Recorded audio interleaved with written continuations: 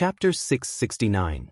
The Struggle of the Celestial Emperor. As the words of the divine court crown prince fell, a magnificent figure emerged above the vast army in purple armor on the clouds, appearing ethereal in the sunlight, like a mirage. General Zhu. He stood high above, overlooking the world, wearing heavy and majestic red armor. His face was solemn, and his brows resembled two flames. His long hair coiled beneath the divine crown, and 7 giant swords radiating different divine lights hovered behind him in a fan shape, as if 7 divine powers stood behind him. Before General Zhu, Zhu Shi and the escapees felt a deep sense of awe. Some couldn't withstand the pressure and fell to their knees directly. General Zhu's right hand was half raised, playing with 2 beads in his palm, like 2 stars squeezing together, shaking the soul. Crown Prince, how dare you slander the immortal gods and question the divine court? If His Majesty knew this, imagine his heartbreak. General Zhu's voice rang out, and as his words ended, a vertical eye suddenly opened on his forehead, shooting a terrifying red beam at incredible speed down from the sky. Everything happened too quickly, so fast that the divine court crown prince had no time to react. Boom! The red light struck the divine court crown prince, and the dreadful impact blew the escapees away. Some attempted to flee, but the tunnel created by the divine court crown prince had vanished. Just as the escapees tried to leap up, an unimaginable pressure pinned them down, forcing them to their knees. Howling winds, scattered debris, and forests were swept away, resembling the arrival of the apocalypse. Zhu Shi was pushed to her knees, struggling to lift her head, her pupils trembling in fear. Such terrifying suppression. She couldn't imagine how terrifying it would be if the opponent went all out. The red light dissipated in front, leaving only a white skeleton of the divine court crown prince, trembling precariously, eventually collapsing on the ground. This scene filled the thousands of other escapees with despair. If even the divine court crown prince had to die, how could they survive? High above, General Zhu's expression was indifferent, as if he had not killed the divine court crown prince, but merely an insect. The countless divine soldiers in purple armor, also expressionless, heightened the air of despair in the land. General Zhu opened his right hand, letting the 2 beads fall, releasing a dazzling light as they descended, dimming the world. The intense light fell, and Zhu Shi couldn't help but turn to Guwen beside her, gritting her teeth and asking, "Didn't you say you have a way?" Guwen glanced at her, a corner of his mouth curving up. His smile appeared arrogant in Zhu Xi's eyes, seeming crazily out of place at this moment.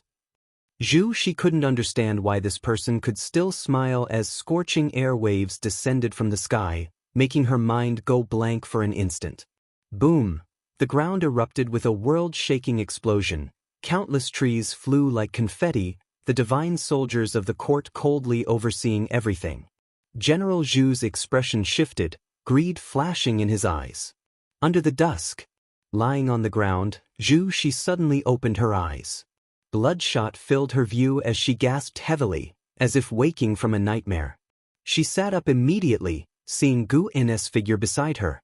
Guwen sat on a nearby empty ground, a fire burning in front of him, holding a mirror in his hand, as if admiring his reflection.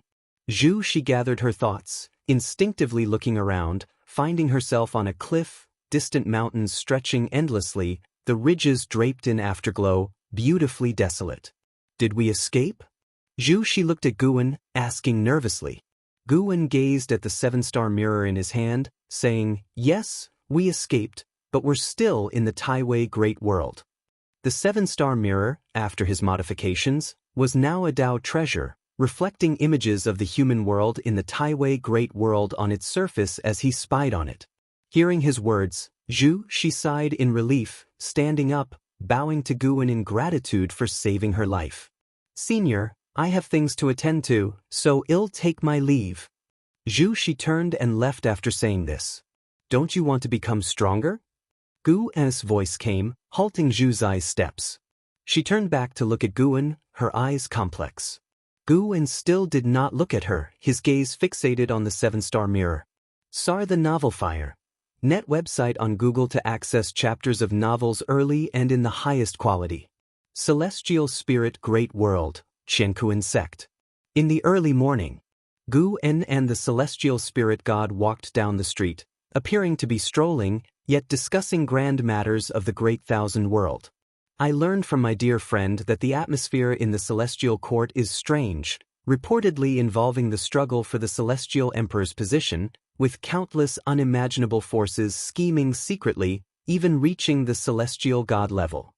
The celestial spirit god said gravely, under Guin's suggestion, he began to deepen relations with other celestial gods, with his mentioned dear friend coming from the misty immortal court. Guin, browsing the roadside stalls, asked, "Does it involve Tian Hao?" Previously, the Tai immortal monarch and profound star immortal monarch seemed to have targeted him. The celestial spirit god shook his head, saying, even in his past life, Tian Hao was far from capable of competing for the celestial emperor's position. Not to mention him, even immortal monarchs are infinitely distant in rank from the celestial emperor, and this struggle won't erupt immediately. It is likely to simmer for a long time, eventually affecting even the great thousand worlds. Though not very knowledgeable about the celestial court, he knew what the celestial emperor symbolized. It was the highest position and power, representing the strongest of the heavenly Tao. Speaking of which, I discovered an immortal god in the Taiwei Great World, he with the divine court, Gu, and recounted his experiences in the Taiwei Great World, 100 years since rescuing Zhu Shi, now accompanied by his avatar. Besides spying on the human world through the seven-star mirror, he occasionally wandered the human world in the Taiwei Great World. The divine court continually recruited divine disciples everywhere, with mortal recruits being severed from family ties forever. Some families received compensation, while others were forcibly enlisted. Guan saw these divine disciples being sent into a gigantic pill furnace, which was concocting some elixir, yet unfinished to this day. This was probably what the immortal god sought, with the divine court offering tributes for 1,000,000 years. In those 1,000,000 years, countless mortal spirits had been sacrificed to the pill furnace, yet no elixir had emerged, piquing his curiosity about the pill's origins. He also shared this with the celestial spirit god, hoping for an explanation. The celestial spirit god frowned, saying, "Using living spirits for alchemy isn't unheard of, but I don't know what specific elixir that immortal god is concocting. Yet for it to remain incomplete for so long, it's probably related to the struggle for the celestial emperor. The Taiwei Great World is among the top in the 3,000 great worlds. I suspect other great thousand worlds are also doing the same." He didn't condemn the immortal god's actions, instead feeling more worried. He understood the style of the immortal gods. Immortal gods would indulge evil, yet not leave traces. This meant the Taiwei Great World was doomed to destruction. If such situations arise in many great thousand worlds, eventually, the 3,000 great worlds might be destroyed, and the celestial court will recreate the 3,000 great worlds. The celestial spirit god's face was extraordinarily grave, his words altering the look in Guin's eyes.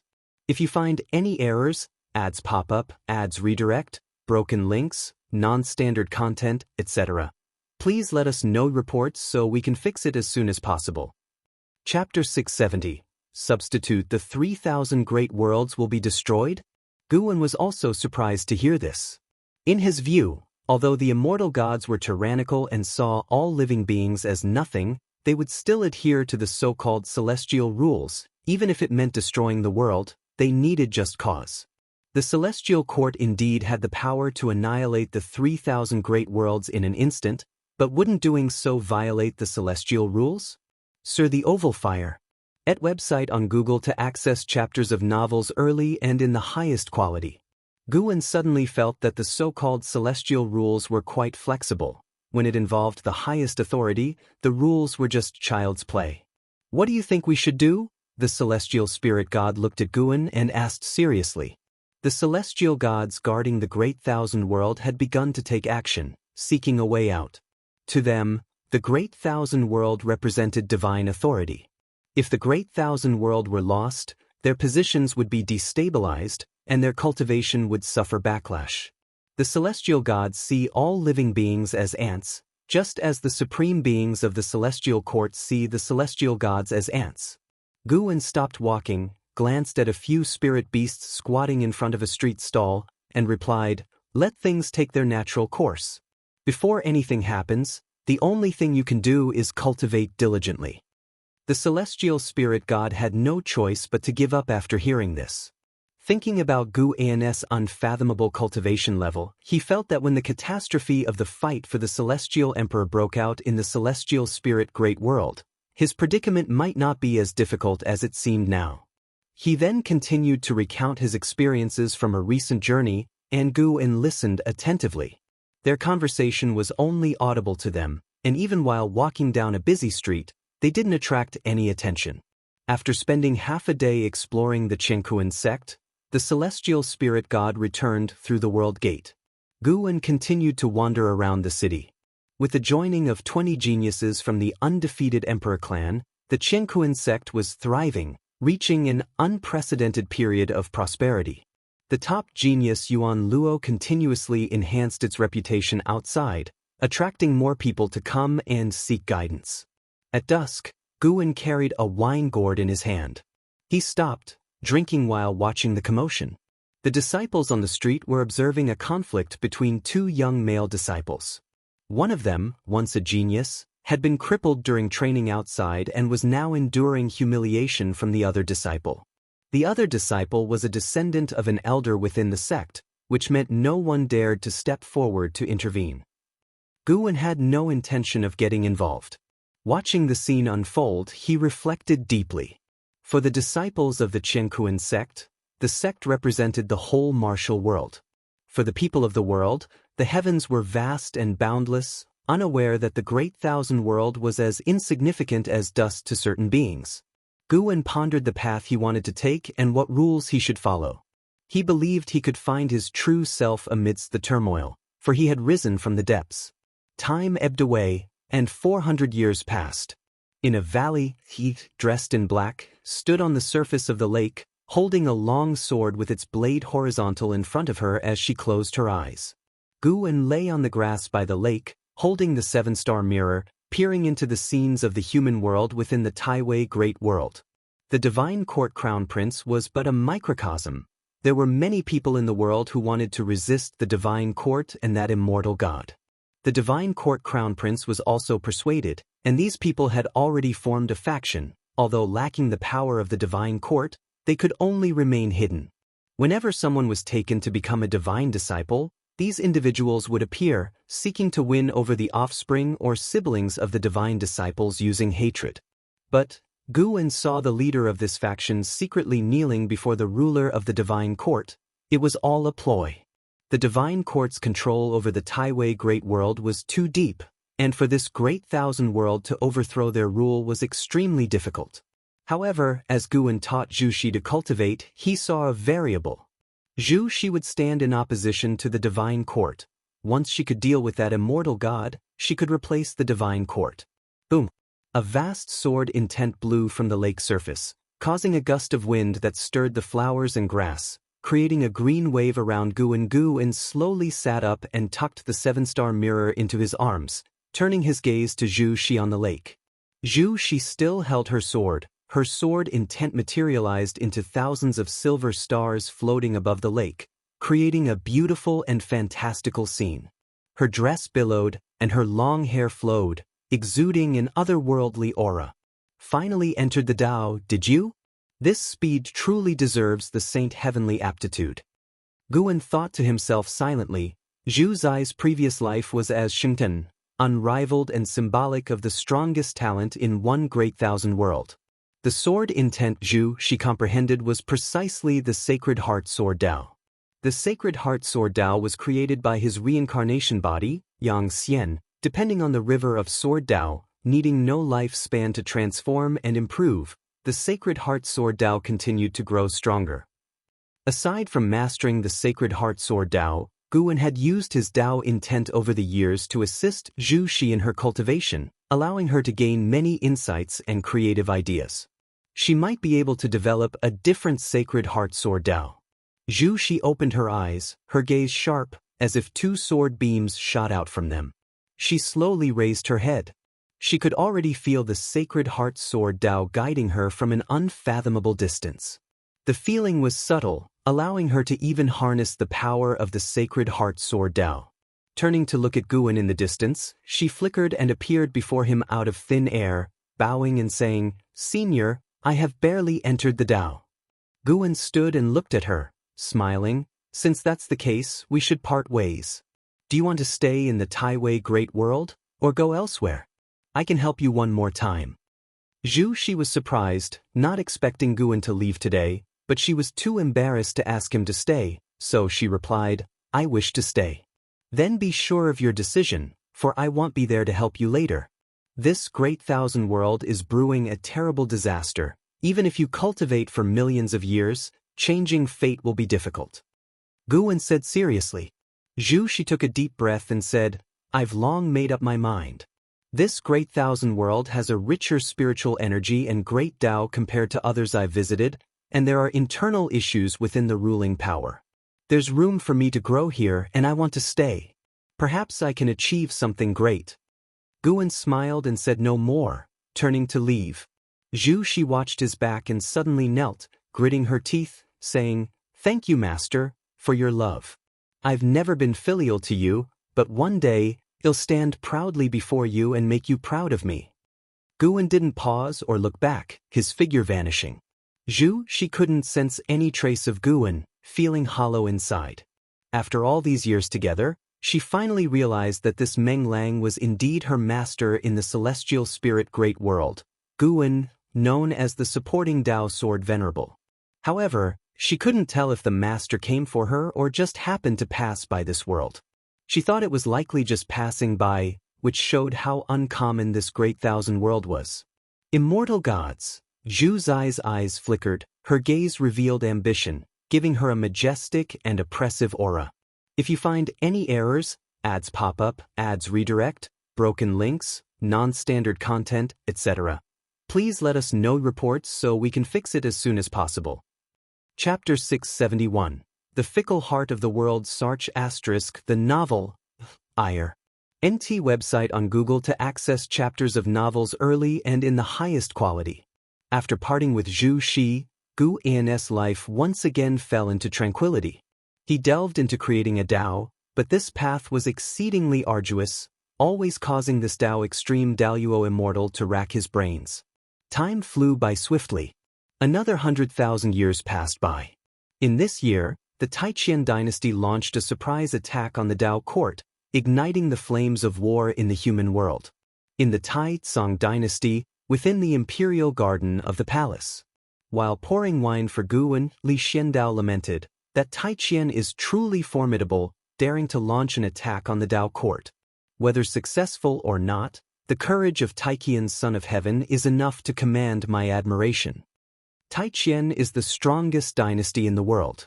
Although the Tai-Tsang dynasty has not been annexed by it, they can still feel its tiger-like might. If it weren't for the feud between Taiqian and the Dao court, Li Xiandao believed Taiqian would eventually march towards the Tai-Tsang continent. Guan toyed with the jade statue gifted by Li Xiandao, smiling as he said, "What, does your majesty also wish to emulate Taiqian?" He had once visited Taiqian for leisure, and from top to bottom, Taiqian was infused with a belligerent spirit. The reason for waging war against the Dao court was not due to any grudges but was a means to achieve a dominion through borrowed animosity. Behind Taiqian stood numerous powerful sects, which was the source of their confidence. In the coming years, both sides would engage in fierce battles for thousands of years, turning the world dim and chaotic until Zhao Rushan led the Dao court to suppress Taiqian, ascending to the seat of the master of the Dao court. Thus, the primordial era came to an end. Following this began what would be known as the Ancient Era, a period far more prolonged than the primordial era. The final battle of the Ancient Era would plunge the human world into desolation, ushering in the Ancient Period. Gu's gaze could see far into the distant epochs, even glimpsing the Tianyuan period from which Ji came. However, the future Tianyuan period was already vastly different from the Tianyuan period of Jis origin. Yet Ji was bound to be born. If he didn't exist, the memories he imparted to Guan would be illusory. To say I don't wish to emulate is false. As an emperor, who doesn't want to unite the world? But the Dao court is too strong, and without certainty of victory, I won't lead the people of Taizong to their deaths. Li Xiandao shook his head and said. Currently, he had reached the cultivation level of a carefree primordial immortal. Although he couldn't compare to the disciples of Wuxia in terms of training speed, he was still considered fast in the world. The two talked about worldly matters, occasionally mentioning Liya, Yang Jian, Longtime, and others. Nowadays, the person Li Xiandao valued most wasn't Yang Jian or the prince, but Longtime. As the son of Long Qing, and now the patriarch of the Long family, Longtime had grown up, his cultivation reaching the realm of a divine immortal of wondrous dharma. He symbolized the highest talent of the Taizong dynasty and was a world-renowned peerless prodigy. Li Xiandao curiously asked, "By the way, I've always wanted to ask, Longteng's cultivation speed is getting faster and faster. Even Yang Jian is amazed. Is it you secretly nurturing him behind the scenes?" A divine immortal of wondrous dharma, being the 6th level of the immortal Tao, can roam the outer heaven. Reaching the realm of a divine immortal of wondrous dharma before 1,000,000 years old is a once-in-billion talent. Guwen raised his wine cup, smiling, "See through it but don't reveal it." He did indeed quite like Longteng. Often, he would transform into someone else to be near Longteng. For Longteng to have reached today was largely thanks to his Tao intent. When Longteng cultivated, his Tao intent would envelop him, aiding in his enlightenment. Regarding this, Longteng was still unaware. In fact, though Guan's Tao intent could assist others, it was more about giving them a gentle push. If Longteng had extremely mediocre comprehension, even if he used Tao intent daily to assist, he wouldn't have nurtured him to his current achievements. Li Xiandao, upon hearing this, grew even happier and started inviting for more wine. The two drank for a full 2 hours before Guwen finally took his leave. Watching Guan's departing figure, Li Xiandao couldn't help but ask, "Guwen, how much longer can such days last?" 100,000 years to him was extremely long, especially since he was an emperor, facing far more partings than ordinary people. He had even seen off many descendants, with the court's ministers changing batch after batch. Only when facing Guwen would his heart calm down, feeling that some things could not be erased by time. The most heartless place is the house of royalty, and Li Xiandao had thoroughly become a lonely soul. Guwen raised the jade statue in his hand, saying, "Until you grow weary of it." Watching him suddenly disappear, Li Xiandao couldn't help but shake his head and smile, softly murmuring to himself, "How could I ever grow weary?" His expression gradually became complex. He didn't stand up, continuing to sit at the wine table, lost in thought. After leaving the Taizong dynasty, Guwen appeared above the sea of clouds, strolling forward. The human heart is ever-changing ultimately. Guwen sighed. As for Li Zuando's life, he did not wish to interfere too much. Li Xiandao had been emperor for too long. When the expansion of the Taizong dynasty halted, internal conflicts would break out. He had once executed rebellious royal family members, which increasingly distanced him from the royal family. Meanwhile, Li Ya and Li Lingtian had long roamed the world, never returning. When Guwen didn't find him, he would always stay in the bedchamber or the imperial study, either cultivating or reading. Not only Li Xiandao, but other old friends also faced life's predicaments, which were more mental than situational. The path of immortal cultivation is long. When one cannot break through year after year, the fighting spirit weakens, and the thoughts become chaotic. Ambitions and emotions intertwined were as complex and uncontrollable as hearts in the mortal world. Even for them, Guwen occasionally felt restless, particularly when his path of creating a Tao was not going smoothly. For this reason, Guwen liked to travel across the world, visiting major sects and imperial dynasties. The diverse beings always helped to quickly calm his Tao heart. The reason for finding Li Xiandao to drink today was because his path of creating a Tao finally showed progress, and he was in high spirits, seeking a friend to drink with. Liya was busy with carefree vendettas, making it difficult for Guwen to find him, so he could only find his father. When Guwen met Li Xiandao, he was still very weak. Thus, when he saw Li Xiandao, he could remember the lost feeling of weakness, a sentiment that couldn't be provided by friends made after becoming strong. Soon, Guwen disappeared above the sea of clouds. He arrived at Xiao Lan's grotto heaven, switching with his avatar. Xiao Lan was about to emerge from seclusion. Since returning from the path of the great Tao, her cultivation growth had slowed. Even after being in seclusion for 100,000 years, there was no hope of a breakthrough, which made her heart quite agitated. "Brother Gu!" The voice arrived before the person. Guwen, who was admiring the flowers and grass, was about to turn when Xiao Lan pounced on him. Xiao Lan, without a word, attempted to kiss him and strip his clothes. Although only the two of them were in the grotto heaven, such roughness was unprecedented for Guwen. Several days later, Xiao Lan stood up from the grass, tidied her clothes, looked into the distance, and sighed, "Brother Gu, I suddenly feel I'm not a true genius, as I'm starting to encounter bottlenecks too." Guwen stood up with her, gazing at her profile, and asked, "How about we spar a bit?" Xiao Lan turned to look at him, and slightly shook her head. "Brother Gu, I don't need to regain confidence by defeating you. Even if I beat you many times, my Dao practice would not grow because of it," Xiao Lan said, a nostalgic look crossing her face. If battling powerful enemies on the path of the great Dao, when the fight ended, the Dao spiritual qi would surge in her, allowing her to rapidly increase her cultivation level in a short time. That feeling was truly wonderful, and she still yearned for it. "Who said I want to lose to you?" Gu's voice interrupted Xiao Lan's thoughts, causing her to meet his gaze. Xiao Lan was stunned. It was the first time she had seen Gu's expression so serious. She pouted slightly. "What? Do you want me to go easy on you?" Guwen stared at her, whispering, "Even if you give it your all, you can't possibly beat me. If you find any errors, ads pop up, ads redirect, broken links, non-standard content, etc., please let us know reports so we can fix it as soon as possible." Chapter 672 Primordial Dao Emperor. Seeing that Guwen didn't seem to be joking, Xiao Lan felt puzzled, but she had her own pride and didn't want to concede just yet.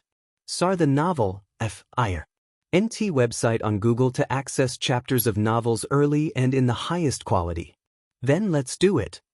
Xiao Lan raised her hand and beckoned to Guwen with the demeanor of a master. The corners of Guwen's mouth turned up. With a gentle shift of his right foot, the entire world suddenly changed. The celestial vault turned dim, the flowers and grass on the ground vanished, and an endless wilderness appeared beneath their feet. This sudden change in environment caused Xiao Lan's face to change drastically.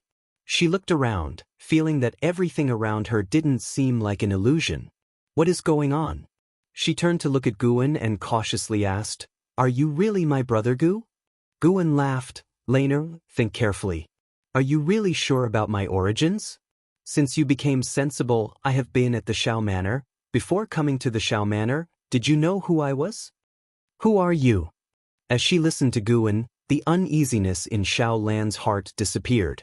As long as Guwen was still him, she wouldn't be afraid. Guwen drew out the Xianhong sword, gripping the sword's scabbard, and said, "First show me your full strength." A gleam flashed in Xiao Lan's eyes, and her figure flickered. Boom! Xiao Lan appeared out of thin air in front of Guwen, holding the white spirit sword. The sword's tip was only 10 centimeters from Gu's shoulder. The ground beneath them shattered, countless debris flew up, as if the world couldn't withstand the pressure and was collapsing. Yet, this mere 10 centimeters, Xiao Lan was unable to advance any further. Her pupils suddenly dilated, not expecting Guwen to be so formidable. Guwen, holding the sword scabbard of the Xianhong sword, pushed forward. Xiao Lan felt an overwhelming force like a tidal wave crush towards her, and she uncontrollably was pushed far away, disappearing at the world's end like a sharp arrow. Along the way, Xiao Lan shattered dozens of massive mountains, leaving a long trail of dust and rock floating in the air, an especially magnificent sight. Xiao Lan quickly emerged from the swirling dust, not looking the least bit disheveled. Around her was visible chi force, her eyes filled with fear as she looked in Gu's direction. At that moment, she had a terrifying feeling as if facing death. The earth and mountains quaked violently, raising a dust storm that covered the sky. Amidst the vast dust waves was a figure rapidly ascending. Unmistakably Gu, and Xiao Lan could feel Gu's gaze, She no longer cared why Guwen was so powerful. She immediately raised her sword, and soared intense sword to the sky, sword shadows appearing around her, rapidly increasing and expanding their range. In the blink of an eye, the sword shadows covered thousands of miles around. An endless sea of sword shadows rose along with Xiao Lan's sword, resembling a cluster of stars heading toward the cosmos. The sword chi formed tails like the rise of auroras, splendid to the extreme. Xiao Lan swung her sword at Guwen, and the sword shadows from all directions followed suit. Every sword shadow unleashed sword chi that shook heaven and earth, unstoppable. The ground trembled, the celestial vault ripped apart. In this overwhelming sword chi, everything appeared fragile. Guwen did not use any divine skills. He flew straight toward Xiaolan. Speed increased dramatically, like a bolt of lightning, tearing through the sea of sword chi between heaven and earth, making it seem as though the celestial vault was split in two. Clang! Xiaolan's white spirit sword blocked Guwen's sword scabbard, and at that moment, she felt her chi blood surging, extremely uncomfortable. She looked at Guwen and found his expression so indifferent, his eyes devoid of any emotion. Such an expression deeply provoked Xiaolan. She leapt, disappearing in front of Guwen, and reappeared behind him. Xiaolan summoned 72 large flags, quickly surrounding Guwen. Almost instantly, a formation was set, and thousands of thunders erupted, intertwining around Guwen. Guwen slowly turned around, and as soon as the lightning was about to touch him, it vanished directly, creating an unapproachable area around him. Xiao Lan's expression changed slightly. She stored the white spirit sword into her storage pouch and cast spells with both hands.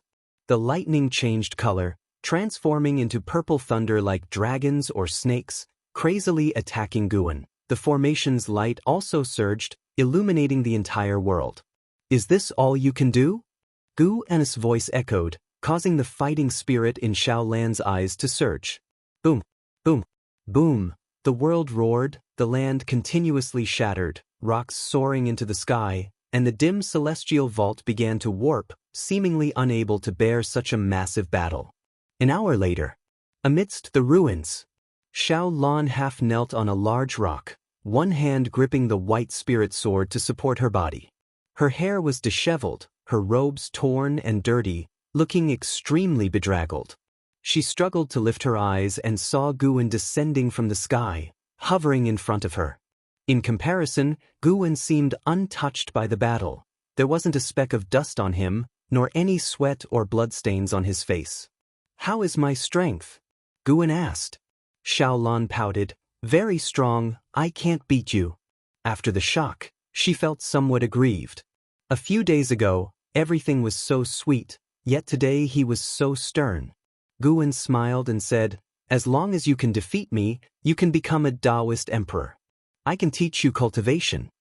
Upon hearing this, Xiao Lan looked at him, struggled to stand up, and asked, "Have you been to the path of the great Tao?" "I've been there." "Then why did you pretend to be so curious when I talked to you about the path of the great Tao before?" Xiao Lan said with a grievance, feeling as if she'd been toyed with. Guwen said, "I went there in a past life. Everyone has their past life, you do too. If you wish, I can help you restore your past life memories now." Xiao Lan furrowed her brows and asked, "What realm are you exactly? Why are you hiding your cultivation level? Are you?" She wanted to ask if Guwen was sincere with her, but felt it was a question she couldn't voice. Guwen smiled, "I can't tell you my realm for now. When you exceed me, you'll know. As for hiding my cultivation level, it's because I don't want to cause trouble.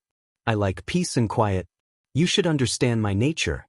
As for whether I'm sincere with you, you needn't doubt it. When I went to Xiao Manor back then, it was for you." Xiao Lan furrowed her brows even more. She was no longer the innocent girl she once was. She only appeared naive in front of Guwen. "Is it because of my past life?" Xiao Lan asked. Guwen nodded. Xiao Lan fell silent. Hearing her inner voice, Guwen said comfortingly, "Regardless of past or present life, you are you, only with different memories. If I cared only about your past self, I would have restored your memories long ago." Xiao Lan took a deep breath and asked, "Can you help me become a Daoist emperor?"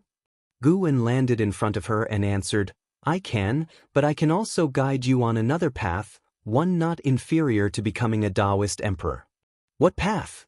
Primordial Dao Emperor. Xiao Lan's expression changed. She hadn't heard of this title, but just from the name, it seemed extraordinary. She couldn't help but ask, is the Primordial Dao Emperor also a level of destiny? Guwen smiled. That's right, the path to becoming a Primordial Dao Emperor is different from the Emperor Road. It is not through killing, but through comprehension. If you find any errors, ads pop up, ads redirect, broken links, non-standard content, etc., please let us know reports so we can fix it as soon as possible. Chapter 673, The Legend of the Emperor of Eternal Life. If I become the Primordial Dao Emperor, can I defeat the Daoist Emperor? Xiao Lan asked the question she was most concerned about. In the years of roaming on the path of the Great Tao, she had witnessed too many prodigies, all of whom were merely competitors of the Daoist Emperor. She couldn't imagine how truly powerful the Daoist Emperor was. Guwen replied, whether it's the Daoist Emperor or the Primordial Dao Emperor, it's just a boost of destiny. None is absolutely stronger, but becoming the Primordial Dao Emperor, your future will be limitless. This wasn't just idle talk from him. The Primordial Dao Emperor was a path he had forged, and he could use his power to grow infinitely stronger. Sooner or later, the Primordial Dao Emperor would surpass the Daoist Emperor. Becoming the Primordial Dao Emperor would not only evoke Gu'an's power of the Great Tao but also allow enlightenment in Gu'an's Tao. The name Primordial was derived from Gu in being the Primordial Tao creation body. The title of Tao Emperor was simply meant to match the prestige of an emperor. He was inspired by Ji Xiaoyu's title of Reincarnation Tao Emperor. One day, he would make the Primordial Tao Emperor a more formidable existence than the Daoist Emperor. Not only his disciples could become the Primordial Tao Emperor. Of course, that was a far-off future, as his creation of the Primordial Tao Emperor was still ongoing. Currently, it was just in the first stage which could attract people to the Tao. Xiao Lan pondered for a moment and said, Anyway, you won't harm me. I'm willing to become the Primordial Tao Emperor. Teach me. Guwen smiled, waved his right hand, and Xiao Lan's injuries instantly healed. Her mana was restored to a full state, and the entire dim world suddenly transformed back into the appearance of a grotto heaven. This scene made Xiao Lan's eyelid twitch, and she couldn't help but ask, was it an illusion realm just now? No, it was the real world created by me. Gu'an's answer made Xiao Lan secretly alarmed.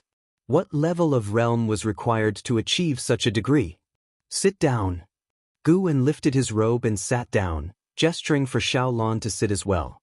Once Xiao Lan sat down, Gu'an began to teach directly. Sur the Navire.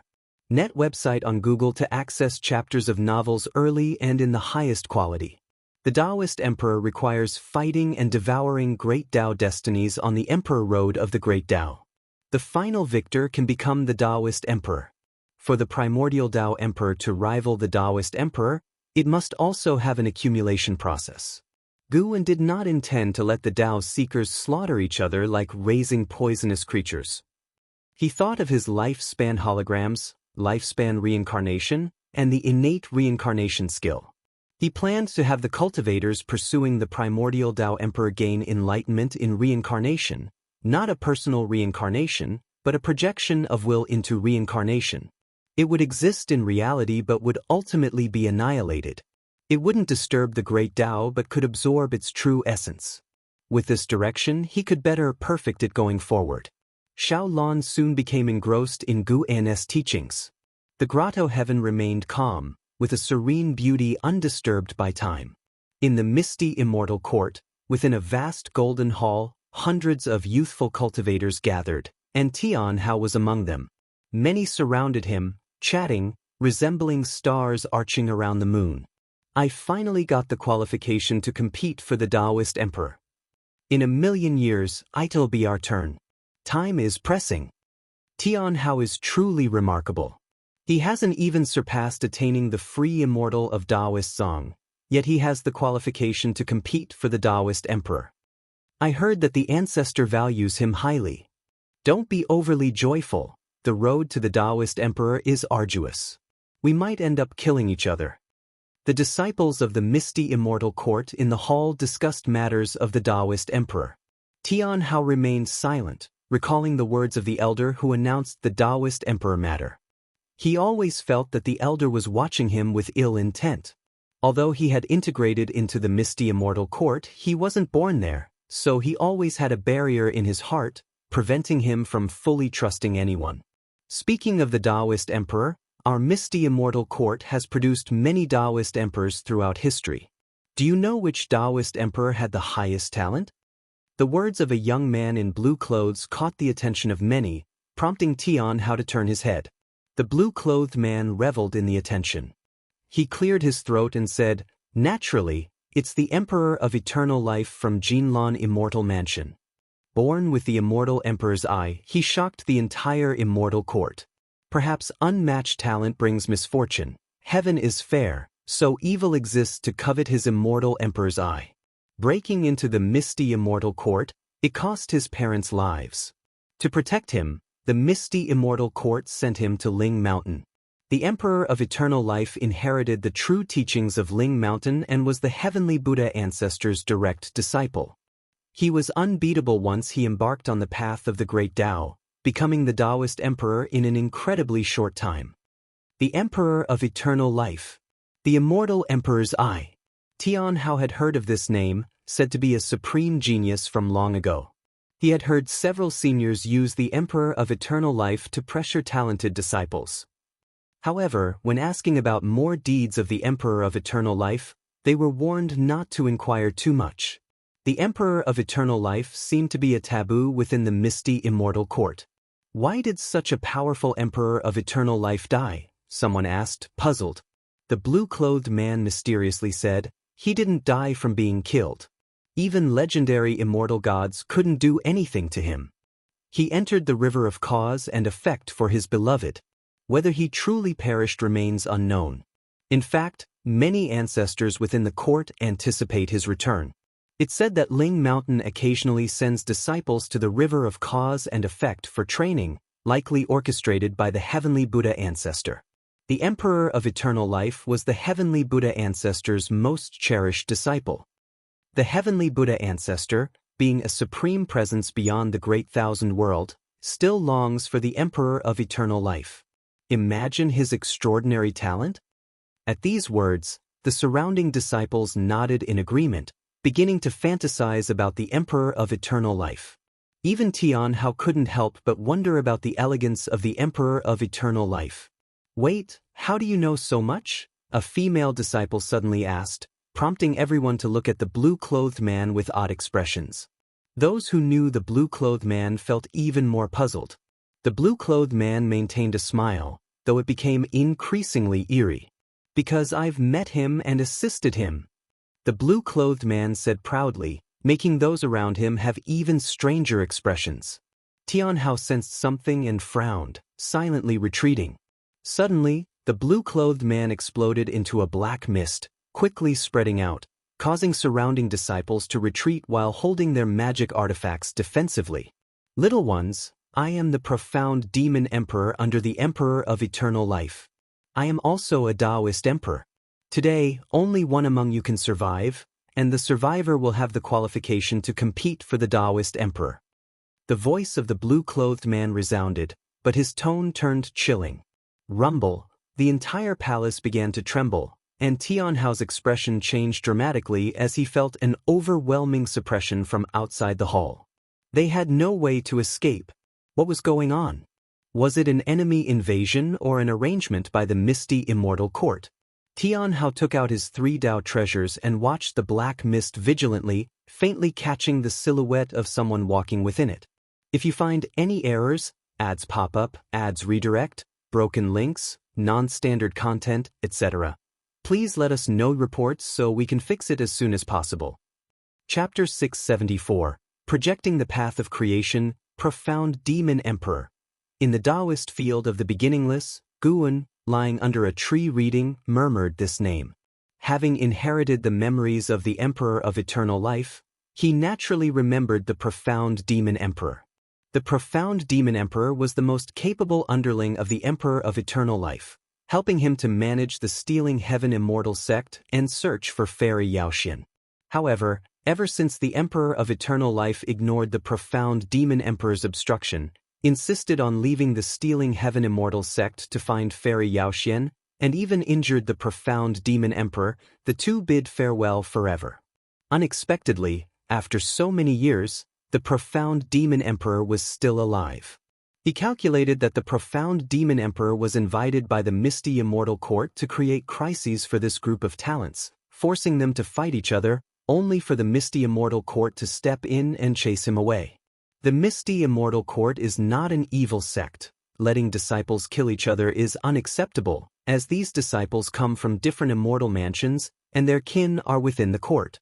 If they engage in mutual slaughter, a storm will surely arise, potentially bringing about power shifts. Guwen couldn't help but sigh. Indeed, darkness exists everywhere. With Tianhao's current ability, even with the reliance on a Dao treasure, it would be difficult to survive till the end. The talents within that palace are not weak. The disciples of the misty immortal court did not listen to the words of the profound demon emperor but instead began to jointly attack him. The profound demon emperor's cultivation level had reached the heaven-opening Daoist immortal realm, which this group of talents could not contend with. Soon, all the talented disciples were suppressed. The profound demon emperor unleashed his divine skills, isolating time and space, so even if 1,000 or 10,000 years passed here, only a few breaths' time would pass outside, plunging the disciples of the misty immortal court into despair. Eventually, someone couldn't contain themselves and began attacking their fellow disciples. Once someone took the lead, the slaughter naturally erupted. Tianhao did not actively participate in the slaughter, carefully avoiding other disciples, yet someone still sought him out. The misty immortal court seemed to receive some kind of stimulus, intensifying the cultivation of its disciples, wishing to nurture combat power more swiftly. The reason behind this, Guwen couldn't compute. If there's something he couldn't calculate, 9 out of 10 times it relates to the celestial court. Though the misty immortal court isn't within the Great Thousand World, it's reasonable to speculate that it got involved due to the celestial emperor's struggle within the celestial court, as many immortal gods have emerged from the court. Guwen had no intention of interfering. Though Tianhao wasn't the strongest, he was destined to survive. Because Tianhao was a reincarnation of the Son of Heaven, those of great power in the misty immortal court would remind the profound demon emperor. Indeed, as Tianhao was severely injured, the profound demon emperor intervened to send him away. This great battle persisted within the divine power illusion realm for quite some time, yet in reality, it was but an instant. Seeing Tianhao unharmed, Guwen then withdrew his gaze. He was not only reading but also condensing the fortune of the primordial Dao Emperor. To have the primordial Dao Emperor exist, one must create a truly existent fortune that cultivators could obtain and control. For this, he projected his life span 5 times to comprehend the path of Qi fortune. Sir the Nelfire. NT website on Google to access chapters of novels early and in the highest quality. Every projection of his lifespan would manifest his reincarnation body in the celestial spirit great world. Fortunately, these reincarnation bodies didn't leave a renowned legacy, but became a psychological shadow of defeat for some of the absolute geniuses of the era, unforgettable for all eternity. Each lifespan projection required millions of years, and after using it 5 times, Gu An's path of Qi fortune stepped into a brand new realm. Sure enough, things are easier with cheats. Guwen thought to himself, after 5 lifespan projections, condensing the fortune of the primordial Dao Emperor was no longer difficult. This process not only advanced the cultivation of the primordial Dao Emperor, but also saw a growth in his own cultivation level. Guwen continued to indulge in books and immerse himself in creating fortune. It wasn't until dusk fell that he stood up. He walked toward the peak where he lived, lifting his right hand. Streams of air circled his palm, supported by the wind, resembling water currents with a fiery sway. This was the fortune of the primordial Dao Emperor. Seemingly gentle, but actually imbued with the fierce strength of the path of power. Gu pondered repeatedly and decided to embed the characteristic of fierceness into the primordial Dao Emperor. The primordial Dao Emperor, renowned for mighty power. Just thinking about it was exhilarating. With a foundation of greater strength, the primordial Dao Emperor, cultivating different great Daos, could achieve various creations and directions. By the time Guan reached his courtyard, the fortune of the primordial Dao Emperor in his hand was solid, twisting like a dragon or serpent. Shenzhen, sitting in meditation in front of the artifact refining cauldron, turned to look. Guan then dispersed the fortune in his hand. "What was that thing in your hand just now?" Shenzhen curiously asked. Guan smiled. "Just a little spell. You've been sitting here for 1,000 years, aren't you going out for a walk?" He deliberately leaked a trace of the primordial Dao Emperor's aura to Shenzhen, intending to lead her into the path in the future. Lately, Shenzhen encountered a bottleneck in comprehending the path of cause and effect, not even venturing into the mountains and rivers, but sitting in meditation in front of the artifact refining cauldron all day. She chose to sit here because there was a Dao treasure containing the path of cause and effect within the artifact refining cauldron.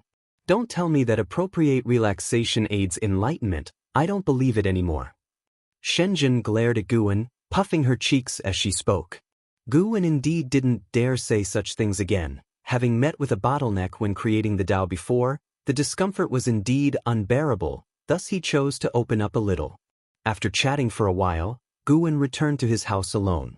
Next, he prepared to contemplate where to place the path of proving the Dao for the primordial Dao Emperor.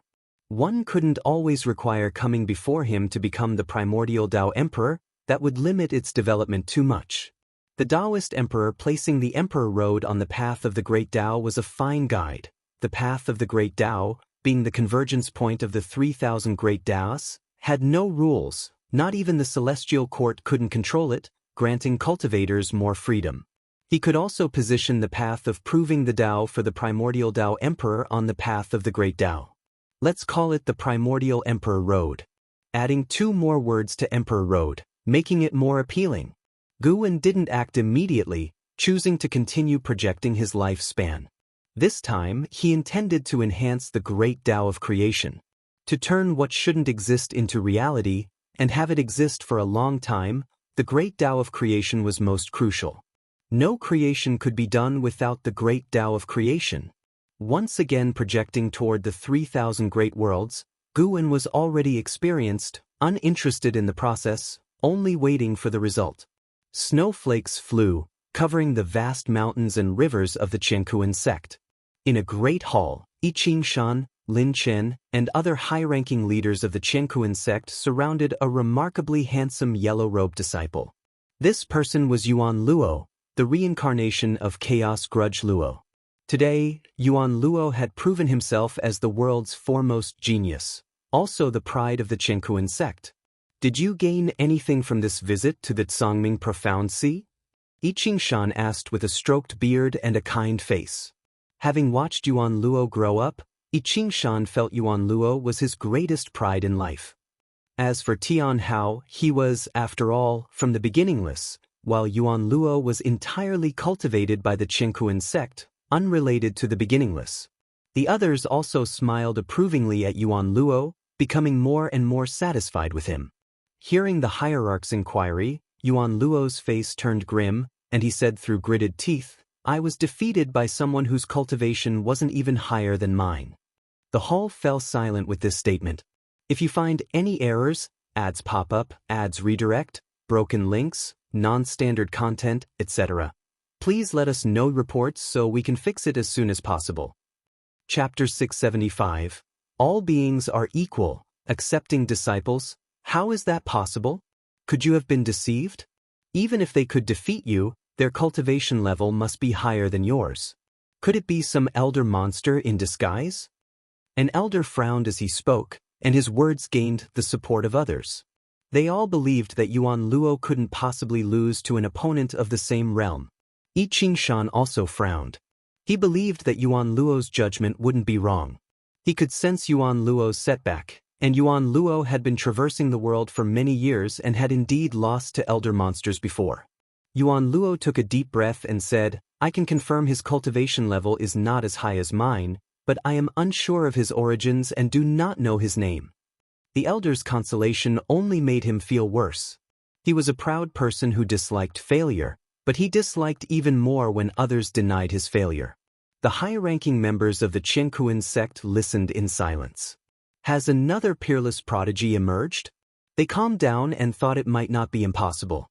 Especially with Taiqian and the Dao court currently at war, the destiny of heaven and earth evolving, and great powers declaring that the time for an era change in heaven and earth had arrived. In such a season, the birth of beings with greater talent might not be impossible. Moreover, given the boundless vastness of heaven and earth, the Qiankuan sect is but a drop in the ocean. If the Qiankuan sect can give rise to a talent like Yuan Luo, why can't more prosperous places give birth to even stronger talents? I Xianxia spoke, don't overthink it. Win next time, or perhaps, I could recommend you go to the beginning list for cultivation? Upon hearing this, Yuan Luo shook his head and said, I don't want to go. I just want to rely on myself, and I still have a long way to go. If I reach the end and see no hope, then I'll seek other paths. I Xianxia didn't insist, but he found it strange in his heart. Yuan Luo's resistance to the beginning list seemed excessive, yet Yuan Luo had never spoken ill of the beginning list.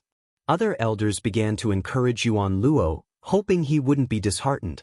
Faced with everyone's concern, Yuan Luo accepted each one, appearing very humble.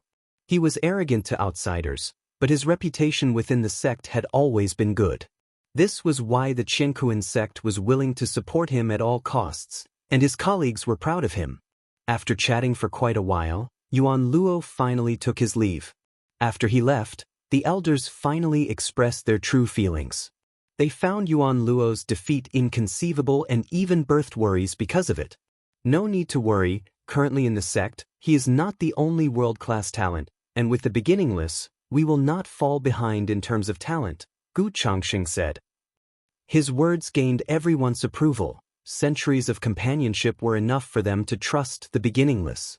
I Xianxia followed up. The world situation is turbulent. Tell the people within the sect to be cautious and avoid entanglements with Taiqian and the Dao court. We cannot support either. Qiankuan sect must follow a path of self-reliance.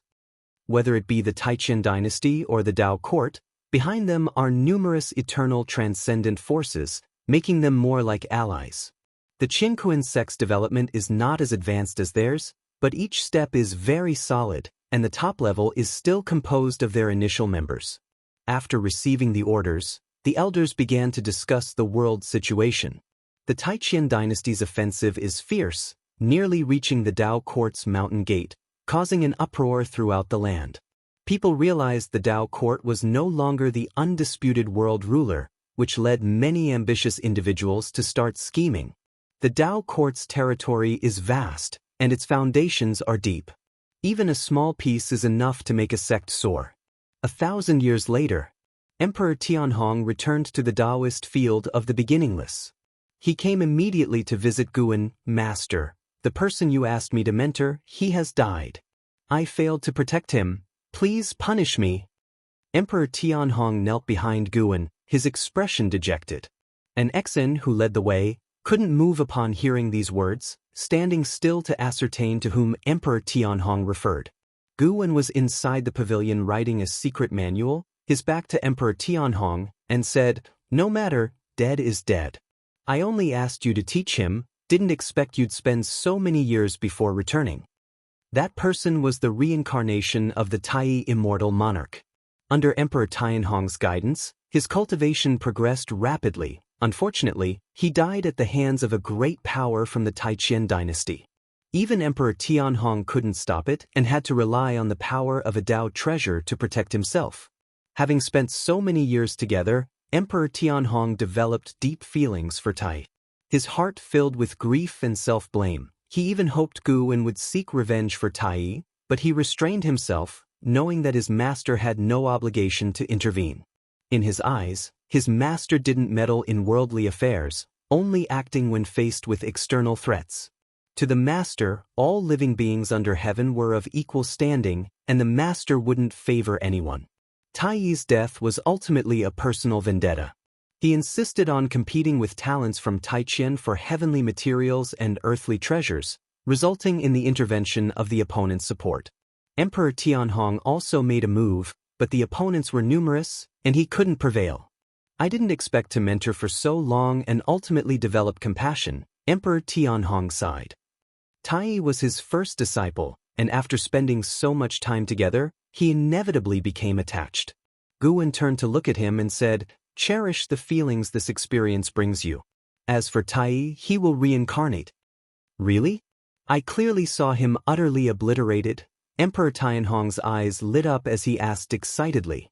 Guwen smiled without speaking, leading Emperor Tianhong to speculate it was his doing, engendering feelings of gratitude within him. "Thank you, Master." "Thank you, Master." Emperor Tianhong began to kowtow, exceedingly joyful. Guwen looked at him with a silent sigh.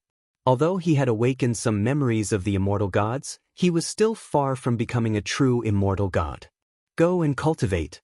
As for Taiyi, I won't prevent you from encountering him again in the future, but you need not actively seek him now," Guwen said. Hearing this, Emperor Tianhong felt even happier, hurriedly thanking Guwen, then stood up, bowed to an Exan, and vanished from the spot. "Master, could that person called Taiyi really be the reincarnation of the Taiyi immortal monarch?" An Exian approached Guwen and asked softly. "Yes, it's him. Aren't you afraid they, as two immortal gods, might collude?" "Rest assured they won't." Guwen answered casually, casting a satisfied glance at his writing. An Exian inquired, "Master, do you think I could also take a disciple? I haven't truly taken a disciple before and want to experience being a master." "Don't worry, I won't go out. I'll choose a disciple from within the Qiankuan sect." Guwen shot her a glance and said, "You may take only one." An Exan was overjoyed and giggled, "Thank you, Master. Rest assured I won't carelessly choose. The disciple I take will certainly please you, and they won't bring shame to the beginningless." Guwen raised his hand to ruffle her hair, smiling, "In truth, aptitude doesn't matter. If you meet a disciple you're fond of and they're willing to accept you as a master, don't worry too much." Chapter 676. Wuxi's Third Generation, Destiny Fulfilled. After Guwen agreed that an Exine could take on disciples, she eagerly headed to the Qiankuan sect. However, Enzin's standards were extremely high, and after going through the Qiankuan sect, she didn't find anyone suitable. Regarding this, she was not in a hurry, prepared to wait through the long years. She would either not accept disciples or accept one who would be the strongest among the third generation of Wuxiji disciples in the future. Although the third generation of Wuxi has not yet appeared, the Wuxiji disciples have already begun to prepare eagerly. The once-in-millennium sparring already couldn't satisfy them, especially after the Blood Prison Great Saint and an Exine took the lead. Other disciples began to contemplate other ways to surpass them. Guwen not only had strong personal strength but also his ability to cultivate disciples was evident to all, and naturally, the disciples wanted to emulate him. Upon hearing that an Exine was allowed to take disciples, other disciples in the dojo also approached Guwen, hoping to take on students. Currently, aside from an Exine, only Celestial Demon Child, Celestial Scion, Tian Bai, Blood Prison Great Saint, Ghost Mother of Ephemera, Emperor Tianhong, Shenzhen, and Jiang Shi remained in the dojo. Chen Chuan, LV Xian, and Sheng Tian had not returned until now. They had already established sects outside and could only occasionally come back to visit. As for the competition among the disciples, Guwen did not intervene, as long as it wasn't malicious competition. After all, in the long years, there needed to be some fun to pass the time apart from cultivation. Time passed in a flash, and another 10,000 years went by.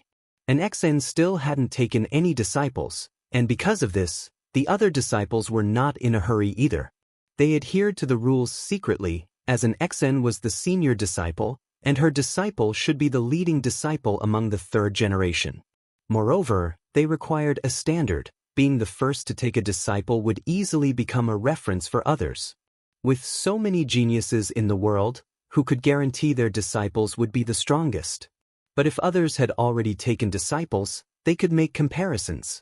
In these 10,000 years, Guwen had performed 6 lifespan projections, making his achievements in the Great Tao reach an exceedingly high realm. On this day, right after the Spring Festival, Guan came alone to the vast path of the Great Tao. The path of the Great Tao was vast and boundless, not in the form of a cosmic plane. It was lush and flourishing, with countless branches, each containing different Tao rules. The part of the path of the Great Tao he arrived at was considered the main trunk. The 3,000 Great Tao formed one vast Qi Sea, within which were continents and meteors, with no visible signs of life. Looking towards the overseas part of the Great Tao, darkness made everything here seem small. This time, Guan came to pioneer the primordial Tao Emperor.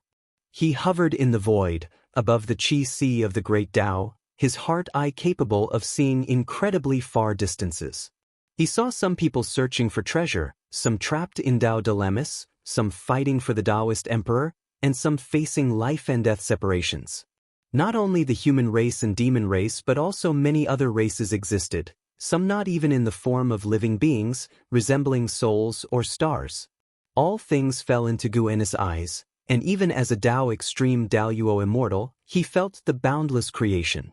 Those who could tread the path of the Great Tao had already become immortals, detached from the mundane world, each entwined with endless karma, as if a world became a speck of dust upon entering the path of the Great Tao.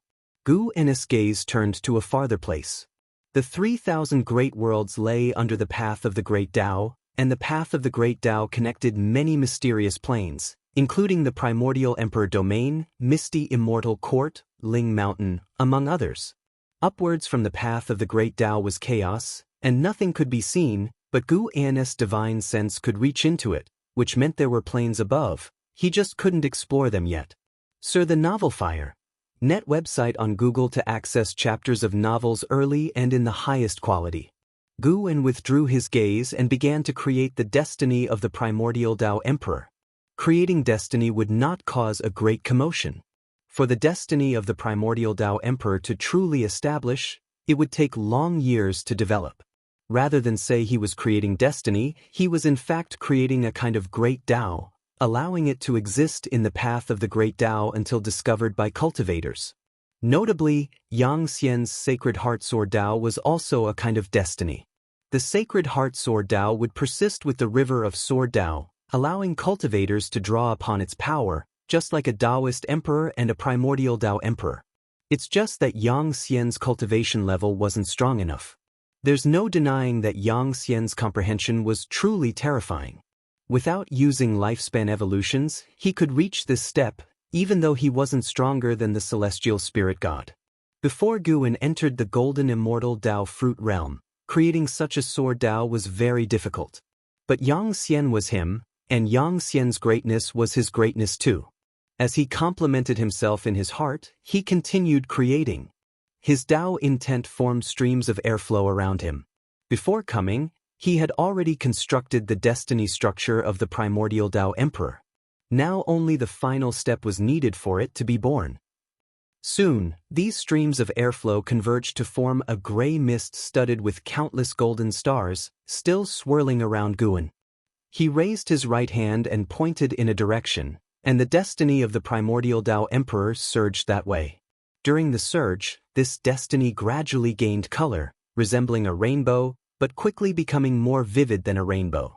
Guan watched as it drifted far away. Only after it merged into the great Tao destiny and disappeared without a trace did he vanish as well. He didn't return directly to the celestial spirit great world but visited other great worlds, even going to the primordial emperor domain and misty immortal court. Each time he went somewhere, he would erase his karma and aura. After several hundred back and forth trips, he finally returned to the celestial spirit great world. At this moment, it was still afternoon, with a bright and sunny day. Guan went to the Gathering Flower sect and met with Jiang Qiong. Upon hearing Guan's message, Jiang Qiong immediately set aside everything and came to meet him, even having her disciples prepare immortal brew and immortal food. The two met in a small pavilion on the mountain top, outside of which a vast sea of clouds resembled an earthly fairyland. Did something happen? Guan asked with a smiling face, naturally aware of what Jiang Qiong faced. His direct call for her was also to help her out of a predicament. Upon hearing this, Jiang Qiong's smile faded, she furrowed her brows and sighed. It's still the Taiqian dynasty and the Dao court causing trouble. Taiqian is rallying all the sects and dynasties to divide Dao court's territory. Before Taiqian breaks Dao court, whatever territory the sects get will forever belong to them. But if they wait until Taiqian breaks Dao court, Taiqian will confiscate all the land in the world. The elders of our sect also want to get involved, but I don't think Taiqian will win. Why won't they win? Guan asked. Jiang Qiong gave Guan a sidelong glance and responded with irritation. Because the Taizong dynasty still exists, the Dao court won't annex the Taizong dynasty, but Taiqian will. Guan smiled helplessly. I have long been unrelated to the Taizong dynasty. The evolution of worldly affairs is not something I will interfere with. Really? Jiang Qiong didn't believe it, and her inner voice made Guan give her a glare. Guan fake coughed and said, I have an opportunity here. If you can grasp it, the Gathering Flower sect might become as strong as the Dao court in the future. If you find any errors, ads pop up, ads redirect, broken links, non-standard content, etc., please let us know reports so we can fix it as soon as possible. Chapter 677. The Visage of an Old Friend. What opportunity? Jiang Qiong's eyes lit up with curiosity, and she asked eagerly. She trusted Gu and wouldn't deceive her, so she already began looking forward to the future of the Gathering Flower sect. Guan said, the Great Tao encompasses 3,000 paths. Besides qi absorption for immortal cultivation, there are many aids. I have an opportunity in hand called the Primordial Tao Emperor. By achieving the Primordial Tao Emperor, within the same realm, no one can defeat you. You will find it easier to attain enlightenment than other cultivators. Of course, becoming a Primordial Tao Emperor is no easy task. I can only provide an opportunity. Success depends on your efforts and fortune. Primordial Tao Emperor? Hearing this name, Jiang Qiong was instantly excited. Just from the name, she felt it was formidable. Guan then waved his sleeve, and a gust of clear wind brushed Jiang Qiong's face, causing her to become slightly dazed, her consciousness floating into the Great Tao. The initial opening of the Primordial Tao Emperor requires not only time but also Tao seekers. The more people comprehend it, the stronger it becomes. Destiny inherently needs to spread. Every living being carries the creation of the Great Tao, which they cannot perceive, but when they move toward a certain goal, the creation aligns with that target, forming an intangible, imperceptible destiny. The more beings pursuing the Primordial Tao Emperor, the faster its destiny grows. This process also aids Guan's Tao practice. Of course, he can also transmit his power to all cultivators through the Primordial Tao Emperor, complementing each other. While Jiang Qiong was immersed in the creation of the Primordial Tao Emperor, Guan began drinking wine. He decided to conceal the fact that the Primordial Tao Emperor was his own creation. Even his disciples wouldn't know the truth. Jiang Qiong was just the beginning. Guan would lead those he cared about into the Primordial Tao Emperor. Of course, if someone didn't want to become a Primordial Tao Emperor, he wouldn't force them. But he thought no one could refuse to become a Primordial Tao Emperor. Just like the attraction of the Daoist Emperor to the world, cultivators find it hard to refuse additional power to enhance themselves. Thus, in the years that followed, Guan transmitted the destiny of the Primordial Tao Emperor to his disciples, old friends, only saying that the Primordial Tao Emperor was a destiny rank different from the Daoist Emperor. Just as he anticipated, no one refused to become a Primordial Tao Emperor. When dealing with Li Ya and martial resolution, Guan didn't appear in person but allowed them to encounter the opportunity to become a Primordial Tao Emperor in a serendipitous manner. This made both extremely happy, thinking they had found the greatest opportunity in the world. Through the destiny of the Primordial Tao Emperor, they sensed the vastness of the Great Tao, even feeling their souls had transcended the Great Thousand World. To truly become a Primordial Tao Emperor, reaching the stage of soul projection is required, where the cultivators need to resonate with the Great Tao. That is a high level of achievement, a process in which Guan would not assist them. If the Primordial Tao Emperor were chosen by his will, it could never surpass the Daoist Emperor. On the path of the Great Tao, in a void space, A man in red with white hair was treading a sword, his features handsome and posture upright, like an immortal monarch wandering the void. His name was Fang Xian, a heaven-encompassing free immortal. Suddenly, his face turned pale, and he couldn't help raising his hand to clutch his chest, showing a pained expression. Damn it, I survived the celestial spirit great world, and after merely tens of thousands of years, I am to die on the path of the great Tao? Heaven, you truly love to toy with me, Fang Xian thought bitterly. Not long ago, he encountered two prodigies battling over the Daoist emperor. Because he stayed to watch, one of them secretly attacked him, cursed him with bad luck, and left him in great distress. He had just managed to become a heaven-encompassing free immortal. He also aimed to be a Daoist emperor. Yet, before setting foot on the emperor road, he was about to die. His heart filled with confusion, he couldn't help but think of the battle between the battle court and the supporting Dao sword venerable back then. He thought he had great destiny for surviving under the supporting Dao sword venerable. Now it seems it was indeed just good luck. On the path of the great Dao, his talent wasn't extraordinary. He was even defeated by contenders for the Daoist emperor in the profound Yuan free immortal realm.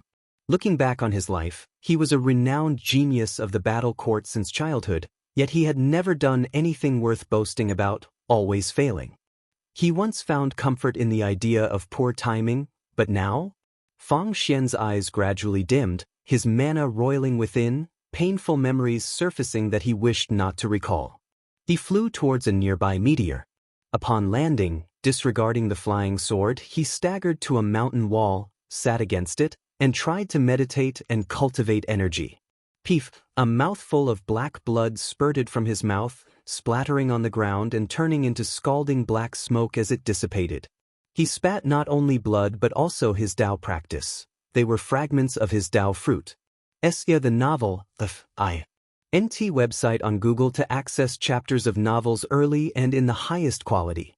His Dao fruit was shattering.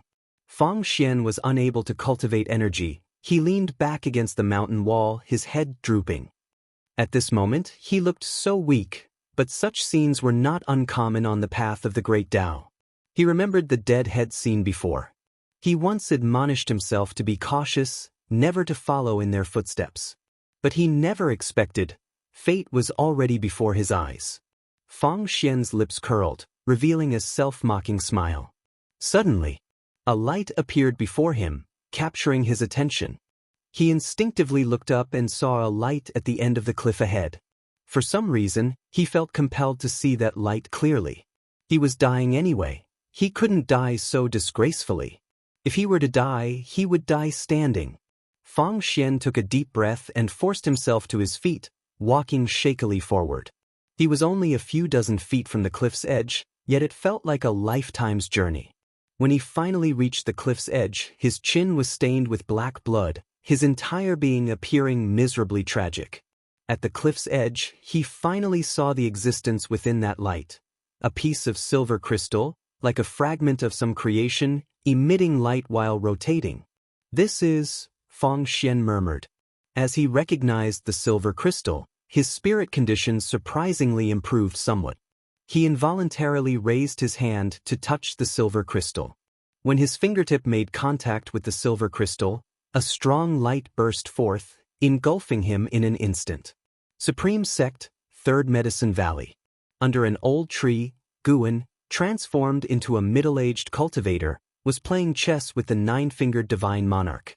Even though he had left the Supreme Sect for hundreds of thousands of years, because his sword intent atop the heaven-repairing platform had yet to disperse, many still came in pursuit of the supporting Dao sword venerable. Emperor Tianhong once came in the past. The Supreme Sect might not have been a top sect in the world, but its fame was immense. Gu and his eyes slightly changed as he placed down the chess piece in his hand, somewhat surprised in his heart. Unexpectedly, this person has such fortune. Guan sensed someone stepping into the primordial emperor road of the primordial Dao emperor on the path of the great Dao. This person had some causal ties with him, being a cultivator from the battle court whom he had spared in the past. The cause and effect on the path of the great Dao are complex, especially concerning such destiny ranks as the primordial Dao emperor. Guan couldn't discern who in the future would become a primordial Dao emperor, so Fang Xian's success came as a surprise. It's truly a case of fate playing tricks, turning foe into friend. Sitting opposite Guan, the nine-fingered divine monarch stared at the chessboard, his brows furrowed tightly. He occasionally glanced up at Guan, then back at the board, thinking deeply. After a while, the nine-fingered divine monarch looked up at Guan and said, "This fellow Daoist, you remind me of an old friend." Guan chuckled and asked, "Who?" The nine-fingered divine monarch stood up, walked to the side, turned his back to Guan, and stroked his beard sentimentally, saying, "He was someone who disappeared almost 400,000 years ago. His chess skills were second only to mine. I see his style in you." Guan glanced at the board and internally scoffed. Is he trying to take this chance to end the game? If you find any errors, ads pop up, ads redirect, broken links, non-standard content, etc., please let us know reports so we can fix it as soon as possible. Chapter 678. The Rise of the Emperor. The nine-fingered divine monarch began recounting his past with Guan, leaving out Guan's name entirely and altering many parts of the story. Guan sat in front of the chessboard, patiently listening to the nine-fingered divine monarch boast. His thoughts drifted to the Supreme Sect. Currently, the Supreme Sect's sect leader is Yizong. Under his leadership, the Supreme Sect has developed excellently, growing stronger year by year. The alliance between the Supreme Sect and the Taizong dynasty has proven effective, with both sides brimming with zeal. Guan considered releasing the inheritance of the heaven-splitting axe. The inheritance contained within the heaven-splitting axe was long negligible, but the sword intent imparted by Guan was so powerful that no one could lift it. After laying the groundwork for hundreds of thousands of years, it was time to bestow the true inheritance of the heaven-splitting axe. Guan infused it with a special primordial Dao Emperor fortune, doing so without drawing any attention. As Guan had predicted, after finishing his story, the nine-fingered divine monarch wanted to drag Guan to the old residence of a deceased friend, ignoring the chess game he was about to lose. Thinking of how many times the nine-fingered divine monarch had lost to him, Guan let it slide. For the time being, Guan observed Fang Xian while dealing with the nine-fingered divine monarch. By the time he left, no one knew that the supporting Dao sword venerable had ever returned. Sar the Oval Fire. At website on Google to access chapters of novels early and in the highest quality.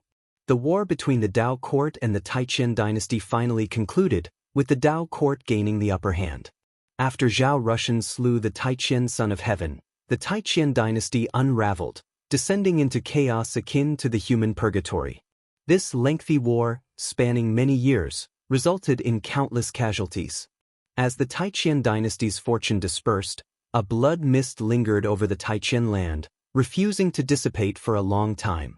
By slaying the Taiqian son of heaven, Zhao Rushan became renowned across the world, relinquishing the title of prodigy to become a hero recognized by all. Simultaneously, the spiritual energy between heaven and earth began to strengthen, birthing more creations, making immortal cultivation increasingly accessible. Time flew by. 50,000 years had passed since Guan infused the path of the great Dao with primordial Dao Emperor fortune. The Taiqian dynasty became an ancient legend in the human world, with a significant increase in free immortals.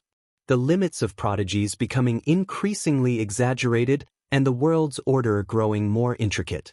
Within the Dao court, in Shaolan's grotto heaven, Guan accompanied Shaolan in cultivation while examining his attribute panel. Name, Guan, lifespan, 445, 492/31, 076, 970, 562, 704, physique, primordial Dao creation body, cultivation level, perfect Daoist great Luo immortal realm. His lifespan was growing steadily, but it was still far from 1,000,000,000 years. Guan planned to attempt a breakthrough after reaching 1,000,000,000,000 lifespan. Though the variables invading the celestial spirit great world were increasing over the years, none posed any threat to him, so he remained unfazed. These variables were normal. Any powerful great thousand world would attract visitors from outer heaven. The celestial spirit great world, while not yet strong, was in a phase of rapid development, attracting beings from other great thousand worlds and dimensions to explore opportunities. The Taiqian dynasty was supposed to perish within a few thousand years but was extended by visitors from outer heaven for 10,000 years. Of course, it wasn't just the Taiqian dynasty that had help from outer heaven, the Dao court did too. The master of the Dao court, Yuan Songzi, originally hailed from another great thousand world. Xiao Lan opened her eyes, gazing at Guan and sighed, "Brother Gu, I still can't achieve the level of projection, it's too difficult." Although the primordial Dao Emperor doesn't require fighting like the Daoist Emperor, the difficulty is no less. Guan sat on a tree, playing with the 7-star mirror, smiling. Precisely because it's difficult, it proves its strength. Why rush? You have plenty of years to try. Xiao Lan took a deep breath and curiously asked, "Brother Gu, how many years did it take you to become a primordial Dao Emperor?" "About 1,000,000 years. Guan replied casually. Hearing this number, Xiao Lan felt relieved yet despaired. 1,000,000 years. Even if her talent was greater than Guan's, wouldn't it take her at least 500,000 years? She felt a bit exhausted. She stood up and said, "Brother Gu, how about we go out and have a look around?" Guan jumped down from the tree, pocketing the 7-star mirror, and walked toward Xiao Lan. "What's so good about that mirror that you always carry it with you?" Xiao Lan couldn't help but ask. Her divine sense once peeked at the 7-star mirror but found nothing unusual about it. Guan replied, "I'm the only one who knows its value." Xiao Lan rolled her eyes. Luckily, the mirror hadn't become sentient, or she would have been more suspicious. Guan accompanied Xiao Lan out of the grotto heaven, his attention once again focusing on the path of the great Dao. That Fang Xian had actually succeeded in projection. This guy had an extraordinary comprehension on the primordial emperor road. Guan eagerly anticipated his achievement of primordial Dao Emperor status. A primordial Dao Emperor needed someone to showcase its splendor. Defeating a Daoist emperor would have even more impact. On the path of the great Dao, atop a meteor, Fang Xian sat in meditation on the edge of a cliff, his red clothes fluttering and white hair flowing. His eyes were closed and his head trembled slightly. Gradually, his brow furrowed, as if enduring some pain. After a long time, Fang Xian suddenly opened his eyes, his pupils trembling as if awakened from a great dream, his emotions out of control. He tried hard to calm himself and showed a look of joy on his face, murmuring to himself, "Is this the creation of the primordial Dao Emperor? I haven't truly undergone reincarnation, yet I possess memories of reincarnation. Whether it's imagination or reality remains unknown. If true, the comprehension method of the primordial Dao Emperor is too incredible." On the path of the great Dao, he mostly heard about the Daoist Emperor. Although there were other fortune levels, none could compare to the Daoist Emperor. The primordial Dao Emperor was different. The mere hundreds of reincarnation memories he received just now left him astounded. He could feel that the real time had not passed for so long. If he could undergo multiple reincarnation enlightenment sessions, his cultivation breakthrough speed would exceed the previous method. With this thought, Fang Xian's heartbeat began to quicken. Primordial Dao Emperor. I never heard of it before. Even if other primordial Dao Emperors exist, they must be few, far fewer than the Daoist Emperors. This will be the greatest opportunity of my life. Fang Xian's excitement grew. He closed his eyes, carefully recalling the insights from his prior reincarnation experiences. At the same time, in another void space on the path of the great Dao, a black-armored lion demon arrived beneath a great tree. His form was humanoid yet burly, his head retaining the original shape, with a mane reaching his waist, exuding a strong sense of oppression. He raised his right hand, reaching towards a silver crystal floating beneath the tree branches. "What is this?" the black-armored lion demon muttered, eyes full of curiosity. He was not alone. With Fang Xian's successful enlightenment, the path of the great Dao gained hundreds of silver crystals, scattered across various void spaces. Most were quietly awaiting those with fate, while some, like the black-armored lion demon, encountered them soon after their appearance. If you find any errors, ads pop up, ads redirect, broken links, non-standard content, etc., Please let us know reports so we can fix it as soon as possible. Chapter 679, New Momentum. The Dark Void, a mass of purple clouds floating in front of a bright full moon, with a cliff standing above the clouds, where an old man in a white robe is sitting. He has white hair and a youthful face, with two halos floating behind his head, constantly changing colors, beautiful and mesmerizing. He opens his eyes, pinches his fingers to calculate, his expression becomes strange. He begins to continually deduce, but unfortunately, no matter how he deduces, he cannot unlock the confusion in his heart. A figure suddenly appears behind him, a celestial god dressed in blood armor, with a terrifying aura, white hair fluttering, and a blood flower imprint on his forehead. It is the celestial destruction god. He has another identity, known as Long Mie, the grandson of Emperor Longxin. The celestial destruction god bends and raises his hand, saluting the old man in white, saying, "Master, your disciple has come to see you. How many years has it been? You have finally come. It seems you have successfully refined a dharma body for that entity." The old man in white speaks, his tone calm. The celestial destruction god replies, "Duty calls. The celestial mandate cannot be violated." The celestial mandate cannot be violated? Indeed, it cannot be violated. The old man in white stands up, turns to look at the celestial destruction god, gazing up and down, with a look of gratification in his eyes.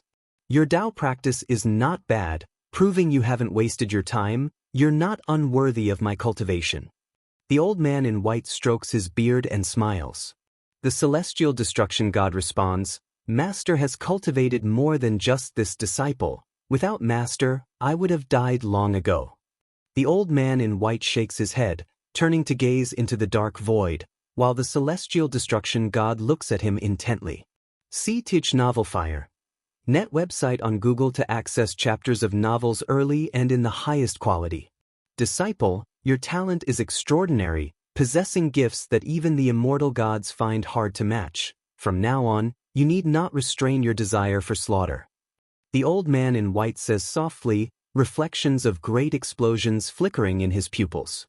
The celestial destruction god frowns upon hearing this and asks, "Do you think it is already that time? Even if it hasn't arrived, you must prepare in advance. The changes in the great Tao are becoming increasingly complex, and the struggles within the celestial court are growing fiercer. Who can say how much disaster lies within, and what it will ultimately evolve into?" The old man in white sighs as he speaks. The celestial destruction god remains silent for a moment before saying, "I am not prepared to rely on the talent left by the Long family. The Long family should disappear. I will only cultivate steadily." The old man in white glances at him, saying meaningfully, "It seems someone from the Long family still lives, and you've gained a burden. The old you couldn't wait to be free of restraints." The celestial destruction god replies, "Indeed, some still live, but they have cut ties with the past. I simply do not wish to follow the old path of the Long family, growing stronger through slaughter. To me, that is not the righteous Tao." Hearing this, the old man in white chuckled, shifting his gaze back to the void. "Before returning to the celestial court, take a trip along the path of the great Tao. There is new fortune born there. What exactly it is, you shall explore for yourself." The old man in white instructed. The celestial destruction god agreed, saluted him, and then vanished from the spot. Only the old man in white remained on the cliff, standing in front of the bright moon, his figure appearing desolate. Who will be the next celestial emperor? Is this truly just a battle for the celestial emperor? The old man in white muttered to himself, with no one able to answer him. He was questioning himself. Daoist field of the beginningless. Another 10,000 years have passed since Fang Xian's first reincarnation projection successfully appeared. The human world has ushered in a new prosperous age, with the 100 sects vying for supremacy, yet neither the Qiankuan sect nor the Supreme sect, despite their strengthening, were able to enter the ranks of the 100 sects of the world. Over the years, besides daily life, Guan is most concerned with the fortune of the primordial Tao Emperor.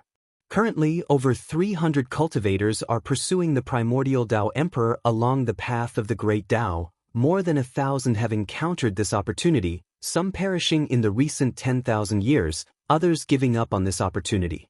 Generally speaking, having over 300 cultivators striving for the primordial Dao Emperor, this destiny is considered to be formed. Although the primordial Dao Emperor does not seek quick strength through victory, the reincarnation projection speeds up cultivators' advancement, possibly resulting in the emergence of the first primordial Dao Emperor within hundreds of thousands of years, which piques Gu An's curiosity. Who exactly will it be?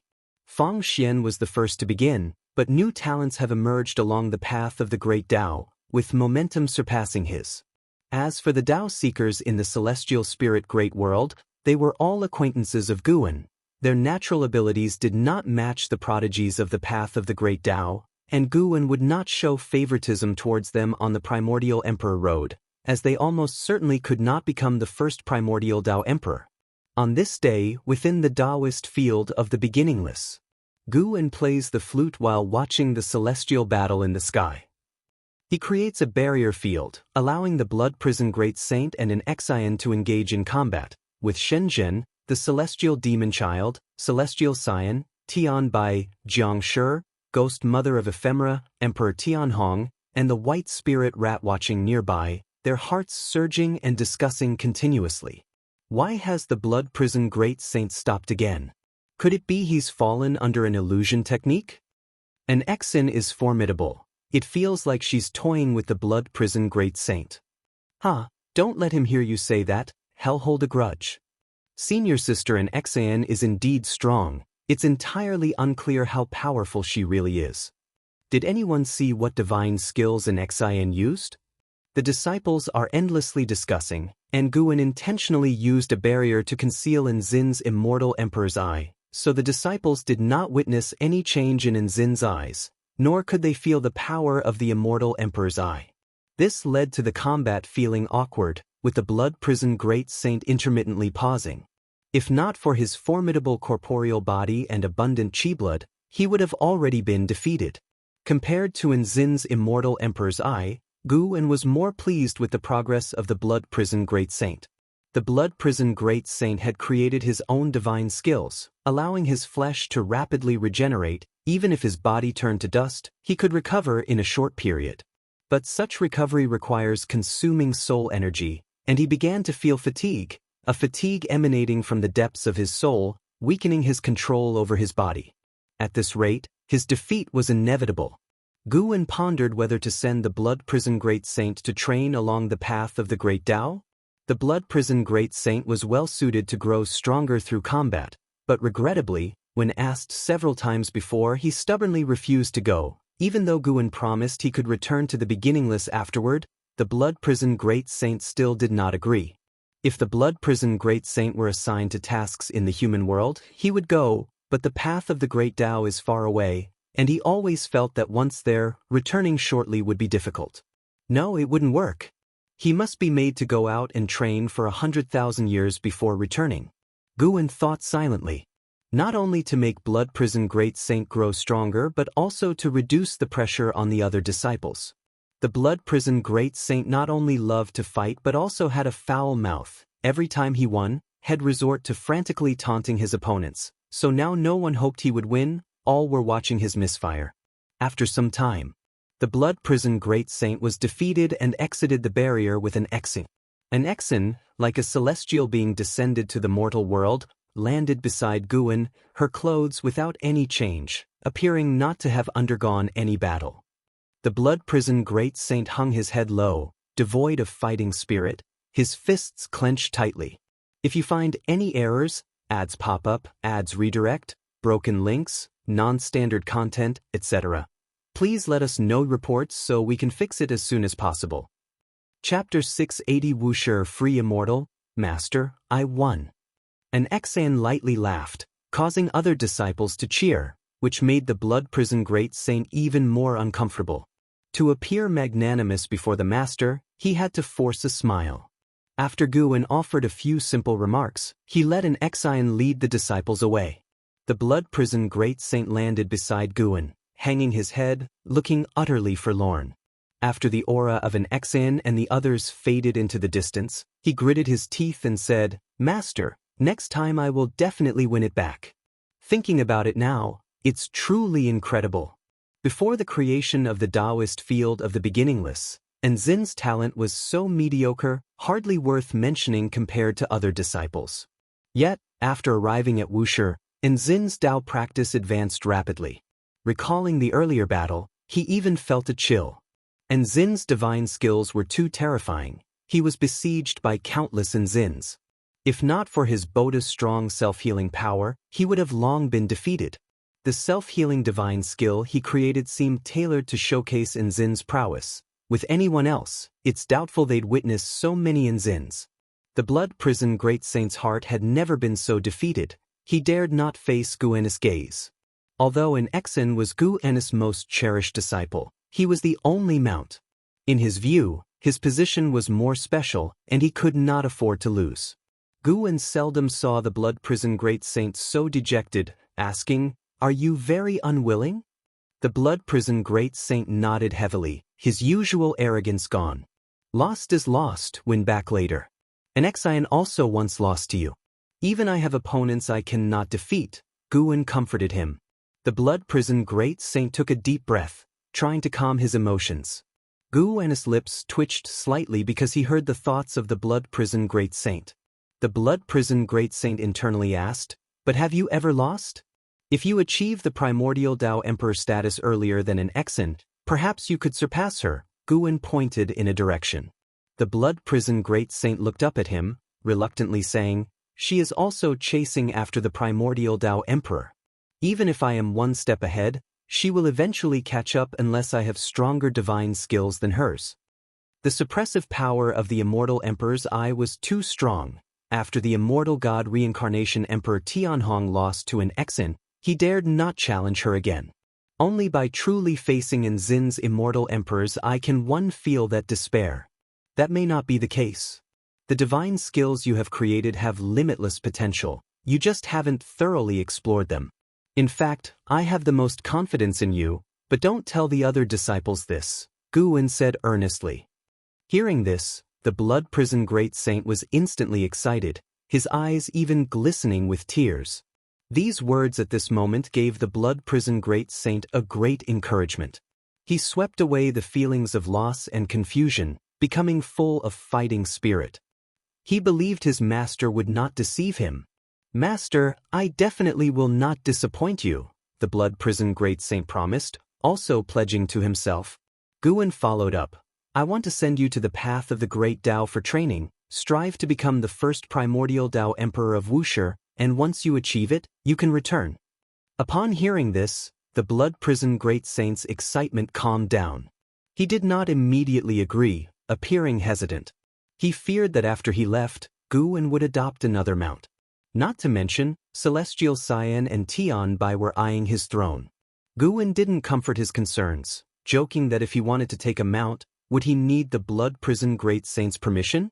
"I am very interested in the origins of the primordial Dao Emperor and the Daoist Emperor.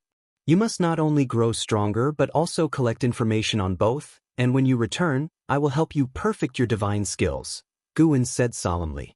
Seeing his serious demeanor, the blood prison great saint dared not refuse, and could only agree. Guen let him rest for a few days, and then would send him to the path of the great Dao. Embracing this arrangement, the blood prison great saint began to look forward to the path of the great Dao. What kind of place is it? He must make a great name for Wuxia. The blood prison great saint thought his master might really send him, allowing him to build rapport along the way. However, once he was ready, the master simply waved his sleeve and sent him to the path of the great Dao. So this is how he's sent. The blood prison great saint's senses were rendered useless. He tightly closed his eyes, thinking bitterly. After a while, he felt his feet touch solid ground, his senses quickly returning to normal, and as he opened his eyes, his pupils widened. Before him was a magnificent Dao intent Qi Si, vast and boundless. He stood upon a meteor, feeling so small, with the darkness beyond the Dao intent Qi Si appearing terrifying, as though it could swallow him at any time. "What a majestic Dao intent!" the blood prison great saint murmured, the last bit of resistance in his heart disappearing completely. In such a place for cultivation, he might truly surpass an Xian again. Sarch *, the novelier. T website on Google to access chapters of novels early and in the highest quality. The departure of the blood prison great saint left a quieter atmosphere in the Daoist field of the beginningless. Upon learning that had been sent by Gu into the path of the great Dao for training, everyone felt a sense of crisis. When the blood prison great saint returns, he will surely be more arrogant. Though they could no longer compete with the blood prison great saint, they did not wish to be mocked for their increasing gap. Thus, the Daoist field of the beginningless entered a period of secluded cultivation. The human world was also changing. As more and more sects rose, the Dao court's suppressive power declined, their control over the outer heaven was broken, and the sects of the human world sent disciples to the outer heaven for training, ushering in the first outer heaven craze of the new era. Reaching the outer heaven immortal stage allowed one to go to the outer heaven, but previously, due to the Dao court, cultivators found it difficult to venture there. As more cultivators went to the outer heaven, its stars began to be claimed. Some fled to the outer heaven, some opened little worlds or dojos there, and some even established sections. The human world was experiencing a flourishing era not seen in a million years. In this context, 100,000 years passed like pages in a book, leaving no trace. In those 100,000 years, in the Daoist field of the beginningless, besides the ghost mother of ephemera, the weakest cultivation level was Dao Void Profound Immortal Realm, and an Exen was the first to reach the Zizai Immortal Realm, becoming the first free immortal among Wuxi's disciples. A 55,000-year-old free immortal? How dazzling! However, Enzin's reputation did not spread in the human world, but Emperor Tianhong could use her as a comparison to the world's prodigies, making him feel incredulous while also motivating him to cultivate harder. In the 2nd century after breaking through to Zizai Immortal, an Exen finally selected a favored disciple. She brought back a 6 or 7-year-old boy to the Daoist field of the beginningless, hoping Guan could bestow a name. This child did not come from the Qingkuan sect but was an orphan from the 9-spirit continent, whose parents were killed by a demon beast. Had it not been for Enzin's intervention, he too would have perished. This experience reminded Guan of Enhao from back then. Let's call him Enzizai. Guan looked at the timid boy hiding behind an Exen, murmuring. An Exen asked with a smile, "Is it because I've just reached the Zizai Immortal Realm?" Guan shook his head, saying, "I just hope he's different from your senior brother, free from many burdens, and I hope in this life he can live freely and for himself. If you find any errors, ads pop up, ads redirect, broken links, non-standard content, etc., please let us know reports so we can fix it as soon as possible." Chapter 681. Vile Ancestor, Carefree and at ease, huh? An Exen murmured to herself, thinking of Enhao, her mood somewhat heavy. When she was a child, her parents were eaten by demons. If Enhao hadn't desperately protected her, she would have died too. In her heart, Enhao was like her own brother. Even though they only depended on each other for a few years, before Enhao soared far away, she constantly thought of him.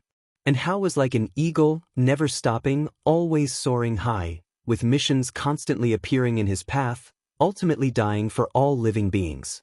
In this life, he was reincarnated as Tian Hao, yet he had to head to the misty immortal court for the sake of the celestial spirit great world. After knowing Enhao's destiny, Xianxia no longer resented this primordial ancestor. Instead, he took Enhao as a goal, wanting to surpass and how to prove that family's descendants were not a burden on Enhao. Young Enzizai did not yet understand the meaning of his name. When an Exen fell silent, he couldn't help but shout to Guan, "I have a name, I don't want to be called Enzizai." Guan asked with a smile, "Then what's your name?" "My mother calls me Little Spring." "You can keep that name, people can have more than one name." Guan's words made Enzizai feel much more relaxed. For some reason, being renamed made him very nervous, as if he was being sold. At this time, Shenzhen, the celestial demon child, and others arrived one after another, curious about Enzin's disciples' talent. Enzizai's talent was naturally not lacking, with an ultimate lifespan of 9,999 years as well. On the 9-spirit continent, orphans like him were not in the minority, especially when the timeline was extended to tens of thousands of years. In the long years, such tragedies were countless. And Xian never deliberately managed these unless they appeared right before her. And Zizai attracted Nzin's attention because he invoked the rules of heaven and earth in his despair, even though he had no cultivation level at all. However, the ultimate lifespan of 9,999 years is not uncommon in today's human world. Physical aptitude is no longer the most important. Unseen, untouchable comprehension determines how far a cultivator can go. And Zizai's adorable appearance quickly won everyone's pity. Guwen did not plan to teach Zizai, conveniently giving Xian a chance to hone her teaching skills. And Zizai's arrival broke the quiet atmosphere of the dojo, and the disciples stopped retreating, beginning to accompany Zizai's growth. This was Wuxi's first third-generation disciple. Even if the disciples had competitive hearts in teaching and passing on skills, they hoped Zizai would excel. Search * the Navire. Net website on Google to access chapters of novels early and in the highest quality. Thus, everyone took turns teaching Zizai. In the following decade, the Daoist field of the beginningless was quite lively. Though Zizai was an orphan, he was not solitary. In fact, he was somewhat carefree, often causing chaos in the dojo. At 17, Zizai had already formed a nascent soul, with outstanding talent, filling all the Wushiji disciples with confidence and expectation. In the summer, Guwen was reading on a large tree by the mountain stream, enjoying the cool breeze. A figure appeared out of thin air beneath the tree, looking up at him. It was Zizai. He wore a fitted blue and white robe, his long hair casually tied with a cloth band. His handsome face still bore a hint of childlike innocence. "Hey, ancestor, why are you reading again? What book is so interesting?" And Zizai called out. His divine sense couldn't approach Guwen, so he didn't know what Guwen was reading. Since childhood, Guwen hadn't taught him cultivation, but under everyone's guidance, he knew the ancestor was the most powerful person in the world. However, Guwen liked to tease him. When he was young, Guwen would sometimes suddenly yank his pants, embarrassing him in public, so he didn't speak to Guwen with much reverence and even harbored some hostility. In his heart, this ancestor was too harsh. Whenever the uncles praised him, the ancestor would always criticize him, pointing out his shortcomings. The most crucial part was these flaws indeed existed, making him feel aggrieved. "This is a book for adults, don't ask." Guwen replied casually. Although he didn't teach Zizai, he quite liked the boy. And Zizai's arrival indeed made the dojo lively, life more interesting. Sometimes, Guwen had to admit he was getting old. Elders like children the most. He wasn't like this before. After hearing this, Zizai became more curious about the book in Guwen's hands but was displeased with Guwen's words, insisting he was already grown up. "Master asked me to tell you that the Magic Battle Conference of the Qingkuan sect is about to begin and asked if you would like to go watch?" And Zizai continued to ask, very curious about this matter. Since coming to the Daoist field of the beginningless, he hadn't been out and was curious about everything outside. "I will go to watch, but I won't go with you all." And Zizai pouted, waved his fist at Guwen, and then disappeared from where he stood. He was already eager to head to the Qingkuan sect. Guwen didn't care about his small actions and continued reading, thoughts dwelling on the path of the Great Tao. The Blood Prison Great Saint had already successfully carried out a reincarnation projection, considered stepping on the road of the primordial Tao Emperor. Now, over 1,000 beings had stepped onto the primordial Emperor road, and although no one truly became a primordial Tao Emperor, many forces were investigating the primordial Tao Emperor, even including the Celestial Court. Guwen saw a celestial god investigating the primordial Tao Emperor and even engaging in dialogue with one of the contenders for the primordial Tao Emperor.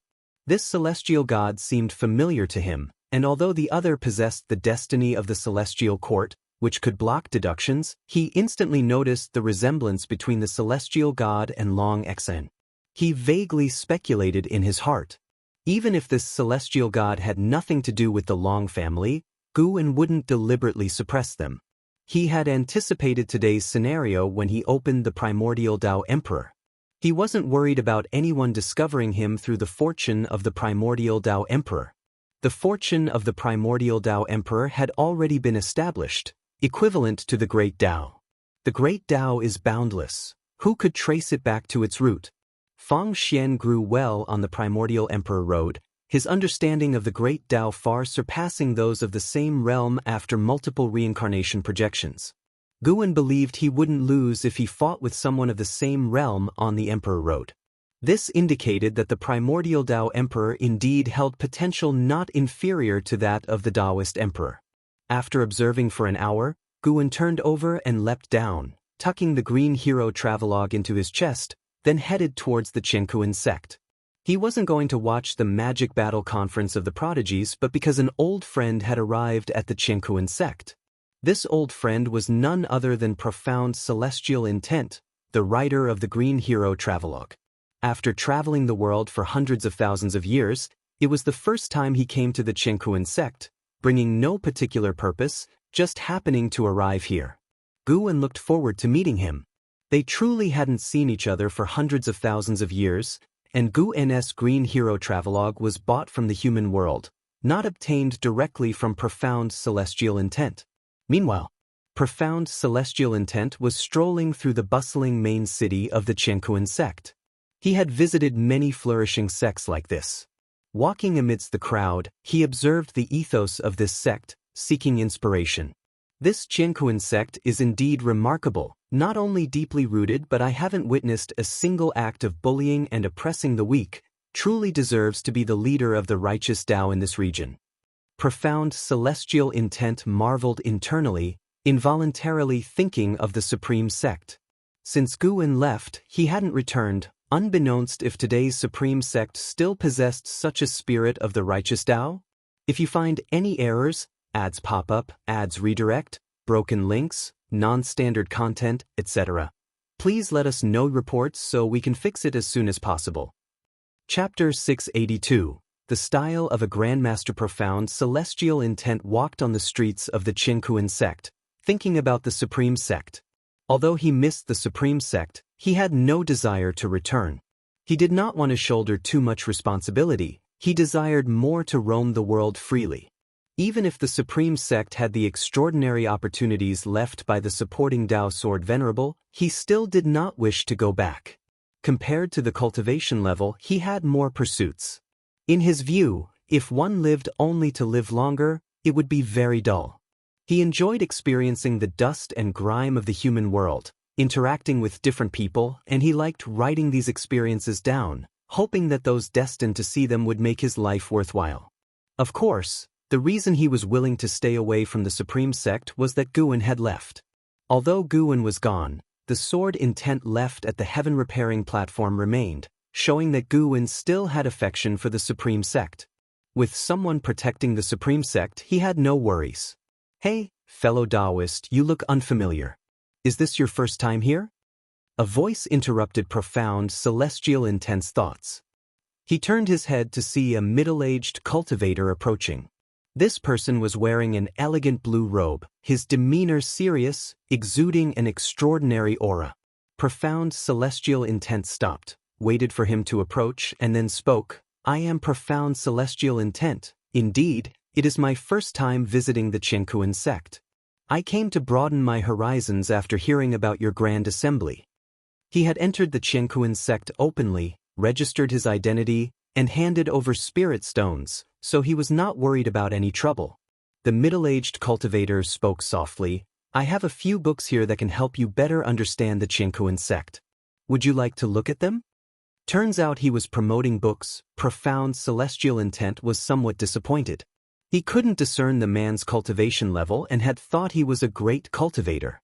Now it seemed the man likely possessed some secret treasure, and his cultivation was probably not high. "How many spirit stones?" Profound Celestial Intent asked. Being new here, he didn't want to instigate trouble. If it wasn't too expensive, he could consider it a good deed. 100 pieces of top-grade spirit stones, the middle-aged man said seriously. "So expensive? Forget it." Profound Celestial Intent shook his head and walked away. Unexpectedly, the middle-aged man blocked him again, making him annoyed and ready to get angry.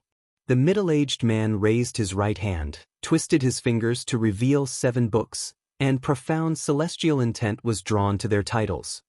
Qianquan's Secret History, Elder's Apricot Loft Tour, That Night, That Wind, Those Emotions. Just from the titles, profound celestial intent sensed an author's magnificent literary accomplishment, as if he saw a literary giant, comparable to himself. You definitely won't regret buying them. The middle-aged man said earnestly, as though imparting a world-class secret manual. Profound celestial intent asked, "May I take a look at a couple of pages?" The middle-aged man immediately took out a book and handed it to him. He accepted it, flipped a page casually, and was astounded. "I'll buy it. Do you have any more?" Profound celestial intent asked resolutely, determinedly. "No more, but there will be more in the future. If you're still here when the new books come out, I'll find you," the middle-aged man replied, shaking his head, always serious, leaving one unable to imagine him doing such things. His attitude greatly impressed profound celestial intent. What kind of conviction is this? See Ditch Oval Fire. At website on Google to access chapters of novels early and in the highest quality. May I ask for your name, fellow Daoist? After the transaction, profound celestial intent raised his hand to salute and asked, his tone full of respect. The middle-aged man returned the salute and then left with a single sentence, "I am Zhang Xianxia." Zhang Xianxia? Profound celestial intent remembered the name, deciding to write it into his book. Subsequently, profound celestial intent lost interest in sightseeing and quickly found an inn to savor the newly acquired treasure. Elsewhere, the Magic Battle Conference of the Qianquan sect officially began. And Zizai followed an Xen to see the excitement. They were warmly received by the Qianquan sect's senior members. Hearing that Zizai was Zin's disciple made the senior members gaze at him fervently. Wuxia previously sent Tian Hao to the Qianquan sect, a person who truly made the Qianquan sect famous worldwide, bearing profound significance. An Xen was Wuxi's eldest disciple. To be taken as her disciple meant that Zizai must be an extraordinary existence. However, they did not dare to recruit rashly, they simply endeavored to please Zizai. In the pavilion observing the battle, Yuan Luo sat on a chair, looking far towards the pavilion where the elders gathered, his eyes landing on Zizai, frowning slightly. He naturally recognized an Xen and respected her greatly. In his youth, an Xen had even given him a spell. Yet seeing the elder's attitude made him somewhat unhappy. The Qianquan sect was fine everywhere except for a lack of confidence, always needing Wuxi's assistance. The 20 prodigies previously sent by Wuxia were indeed strong. A few even made him troubled, but these people stuck together and never truly integrated into the Qianquan sect. Sometimes he worried they might betray them. In his view, where in this world is there perpetual giving? Why did Wuxia help the Qianquan sect so much? If in the future, Wuxia needed reciprocation, how could the Qianquan sect refuse? Always relying on others, when can they become independent? The Dao court is like this, with too many factions, always clashing, unable to truly rule the world. Sometimes one decision stirs internal debate for decades, centuries, and even the master of the Dao court lacks absolute power. Yuan Luo noted Zizai's appearance, and Zizai seemed to sense something, turning to look at him. Their eyes met in the distance, and Yuan Luo quickly averted his gaze. Zizai frowned slightly, feeling uncomfortable under Yuan Luo's stare. That person's name is Yuan Luo. He was once our Qianquan sect's top genius, quite remarkable. I can have him teach you divine skills, I Qingshan said to Zizai beside him, smiling. Sitting beside the sect hierarch, such treatment stirred not only Yuan Luo's interest. Many disciples discussed Zizai's background. Zizai shook his head. "Thank you, sect hierarch, for the offer, but I have my master and martial uncle's guidance, no need to trouble you." His words shook I Qingshan and the senior members. So many of Wuxi's disciples teach him? It seems Wuxia intends to nurture him heavily. This intensified the senior members' desire to recruit Zizai. They wouldn't doubt Wuxia but instead believe Zizai's future was boundless, destined to become renowned worldwide. LV Xian, Qinchuan, and Shengtian already had world-renowned names. This young man was likely to surpass these three. And Zizai felt uncomfortable with their gazes, so he could only direct his attention to the ongoing combat ahead. In the dim void, countless meteors drifted, while afar, nebulas shifted their forms, wondrously beautiful.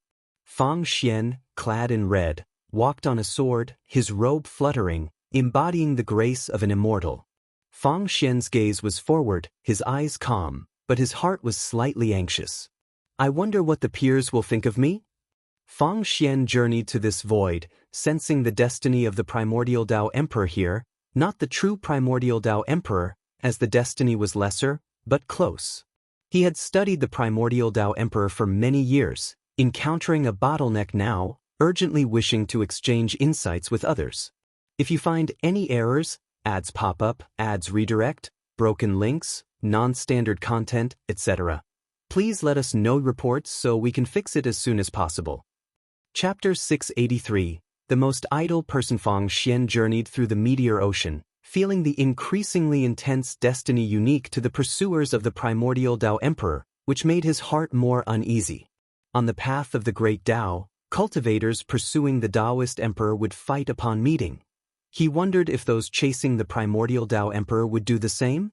To become the primordial Dao Emperor, there is no need to kill each other, which is why he dared to come. But the path of the great Dao has no rules, and there will always be those who recklessly act, so he cannot guarantee that such interactions won't cause him trouble.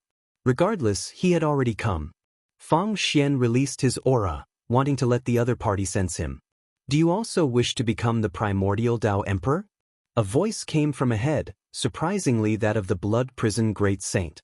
In the depths of the void, the Blood Prison Great Saint sat in meditation on a meteor, eyes open, looking towards the direction Fang Xian flew from. Appreciation showed in his eyes, not just because Fang Xian was a kindred spirit, but also because Fang Xian's attire suited his taste.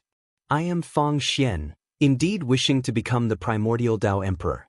I hope I haven't disturbed you, fellow Daoist. Fang Xian's voice came with a tone of anticipation. He did not immediately approach the Blood Prison Great Saint but maintained a safe distance. The Blood Prison Great Saint stood up, gazing from afar at Fang Xian, scrutinizing him. Fang Daoist, I did want to meet other kindred spirits. Would you come over for a chat? The Blood Prison Great Saint responded, his tone somewhat warm, making Fang Xian breathe a sigh of relief. The Blood Prison Great Saint had long wanted to converse with a kindred spirit, not for cultivation, but to complete the tasks assigned by his master. He came to the path of the Great Dao not only for cultivation but also to gather intel on the Daoist Emperor and the primordial Dao Emperor. Fang Xian appeared in front of the Blood Prison Great Saint out of thin air, raising his hand in greeting. The Blood Prison Great Saint smiled, warmly grabbing Fang Xian's wrist and pulling him to sit down for a chat. Fang Xian remained slightly vigilant, but as their conversation deepened, he grew fond of the Blood Prison Great Saint. The Blood Prison Great Saint began by sharing his insights without reservation, speaking boldly without probing Fang Xian. Having lived until today, Fang Xian had experienced a lot of deceit and could discern that the Blood Prison Great Saint bore no scheming, only infinite curiosity about the primordial Dao Emperor. He too was filled with curiosity about the primordial Dao Emperor, feeling he could enjoy a pleasant rapport with the Blood Prison Great Saint. After the Blood Prison Great Saint finished sharing his insights, Fang Xian too spoke without reservation, which also gained the Blood Prison Great Saint's favor. This person is good, can befriend. This was the Blood Prison Great Saint's sentiment. Having been on the path of the Great Dao for so many years, he felt lonely, long wanting someone to talk to. The two felt an instant connection, lamenting not having met earlier. When the Blood Prison Great Saint revealed he came from the celestial spirit Great World, under the primordial Sword Master, Fang Xian was shocked, which puzzled the Blood Prison Great Saint, who inquired about it. After hesitating for a moment, Fang Xian disclosed his origin. Upon hearing that Fang Xian was once a battle court disciple and participated in the attack on the celestial spirit Great World, later being exterminated by the supporting Dao Sword Venerable, the Blood Prison Great Saint couldn't help but laugh. Just when Fang Xian thought the Blood Prison Great Saint would mock him, the Blood Prison Great Saint laughed and said, The fact that you survived under my master's hand means you weren't meant to die, although it must be confessed that my master showed mercy. To be honest, I've had the same experience as you. Fang Xian was surprised, not expecting the blood prison great saint to have had a similar experience. He immediately inquired about his past, and the blood prison great saint began to recount his tale. Knowing that the blood prison great saint came from the mortal world, nearly killing the supporting Dao Sword Venerable's disciple after ascending, and was eventually subdued by the Sword Venerable, gaining an unprecedented opportunity, made Fang Xian hold the supporting Dao Sword Venerable in even greater esteem. Let alone, in that battle, the supporting Dao Sword Venerable really could have annihilated all battle court beings. This supporting Dao Sword Venerable was truly merciful, a deservedly enlightened great power. He felt that the Sword Venerable acted so, considering that many of the battle court disciples were against their will, much like himself, having no choice but to follow orders from the sect. After their honest exchange, their relationship improved, and the blood prison great saint proposed they become sworn brothers, to Fang Xian's delight. They immediately knelt and swore to the supporting Dao Sword Venerable and the Great Dao, which left Guwen at the Daoist field of the beginningless both laughing and crying. Karma is indeed interesting. Although he could not predict how the primordial Dao Emperor would develop, he could precisely forecast the futures of the blood prison great saint and Fang Xian. The two would venture together on the path of the Great Dao, even expanding their sworn brotherhood to include other prodigies chasing the primordial Dao Emperor. Eventually, the blood prison great saint would bid farewell to his brothers and return alone to the celestial spirit great world, while Fang Xian and the others would continue to make a name for themselves on the path of the Great Dao, with their future being immeasurable. Millennia passed swiftly. One day, in early summer, Guwen was fishing in the dojo, holding a fishing rod in one hand and a book in the other, a new work by profound celestial intent. Through his minor manipulations, profound celestial intent remained in the Qianquan sect, waiting for more books to appear before him, unaware that these books contain Dao intent, causing profound celestial intent to frequently achieve enlightenment and steadfastly decide to linger a while longer. Yes, just linger a little longer, he's destined to roam the earth. See the novel, The Net website on Google to access chapters of novels early and in the highest quality. With this mindset, profound celestial intent eagerly anticipated more works from that mysterious author. Even if it meant waiting 100 years for a book, he thought it worth it. As Guwen enjoyed a peaceful moment of relaxation, a figure appeared behind him. Ancestor, Master won't let me go out, fearing that if I leave, I won't return. But I just want to go out for some experience and I will come back eventually. And Zizai said aggrievedly, his temperament still youthful at 1,000 years old, because he had yet to experience life's trials, and he knew this, hence his desire to gain experience, just like the prodigies of the Qianquan sect. Guwen, with his back turned to him, responded casually, "You underestimate the hold of the mortal world. Once you go out, you might not return. I can't make this decision. If you want to go out, persuade your master. Frankly, even if you don't come back, I won't mind." Although Guwen didn't mind Zizai, he cared a lot about Xian. Knowing how much Xian cherished Zizai, he didn't want to interfere with Zizai's life.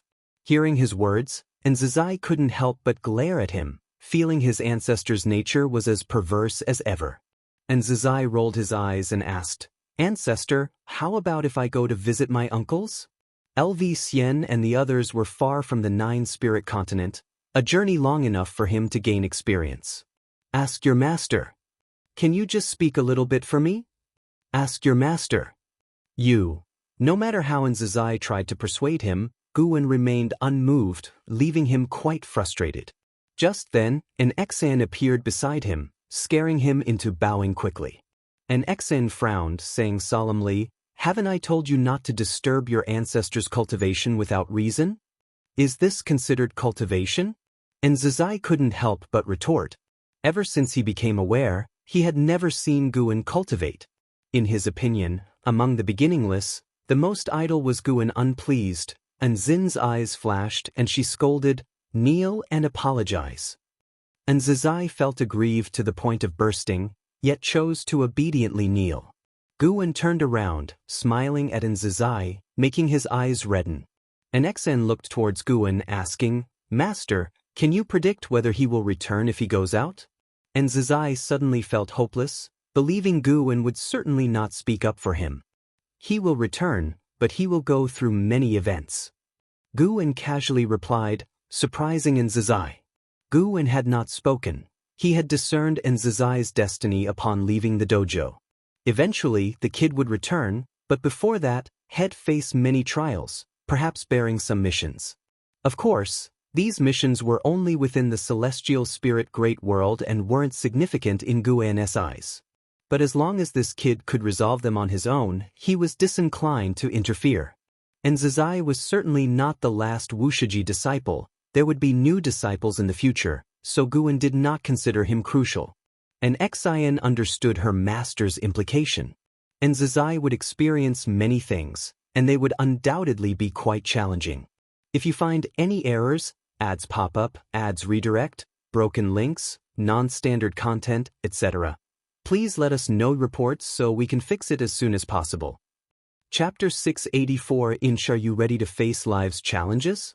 You will meet many people, and you may make enemies. Perhaps you will fall in love with someone, but in the end, it might be unfulfilled.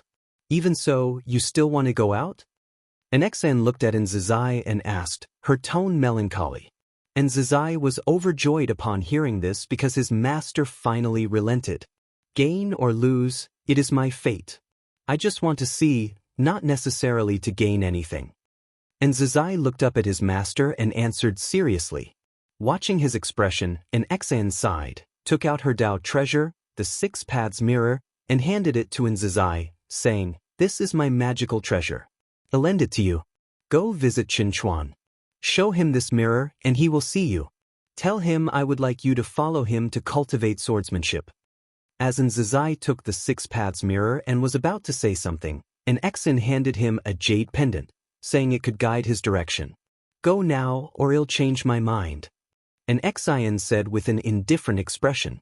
Guwen glanced back at Nzizai and laughed. "Look at you making your master so angry, such impiety." Because of what he said earlier, Nzizai initially felt grateful, but now that sense of gratitude vanished. "Master, I will come back." Nzizai quickly knelt, kowtowed to Nxen, then stood up, glared at Guwen, and turned to leave.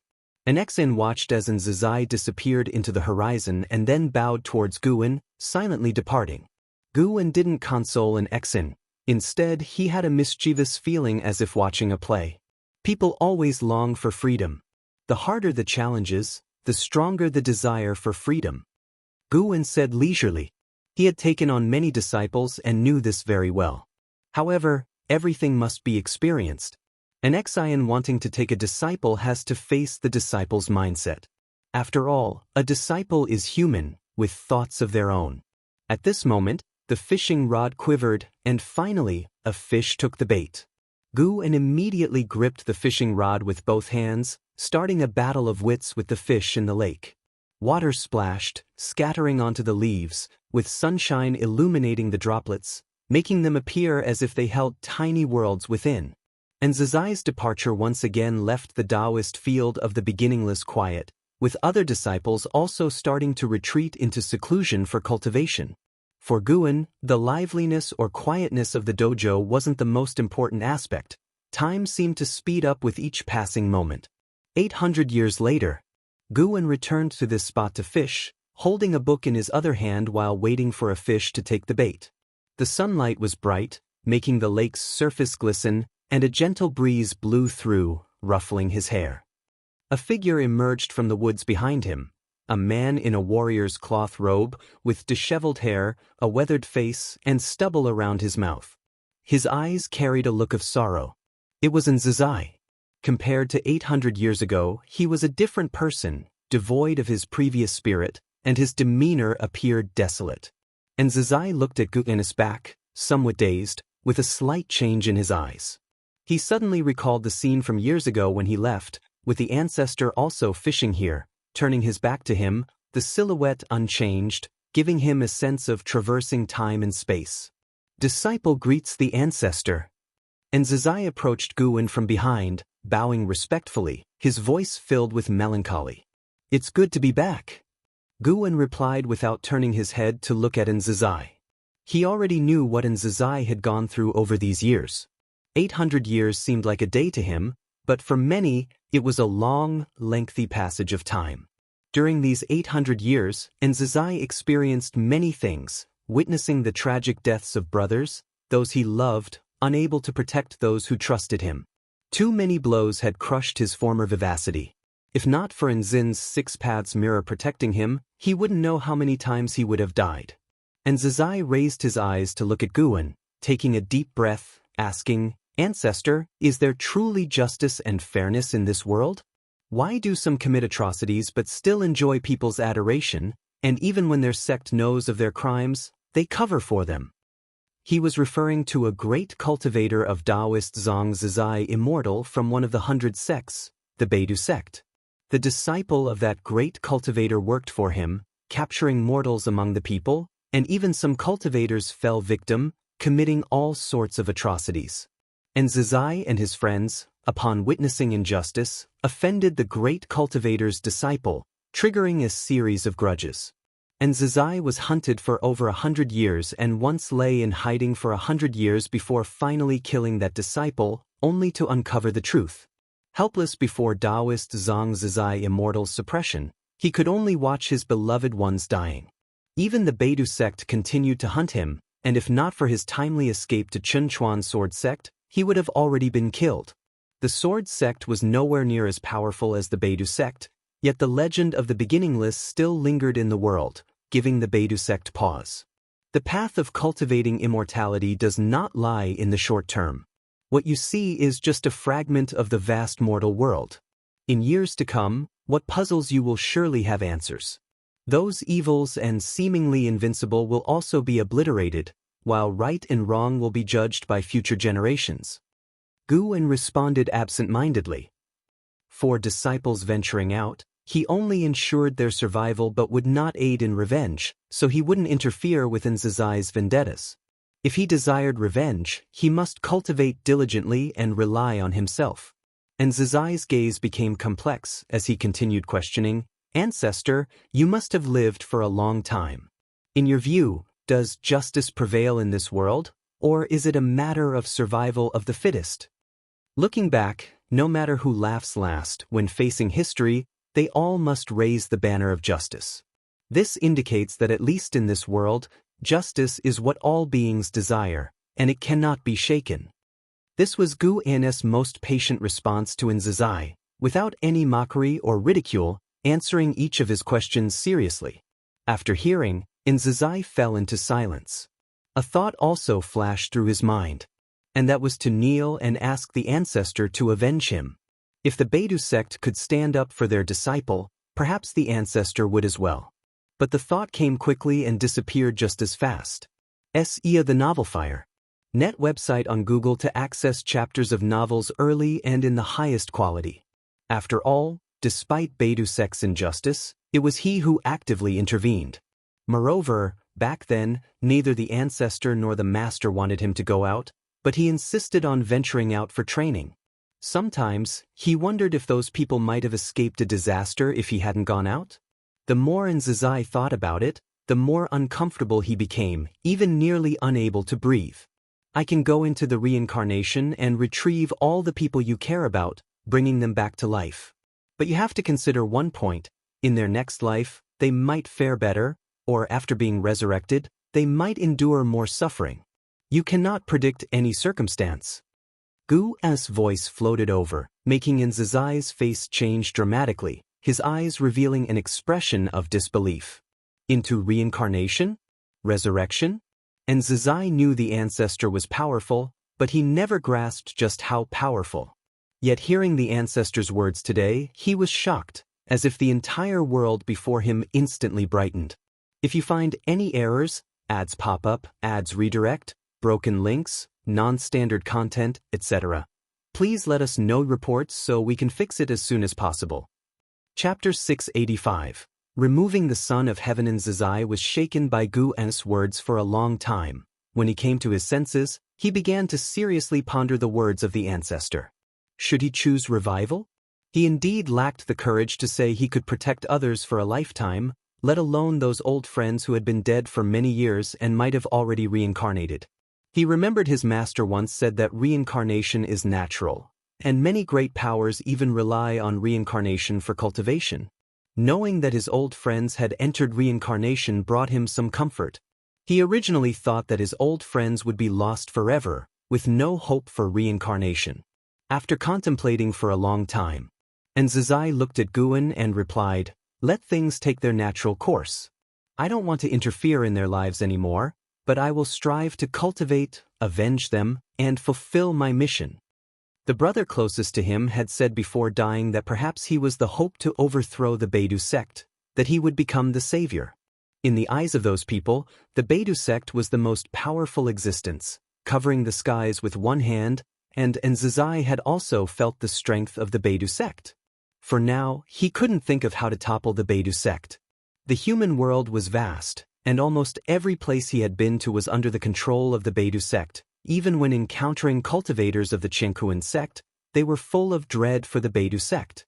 From a young age, Xianxia had been instilled with the idea that his ancestor was the strongest, but after going out once, this thought wavered. Even knowing the ancestor could enter reincarnation, he did not feel that the ancestor could reverse the fortunes with sheer personal power.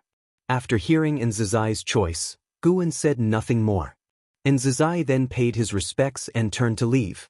Xianxia's aura attracted the attention of the dojo disciples, who left their seclusion one after another to seek out Xianxia. Guan continued fishing, but his ears were eavesdropping on their conversations. When the Wuxia disciples learned of Xianxia's experiences, they were filled with righteous indignation. Even the celestial demon child wanted to visit the Beidou sect, but in the end, was subdued by an Xen. "Uncles, I will take this revenge personally. From now on, I will train diligently. I have seen the worldly affairs of the human world, and I will not let you down again." Xianxia said earnestly, having reignited his fighting spirit after conversing with the ancestor and many mentors. Though he had lost much, he was not left with nothing. He not only had to seek revenge but also to protect the Wuxia. Emperor Tanhong snorted and said, "What Beidou sect? When you want revenge in the future, I will accompany you. Rest assured, you shall collect the heads of your enemies." Tia the Oval Fire. At website on Google to access chapters of novels early and in the highest quality. Xianxia couldn't help but look at Emperor Tianhong. Of all the uncles, Emperor Tianhong was the one he respected and feared the most, for Emperor Tianhong rarely spoke, often just watching him in silence. Though Emperor Tianhong didn't like talking to him, he had taught him spells, making him family in Xianxia's heart. Moreover, Xianxia believed that Emperor Tianhong could very well be the second strongest within the Wuxia, next only to the ancestor, and the aura exuded by Emperor Tianhong made him aspire. Hearing such grand words from Emperor Tianhong, Xianxia did not question it. Instead, it made his heart warm, filling him with a profound sense of security. With such mentors around, the unease brought by the Beidou sect gradually dissipated.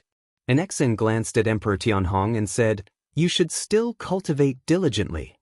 Emperor Tianhong shifted his gaze and did not retort. "Nephew, tell us what the current human world is like?" Celestial Scion looked at Xianxia and asked curiously. Xianxia nodded and began to describe the landscapes he had seen, including the sword sect founded by Chen Chuan. The Wuxia disciples had also gone out to train before, comparing their memories with Xianxia's descriptions, which made them feel the world had changed greatly. Unfortunately, they could not grasp from Xianxia's words what the top cultivation level in the human world was now. When Xianxia mentioned that the ninth heaven of the immortal path was the Zizai immortal realm, his face was filled with a look of longing, which almost made the crowd laugh, but they restrained themselves and tactfully did not expose it. Within the Qi Sea of the path of the great Tao, the stars shone brilliantly, and a beam of golden light swept across the top of the Qi Sea, countless figures advancing within it, all donned in golden battle armor, with an imposing and unstoppable aura. Zhang Buku and Suyu walked amidst the celestial army, rather inconspicuous. Their gazes were fixed on the hulking figure at the forefront of the army. Celestial Calming God. Celestial Calming God was clad in heavy and commanding celestial armor, wielding a large saber, with Dharma aspects ebbing and flowing around him as he walked. Are we dealing with the chaos evil demon again this time? Zhang Buku asked Su Yu in a low voice, while other heavenly soldiers were also discussing, all very excited. To be able to enter the celestial army, one must be a peerless talent and a great power from various realms, and they only got excited about combat. In great battles, it's the easiest to seize destiny and accumulate merit. Their goal is to become a celestial god like the celestial calming god. Su Yu replied, probably not. If it were the chaos evil demon, there would have been word of it long ago.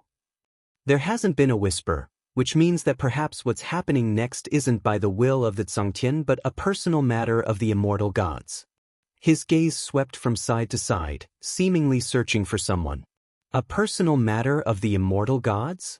Zhang Buku was even more puzzled. Do not assume the immortal gods only act for all living beings. They too have their struggles over interests. Su Yu said, his face calm beyond measure.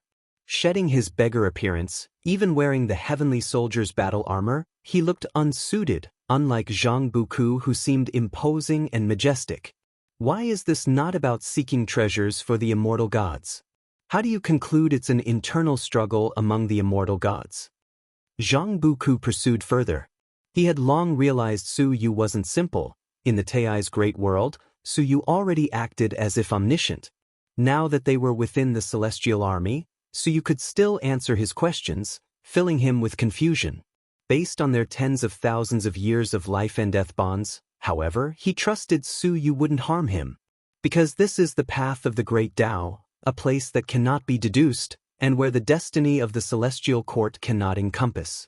Acting here won't be discovered by the celestial court, and even if an immortal god falls here, it's hard to find the true culprit. Su Yu's words made Zhang Buku frown, and the surrounding heavenly soldiers, upon hearing this, inquired with Su Yu. The two had joined the celestial army for hundreds of thousands of years and made many friends. Su Yu had no reservations and answered whoever asked him. The celestial calming god at the forefront seemed not to notice him and never looked back. Time swiftly passed.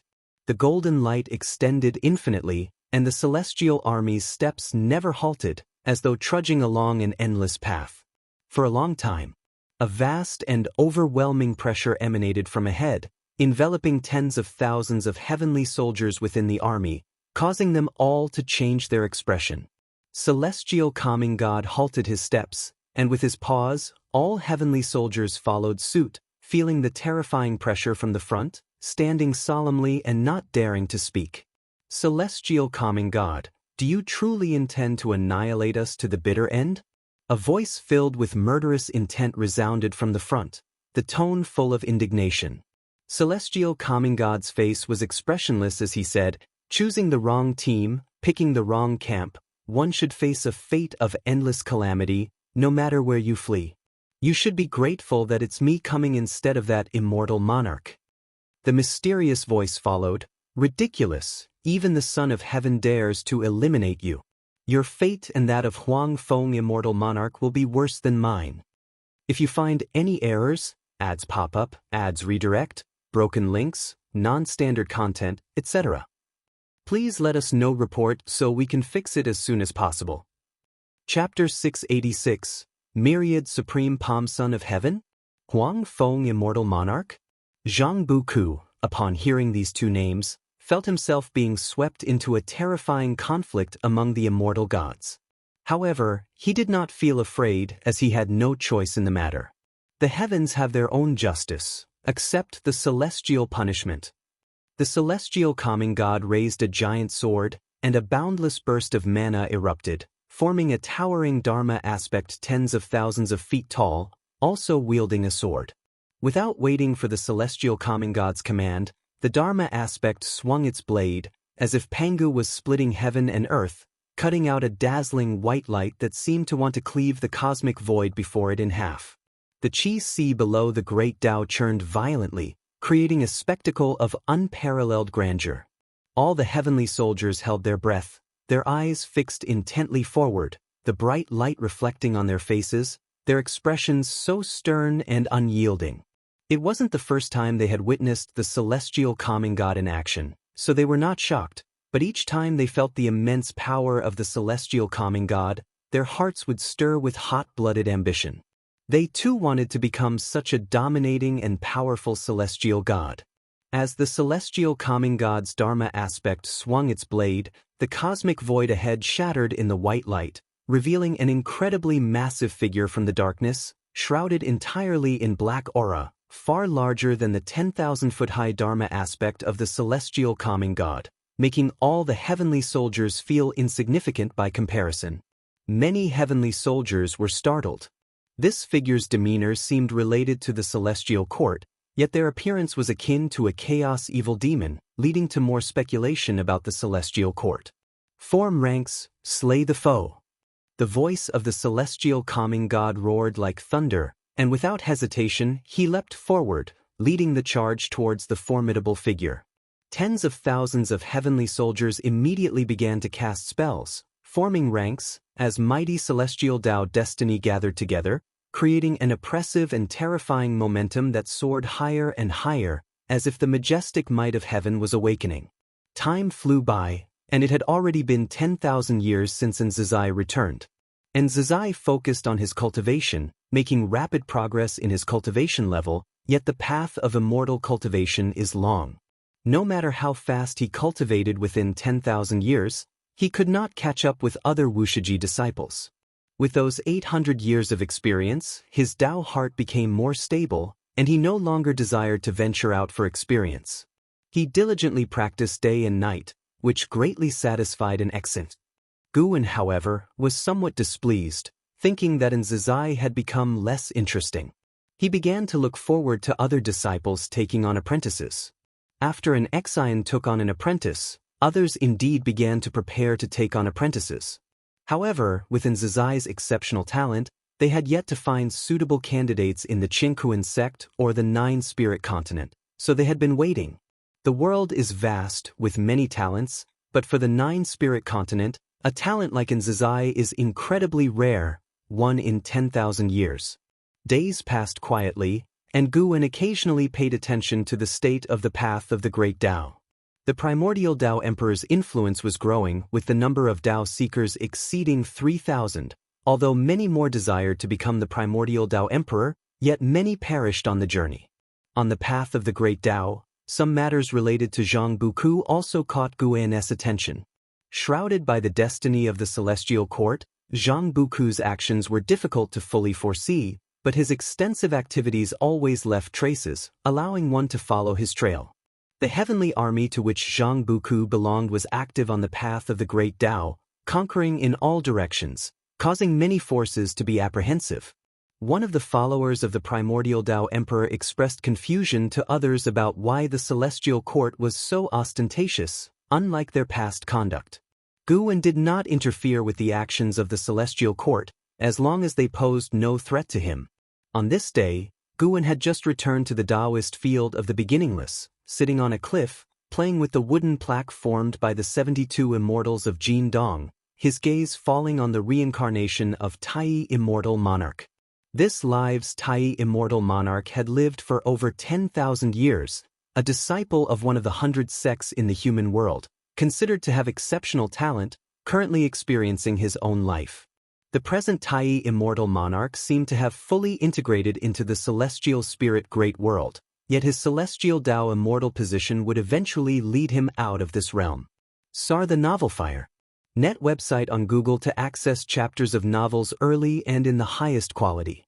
Aside from the celestial court coming to seek Tai Immortal Monarch, the reincarnation of the chaos evil demon, Yuan Luo, had also sowed the seeds of disaster in this realm.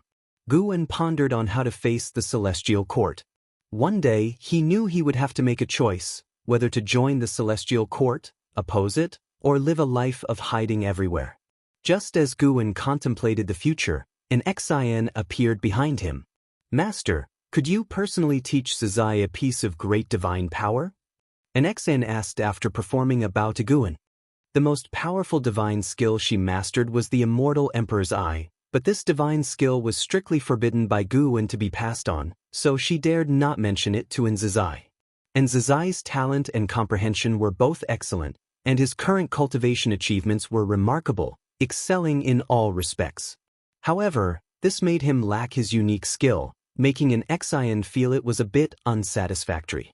In the Daoist field of the beginningless, everyone possessed a unique piece of great divine power as their trump card.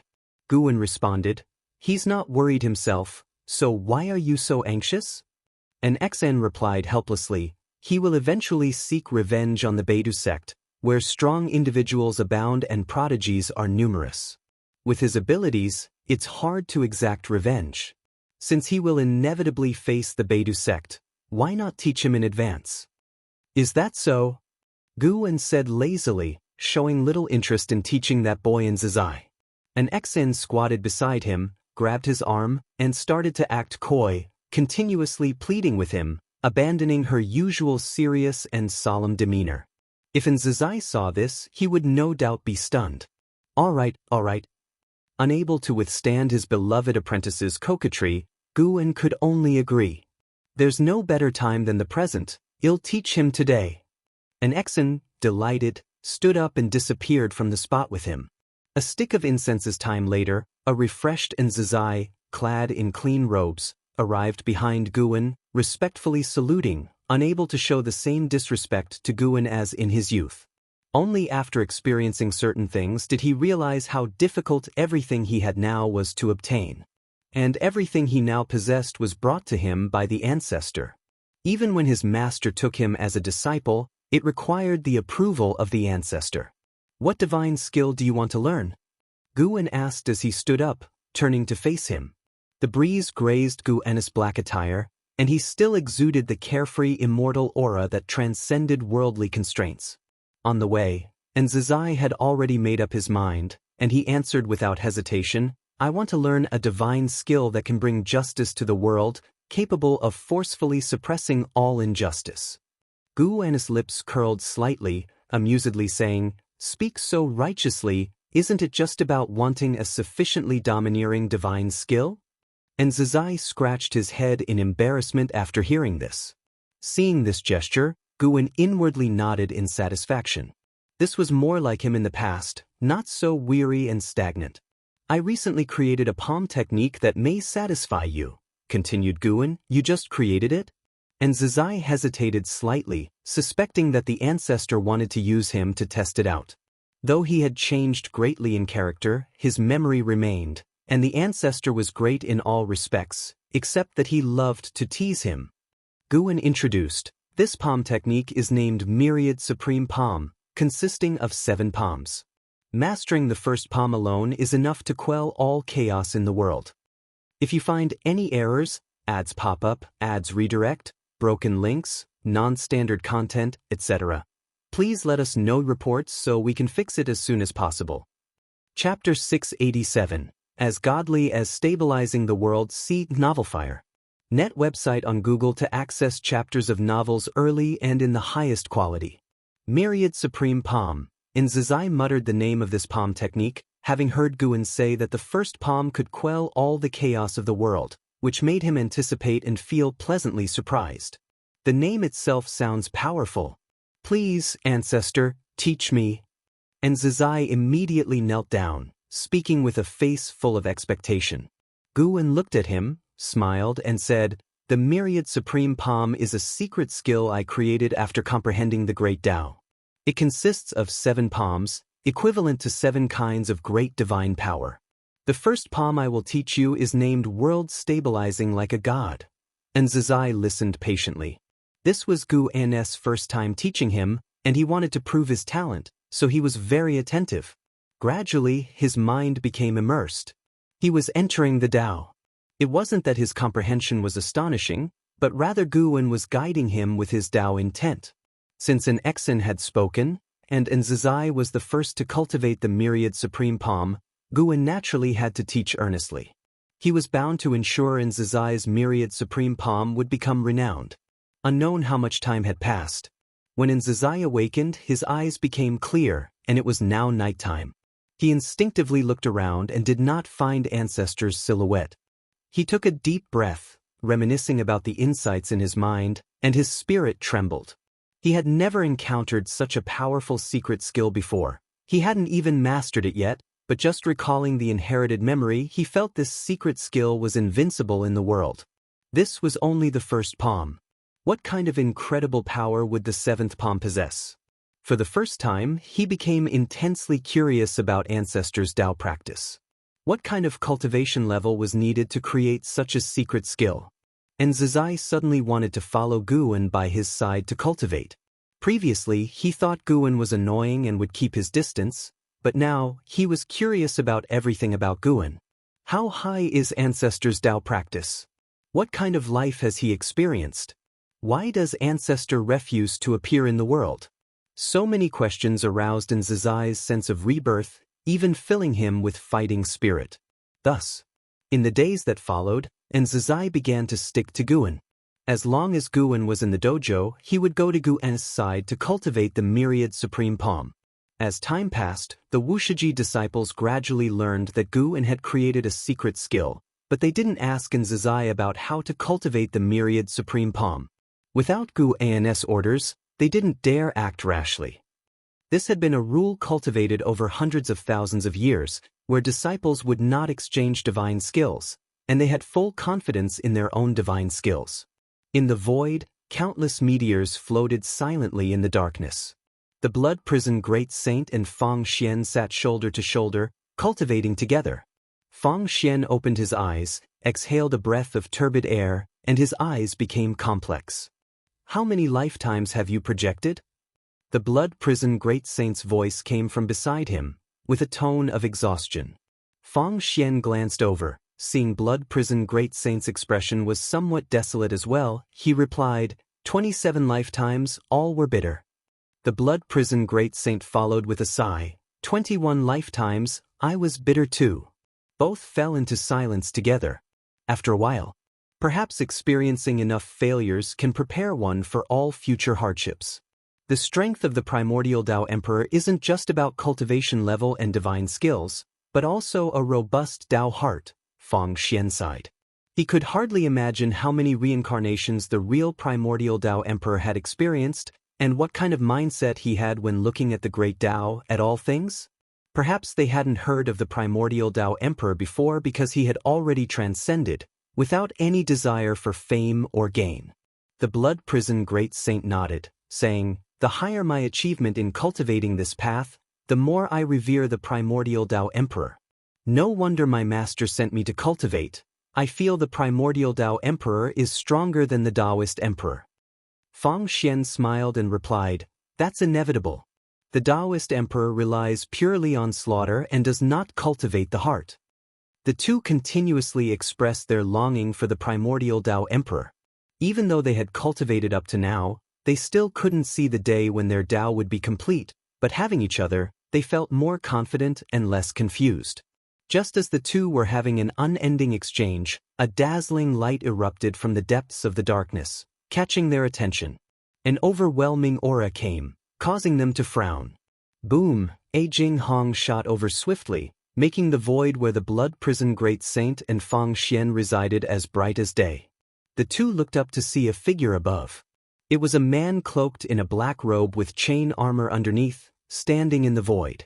His face was grim, eyes like a snake, looking down at the blood prison great saint and Fang Xian with furrowed brows. Blood prison great saint was the first to ask, is there something you need? Although the opponent's aura was powerful, he wasn't fazed at all. At worst, they would fight. It had been many years since he last battled. Fang Xian glanced at blood prison great saint, suddenly feeling this sworn brother was more belligerent than he imagined because he heard the eagerness in the blood prison great saint's tone. Although Fang Xian was considered a genius, he didn't like to fight. To him, immortal cultivation didn't necessarily require combat. Fighting was the ultimate last resort. The celestial court is arresting beings who are stepping onto the emperor road. Although you don't have the destiny of the Daoist emperor, the destiny on you too is very special, and you might be targeted by the celestial court. Leave the path of the great Dao soon. The The black-robed man looked down at the blood prison great saint and Fang Xian, then turned and left, shattering the void in the blink of an eye and disappearing without a trace. The Celestial Court? Blood prison great saint frowned. He had heard this name before but didn't know much about it, only that the legendary immortal gods came from the Celestial Court, which also represented the heavenly Tao. Fang Xian knew more about the Celestial Court, and his expression turned ugly.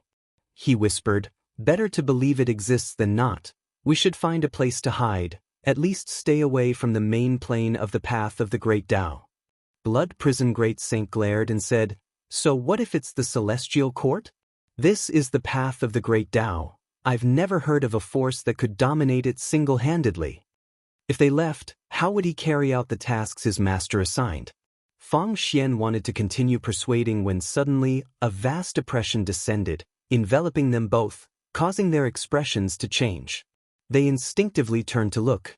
From the direction where the black-robed man had appeared, a golden light unfolded rapidly toward them, accompanied by deafening footsteps, as if tens of thousands were marching together. The blood prison great saint immediately took out his Tao treasure, the heaven-breaking blood prison saber. With the Tao treasure out, the suppressive force he encountered immediately weakened. He grabbed the adjacent Fang Xian, who was immobilized by the oppressive force, and turned to flee. "Humph! Where do you think you're going?" The celestial calming god's cold snort came from behind. Before blood prison great saint could turn his head, he suddenly felt an irresistible pull. Even the Tao treasure couldn't completely resist this suction force. Blood prison great saint was greatly horrified and instinctively turned his head, seeing the endless darkness like a giant abyssal mouth engulfing everything, about to swallow him and Fang Xian. If you find any errors, ads pop up, ads redirect, broken links, non-standard content, etc., please let us know reports so we can fix it as soon as possible. Chapter 688, Unfathomable Ancestor Within the Wuxia Dojo at Dusk.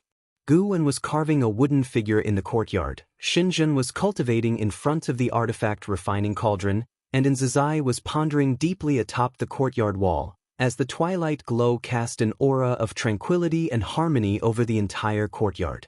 Suddenly, Guwen slightly raised his eyebrows. He sensed that blood prison great saint and Fang Xian had been captured, and the threads of destiny suddenly became blurred. Celestial Court. Only the Celestial Court could make destiny appear this obscure. Fortunately, the blood prison great saint and Fang Xian carried the destiny of the primordial Tao Emperor, allowing him to track their whereabouts. Guwen began tracing their trail through the destiny of the primordial Tao Emperor and saw the plight of blood prison great saint and Fang Xian. Guwen suddenly thought of the divine court within the Taiwei Great World. The divine court was also aiding the immortal gods in capturing creatures, tossing them into a furnace, and now the same fate befell blood prison great saint and Fang Xian. Could it be that these immortal gods were preparing for the celestial emperor's struggle? Guwen stood up, stretched lazily. He looked at Zizai and suddenly had an idea. No matter what, Zizai, being the eldest disciple among the third-generation disciples of Wuxia, must eventually possess the ability and insight to stand on his own. Currently, Zizai severely lacks insight, even considering the free immortal realm as the highest stage of immortal cultivation. "Zizai, I am planning to go out and have a look. There might be battles involved. Would you like to come and see?" Guwen spoke, and as soon as he said this, Zizai turned his head towards him with an expression of interest. Not only him, but even Xinzhen looked at Guwen, eyes full of curiosity. "Ancestor, I'm afraid I will drag you down." Zizai wanted to go, but recalling his previous experiences of external training made him hesitant. Guwen smiled and said, "No worries, you won't need to act. Such an opportunity is rare. Think about it carefully." Hearing this, Zizai fell silent, while Xinzhen spoke. "Your ancestor wants to broaden your horizons. You are the first third-generation disciple of Wuxia, and you will surely have many junior brothers and sisters in the future. Do you think you are qualified to be the eldest disciple in your current state?" Her words were not pleasant, tinged with a shade of mockery, but they did not anger Zizai. Zizai took a deep breath, finding reason in Xinzhen's words. He gave Xinzhen a grateful look, then said to Guan, "Ancestor, I am willing to go with you." Guan immediately waved his sleeve, and Nzizai felt a strong wind rush towards him, instinctively closing his eyes. Then Nzizai could not open his eyes, only feeling himself falling, unable to extend his divine sense, which instinctively made him feel tense. After a while, Nzizai felt his feet touch the ground and instinctively opened his eyes to see Guan's back. Seeing his ancestor before him, he breathed a sigh of relief. Without speaking, he raised his head to observe the surroundings. He found himself in a dim world, the celestial vault pitch black like a starless night sky. The barren earth and heaps of scorched soil emanated fire sparks and smoldering smoke, gradually making him feel the heat. What is this place? Confusion filled Nzizai's heart, and he could only look towards his ancestor. Guan said, "We are inside a great cauldron, where thousands of beings beyond the 9 heavens of the immortal path are suffering." Beyond the 9 heavens of the immortal path? Thousands? Nzizai's eyes widened, his mouth dropped open in shock, his worldview experiencing a strong impact. In his understanding, the 9th heaven of the immortal path was the highest realm, and he could not envision how powerful those beyond it could be. Yet thousands of such powerful beings were subdued here. Above the free immortal realm is the Dao fruit realm, segmented into Daoist Zhang Zizai immortal, profound Yuan free immortal, and heaven-encompassing free immortal. Beyond that lies the golden immortal Dao fruit, segmented into innate golden immortal, heaven-balancing golden immortal, and Taiching golden immortal. Guan gazed into the distance, softly introducing, leaving Nzizai even more astounded. There are so many realms above the free immortal? See Th Iyer. Net website on Google to access chapters of novels early and in the highest quality. What realm was the ancestor in? His intuition told him the ancestor might very well be a Taiching golden immortal. How else could he know so much? Nzizai nervously asked, "Ancestor, who is the enemy and where are they?" Guan did not hide it. "The owner of this cauldron is an immortal god from the celestial court. We came here because my steed was captured here." "Is it Uncle Master Blood Prison?" Nzizai's eyes lit up as he asked. Though the Blood Prison great saint was a steed, he was regarded as a disciple within Wuxia, and Nzizai had heard his name since childhood. Among the disciples of Wuxia, Blood Prison great saint was the second only to his master, with immense capability. "Yes, it is him," Guan answered, having already sensed the presence of Blood Prison great saint and Fang Xian within the cauldron. They were trying to escape the cauldron, but no matter how they exerted their divine skills, they could not break free. The other trapped individuals within the cauldron had long given up hope, opting only to meditate to resist the cauldron's flames as best as they could. "Are we going to rescue him now?" Nzizai asked excitedly. He was excited for 2 reasons: meeting the Blood Prison great saint and encountering the immortal gods and realms beyond the free immortal. He felt a thrill reminiscent of his early days of training away from the 9-spirit continent. No rush. Guan turned to walk, and Nzizai quickly followed. He glanced around, feeling very nervous, unsure of where the enemy lay. This world is so vast. Is it really a cauldron? Nzizai was secretly astonished, unable to imagine the strength and features of the celestial court immortal god who wielded such a great cauldron. As they advanced, Nzizai saw bones upon bones, human remains and demon remains shocking to the eye, the stances of some of the skeletons making his scalp tingle. He could imagine how desperate they must have been while alive. "Ancestor, how did you bring me in?" Nzizai refocused his gaze on Guan, cautiously asking. Invading even the treasure of an immortal god seemed effortless. Nzizai truly sensed his ancestor's profound abilities, heightening his anticipation for the impending battle. "Just stepped in," Guan answered casually. This offhand remark further increased Nzizai's admiration for him. "Ancestor, will you fight the immortal gods? In this place, it might be worth testing their edge." "What is this place? Where is this great cauldron located? Is it still within our world?" "This is the path of the great Dao, incredibly far from the celestial spirit great world, so distant that with your current cultivation level, you will never be able to come here in your lifetime." Gu's answer left Zizai wide-eyed again, memorizing the name of this place, determined to journey here if possible in the future. Ancestor, if a battle does start, will you use the myriad supreme palm? Zizai blinked, expectantly asking. Gu gently nodded. He did not look back, but this gesture was enough to make Zizai feel thrilled. Having cultivated the myriad supreme palm for so many years, he had not truly witnessed the power of this secret skill. If you find any errors, ads pop up, ads redirect, broken links, non-standard content, etc., please let us know reports so we can fix it as soon as possible. Chapter 689, Demon God's Physical Body Under the Dark Celestial Vault. The Blood Prison Great Saint landing beside Fang Xian, both of their expressions grim.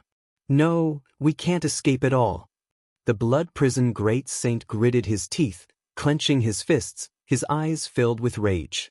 Having cultivated on the path of the Great Tao for so many years, to be effortlessly trapped in this realm made him feel deeply humiliated. Don't act rashly, let's meditate and observe this realm first. Fang Xian pulled the Blood Prison Great Saint to sit down, cautiously watching their surroundings. The floating scorched smoke and sparks reminded him of a terrible event that had occurred here, and it was likely to happen again. The Blood Prison Great Saint took a deep breath, struggling to calm his emotions. He then dispersed his divine sense, trying to investigate the situation here. He quickly saw figures of other captives but could not see the figures of Guan or Zizai. So many people were caught, and many have a higher cultivation level than us. Fang Xian murmured, his tone full of unease. Xuanji Emperor. He's also here, reportedly one of the best chances of becoming a Daoist emperor among the current prodigies. Fang Xian's face changed dramatically. After saying this, his face looked ashen. The Blood Prison Great Saint felt increasingly anxious. Why had the immortal gods captured so many people? Meanwhile, Zizai followed Guan all the way. He noticed that although his pace hadn't accelerated, the surrounding environment shifted significantly. This was a very peculiar experience. Although he advanced quickly, it was hard to notice unless he observed carefully. It must be the ancestors' doing. Zizai looked at Guan with growing admiration.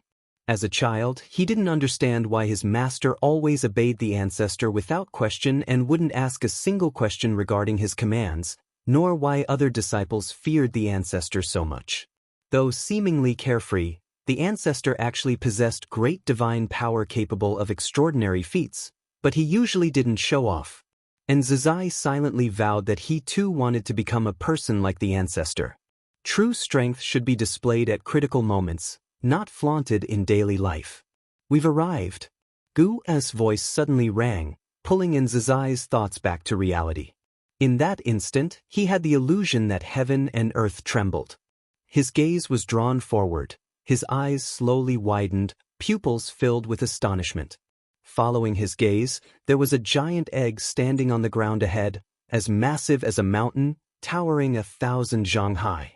The surface of the giant egg was like flesh and skin with veins, glowing red inside, faintly revealing a giant curled up within.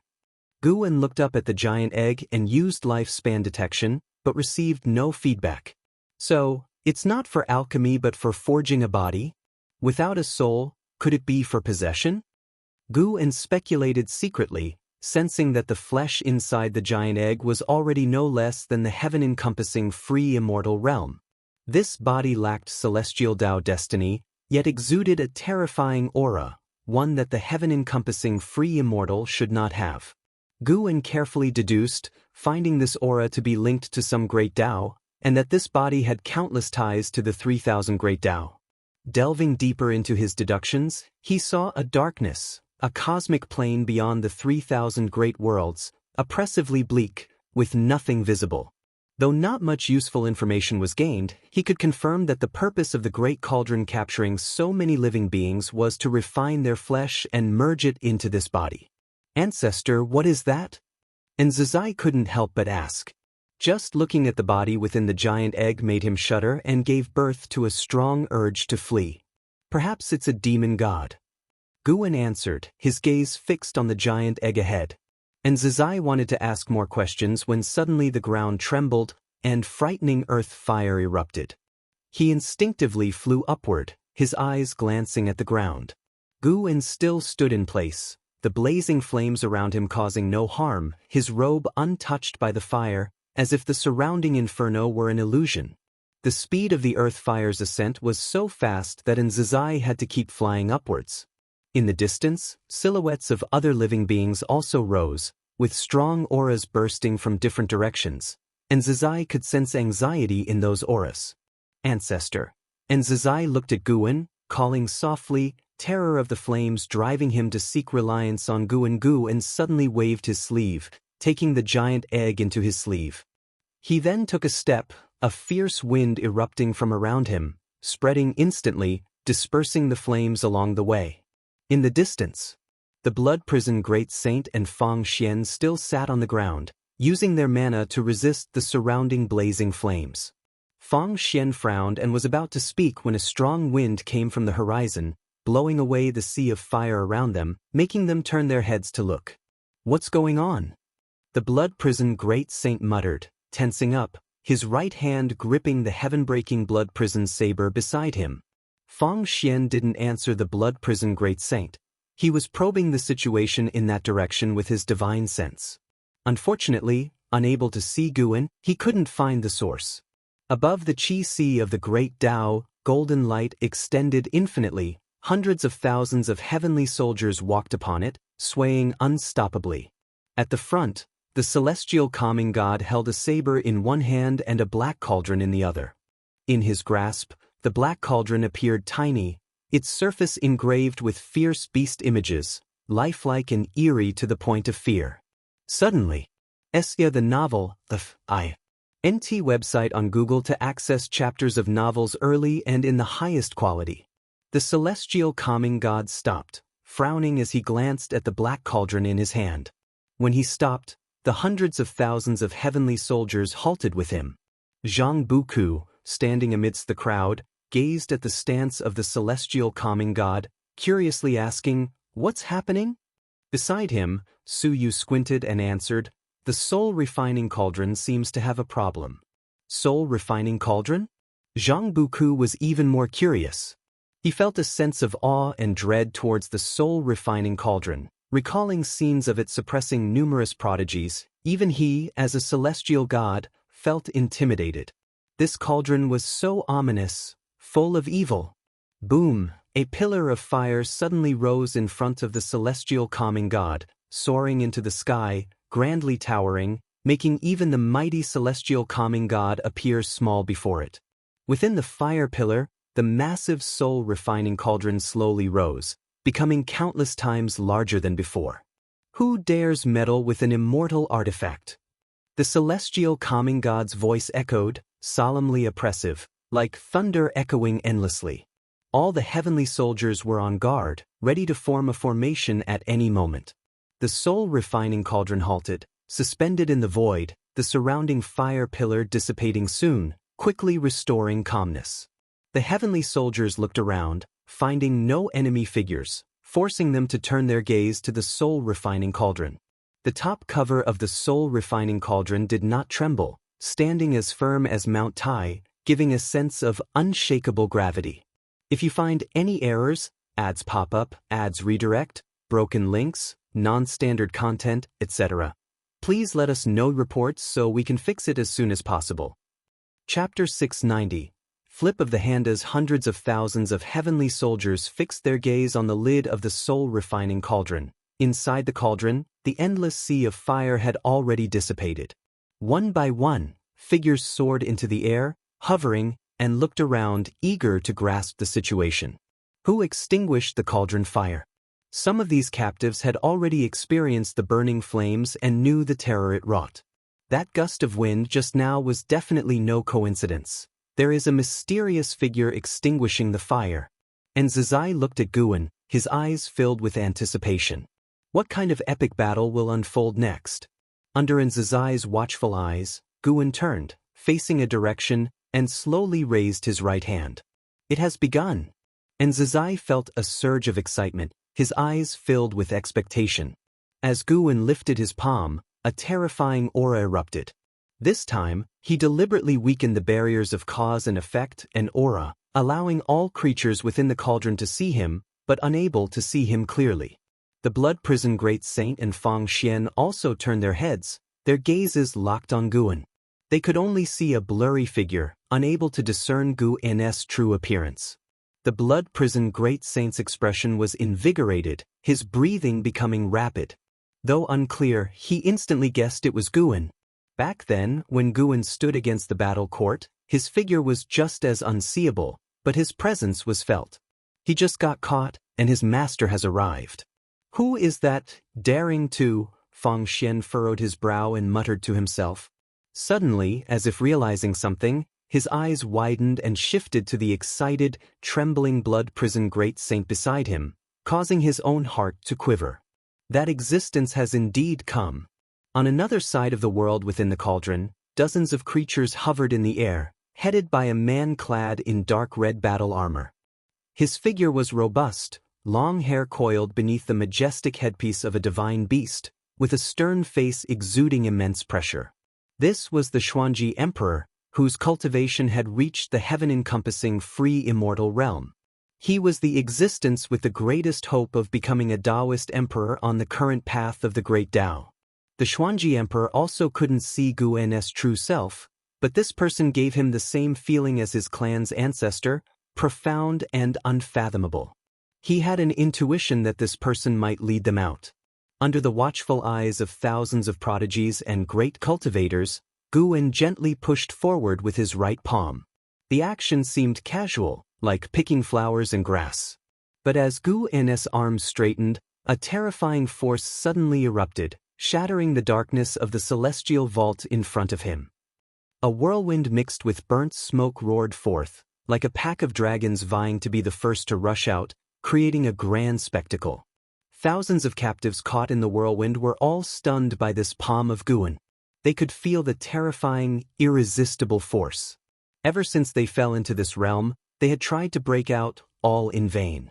Their strongest divine skills didn't create the slightest damage. Cloaks flapping and hair swirling, all captives gazed at the broken hole in the horizon where inside shone a dazzling white light, resembling an entrance to a new world. Above the Qi Sea along the Great Tao, hundreds of thousands of heavenly soldiers watched as a huge hole was blasted through the soul-refining cauldron. The oppressive heat wave surged out, unstoppable, and the majority of heavenly soldiers showed a look of disbelief. Such an immortal artifact was actually pierced through? And from the inside.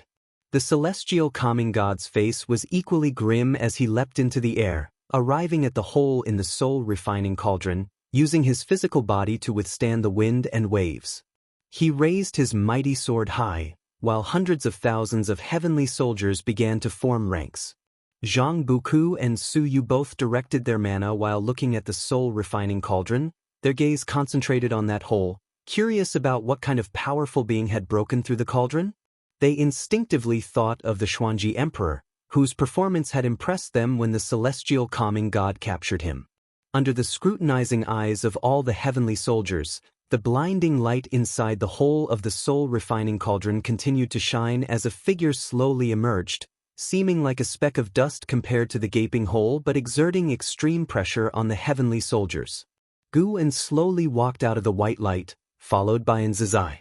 Neither the celestial calming god nor the hundreds of thousands of heavenly soldiers could see their true forms, only perceiving two vague silhouettes, which made the celestial calming god even more wary of Guan. "Who are you?" The celestial calming god questioned sternly. He was sure he had never captured these two before, meaning they had sneaked into the soul-refining cauldron without a trace. Their cultivation level was likely above his.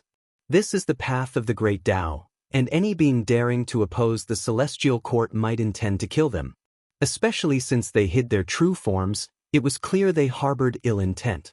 He could die and be resurrected through the celestial court's destiny, but his hundreds of thousands of heavenly soldiers couldn't since they hadn't truly been inducted into the immortal class.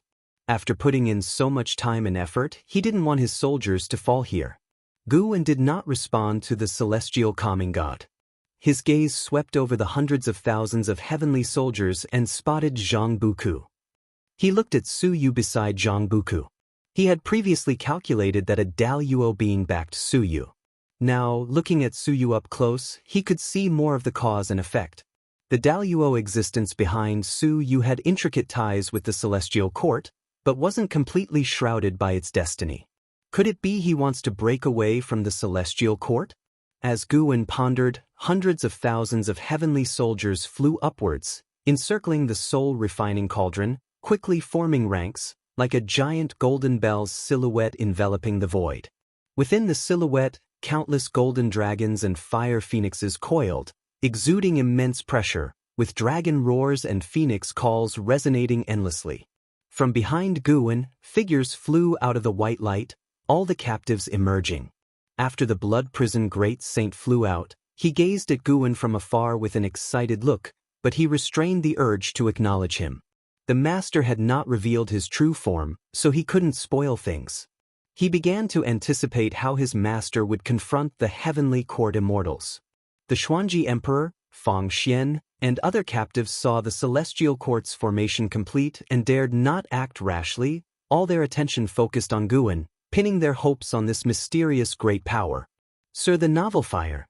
Net website on Google to access chapters of novels early and in the highest quality. The celestial calming god lifted his sword, pointing it at Guwen, as his Dharma aspect rose, radiating majesty like an ancient war god standing up, dwarfing even the soul-refining cauldron. If you refuse to speak, you're an enemy. The celestial calming god shouted solemnly, thoughts rushing through his mind, but with so many enemies over the long years, he couldn't promptly identify who it was. Yet he didn't waste time in idle chatter. During the questioning, he was already mobilizing the celestial army's destiny of the celestial court, focusing it on himself. He was already at the cultivation level of a heaven-balancing golden immortal, and his momentum was escalating crazily. Guwen saw through the celestial calming god's little tricks but didn't mind. And Zizai looked at the figure of the celestial calming god and the grand formation of hundreds of thousands of heavenly soldiers. This was the first time he had encountered such an imposing scene in all his years. Watch closely, this is the first strike of the myriad supreme palm. Guwen's voice suddenly resonated in Zizai's ears, causing his eyes to widen. And Zizai fixed his gaze on Guwen, watching him raise his right hand once more. This time, Guwen didn't push forward but instead flipped his right hand upwards and then pressed it downwards. Not just in Zizai, almost everyone had their eyes glued to Guwen. Seeing his movement, no one dared breathe. As Guwen's palm pressed downward, an immense, boundless pressure descended from the sky, enveloping everyone, shocking them as they looked up. Hundreds of thousands of heavenly soldiers raised their heads uniformly, the scene utterly spectacular. They too widened their eyes in disbelief. The always composed and profound Su Yu's expression also drastically changed, exclaiming in shock, "How can this be?" If you find any errors, ads pop up, ads redirect, broken links, non-standard content, etc., please let us know reports so we can fix it as soon as possible. Chapter 691. Su Yu's voice was drowned out by the roar within the void, and Zhang Buku beside him also widened his eyes, with specks of golden light appearing rapidly in his eyes, quickly connecting into a continuum. Hundreds of thousands of heavenly soldiers looked up, all with expressions of utter astonishment. Celestial calming god looked up and was similarly shocked. He immediately roared in anger, raised his sword, and slashed upwards. His mana, nearly at the limit of the heaven-balancing golden immortal realm, suddenly erupted, soaring skyward. The golden bell phantom formed by hundreds of thousands of heavenly soldiers trembled violently, and those golden dragons and fire phoenixes, as if encountering a natural enemy, ceased altogether, roaring towards the sky. The thousands of other trapped people behind Guwen also looked up, all staring in stupefaction, the golden light illuminating their shocked expressions. Golden ethereal palms of varying sizes descended from the sky, endless and inexhaustible, all shining with piercing golden light, occupying the entire sky above the void, as if another plane was descending, full of oppression. No matter which direction one looked, there were massive golden palm silhouettes as large as mountains, some even larger than heaven and earth, with an unimaginable oppressive force that made it impossible for them to escape the range of the celestial army's formation. Even the Xuanji Emperor of the heaven-encompassing free immortals could not count how many golden ethereal palms there were. In the face of such divine skills, the heavenly court immortals were like mere mortals, insignificant and fragile. And Zizai opened his mouth wide, staring blankly at the relentless descent of the golden ethereal palms, his mind blank as he gazed at the spectacle. Time seemed to slow down, and everyone except the celestial calming god had no time to react. The celestial calming god wielded his sword to cut, and in the process of ascending, the vast mana transformed into a crimson qilin, surrounded by heavenly thunder. It was even larger than the soul-refining cauldron, but under the endless palm silhouettes of the god-calming realm, it was like a mosquito caught in a storm, ready to be overwhelmed at any moment. The descent of the god-calming realm was extremely fast, from appearance to arrival in less than half a heartbeat. Countless golden ethereal palms smashed onto the golden bell phantom, and the dazzling golden light made the entire void lose its color. Zhang Buku looked up with wide eyes. He instinctively wanted to use his divine skills, but his actions weren't quick enough, and ultimately, his entire body was engulfed by the golden light. Boom! Boom! Boom! As the cosmic void lost its color, deafening roaring sounds erupted continuously, and Zizai also closed his eyes, unable to see, and the incoming sounds made him feel as if the entire Dao universe was shaking, his chi blood freezing, causing extreme discomfort. Standing behind Guan, he felt this way, let alone the others.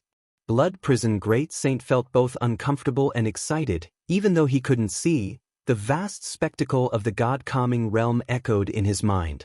Such divine skills, he wanted to learn them too. Once he returned, he would pester his master to teach him this divine skill. Xuanji Emperor also found himself unable to perform magic, but he sensed a special fate not only due to pure and powerful cultivation but also a special fate supporting it. This fate was similar to the Daoist emperors, comparable to the Great Dao, yet independent of the Great Dao. This astonished the Xuanji Emperor greatly. Is there a kind of Great Dao destiny on the path of the Great Dao stronger than the Daoist Emperor?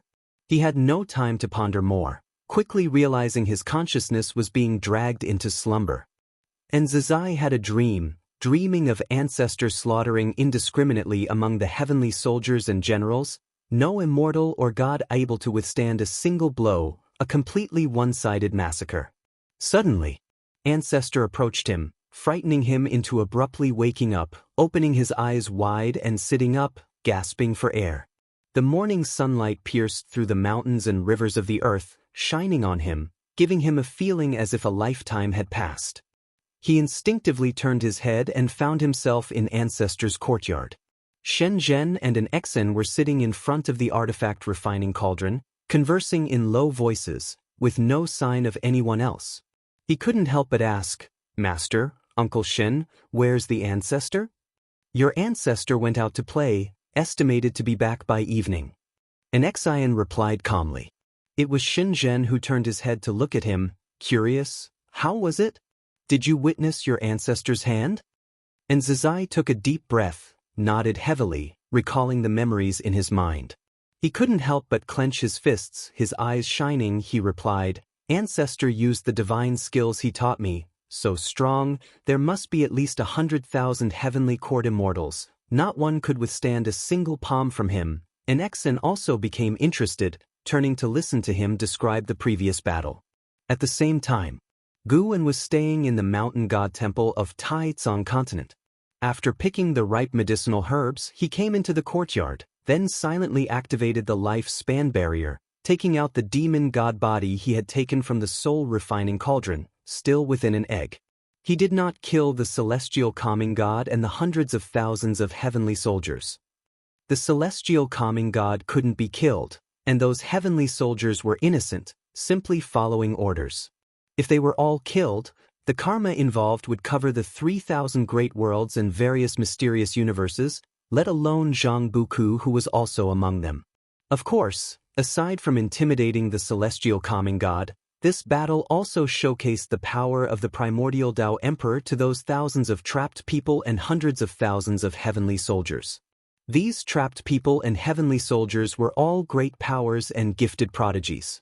They would certainly perceive the fate of the primordial Dao Emperor, and they could spread the primordial Dao Emperor across their respective universes. At this moment, Guwen was more concerned with the demon god body that the celestial calming god had refined. He observed carefully and found that this demon god body had a high tolerance for the 3,000 great Daoists, meaning it could cultivate various great Daoists with ease. For whom was the celestial calming god preparing this body? This body had no heavenly court destiny, so Guwen realized that there were hundreds of such bodies within the 3,000 great worlds, and one was hidden within the divine court of Taiwei Great World. Ia the Novel Fire. NE*T website on Google to access chapters of novels early and in the highest quality. So many demon god bodies, and they are all being refined by immortals and gods, must be related to the struggle with the celestial emperor. Do they need so many demon gods to overthrow the current celestial emperor's rule? Guwen was very curious about how strong the celestial emperor really was today. What was his concept of the heavenly Dao? Perhaps the disregard of the immortal gods for all living beings is related to the battle for the celestial emperor. Guwen looked at the demon god body, silently thinking. Profound mysterious Shinran sat beside him, curiously looking at the giant egg in front of Guwen. Even though the egg had shrunk a lot, the figure curled up inside still appeared large. Staring at the figure inside the giant egg, profound mysterious Shinran felt very uneasy, feeling that this body was terrifying, making him afraid to disturb Guwen. For a long time, Guwen glanced at profound mysterious Shinran and smiled. I shall grant this body to you, to aid in your possession. Do you agree? Upon hearing this, profound mysterious Shinran's face changed greatly, not immediately agreeing or refusing, but cautiously asked, what is the origin of this body? This body was refined by the immortal gods, true immortal gods. If you possess it, you will have talent surpassing all creation, but you will also bear unforeseen karma, which might drag you into immense trouble in the future. Guwen explained, making profound mysterious Shinran even more nervous. True immortal gods? The reason profound mysterious Shinran follows Guwen is because he devoutly believes in immortal gods. Now hearing of true immortal gods from Guwen, his heartbeat quickened. If you find any errors, ads pop up, ads redirect, broken links, non-standard content, etc., please let us know reports so we can fix it as soon as possible. Chapter 692, The Supreme Celestial Emperor, How do you wish me to choose? After much thought, profound mysterious Shinran decided to inquire about Guwen's attitude. He owed his current achievements entirely to Guwen's support, and he believed Guwen would not harm him. Even if he was merely a pawn for Guwen, he would willingly accept it. Guwen replied, naturally, I hope you can accept it, and perhaps in the future, you could use this body to enter the immortal class. Profound mysterious Shinran narrowed his eyes and asked, do you want me to infiltrate the celestial court? So clever. Guwen spoke earnestly, immortal gods exist, but they disregard all living beings. Some even commit evil deeds in the human world. I think there might be issues within the celestial court that creates immortal gods. The reason he chose to give the demon god body to profound mysterious Shinran was twofold, to genuinely help him change his fate, and because profound mysterious Shinran yearned for immortal gods, thus he could send him to the celestial court as a spy. The destiny of the celestial court is complex and cannot be predicted, but if a spy is planted, they can still investigate the internal situation of the celestial court. After hearing this, profound mysterious Shinran thought it made sense. The current immortal gods were indeed strange. They were not seen saving the world. Instead, many catastrophes arose because of them. Then I am willing to possess this body, thank you for your grace. Sar the novel, Fir. NT website on Google to access chapters of novels early and in the highest quality. Profound mysterious Shinran immediately knelt down and kowtowed to Guwen. If it weren't for Guwen's care, he wouldn't have lived this long. Even though he was already hundreds of thousands of years old, his path of cultivation was still hopeful, all thanks to Guan. Moreover, he believed Guan was greatly virtuous. Without Guan, the world he resided in would have been destroyed several times already. No matter the underlying reasons, born in the celestial spirit great world, he should take its side. Whoever protected it was the true immortal God in his heart. Guan, looking at profound mysterious Jinren kneeling in front of him, couldn't help but think back to 56,000 years ago, when profound mysterious Jinren had also knelt to him like this. He wondered whether this arrangement was a blessing or a curse for profound mysterious Jinren. Guan did not hesitate. He had already explained the pros and cons and his intentions to profound mysterious Jinren, which was also what the latter sought. He believed that profound mysterious Jinren was not compelled by his power. Profound mysterious Jinren surely knew that even if he refused Guan would not trouble him. Then let's begin. On a desolate meteor on the path of the great Tao, Zhang Buku opened his eyes, quickly stood up and looked around.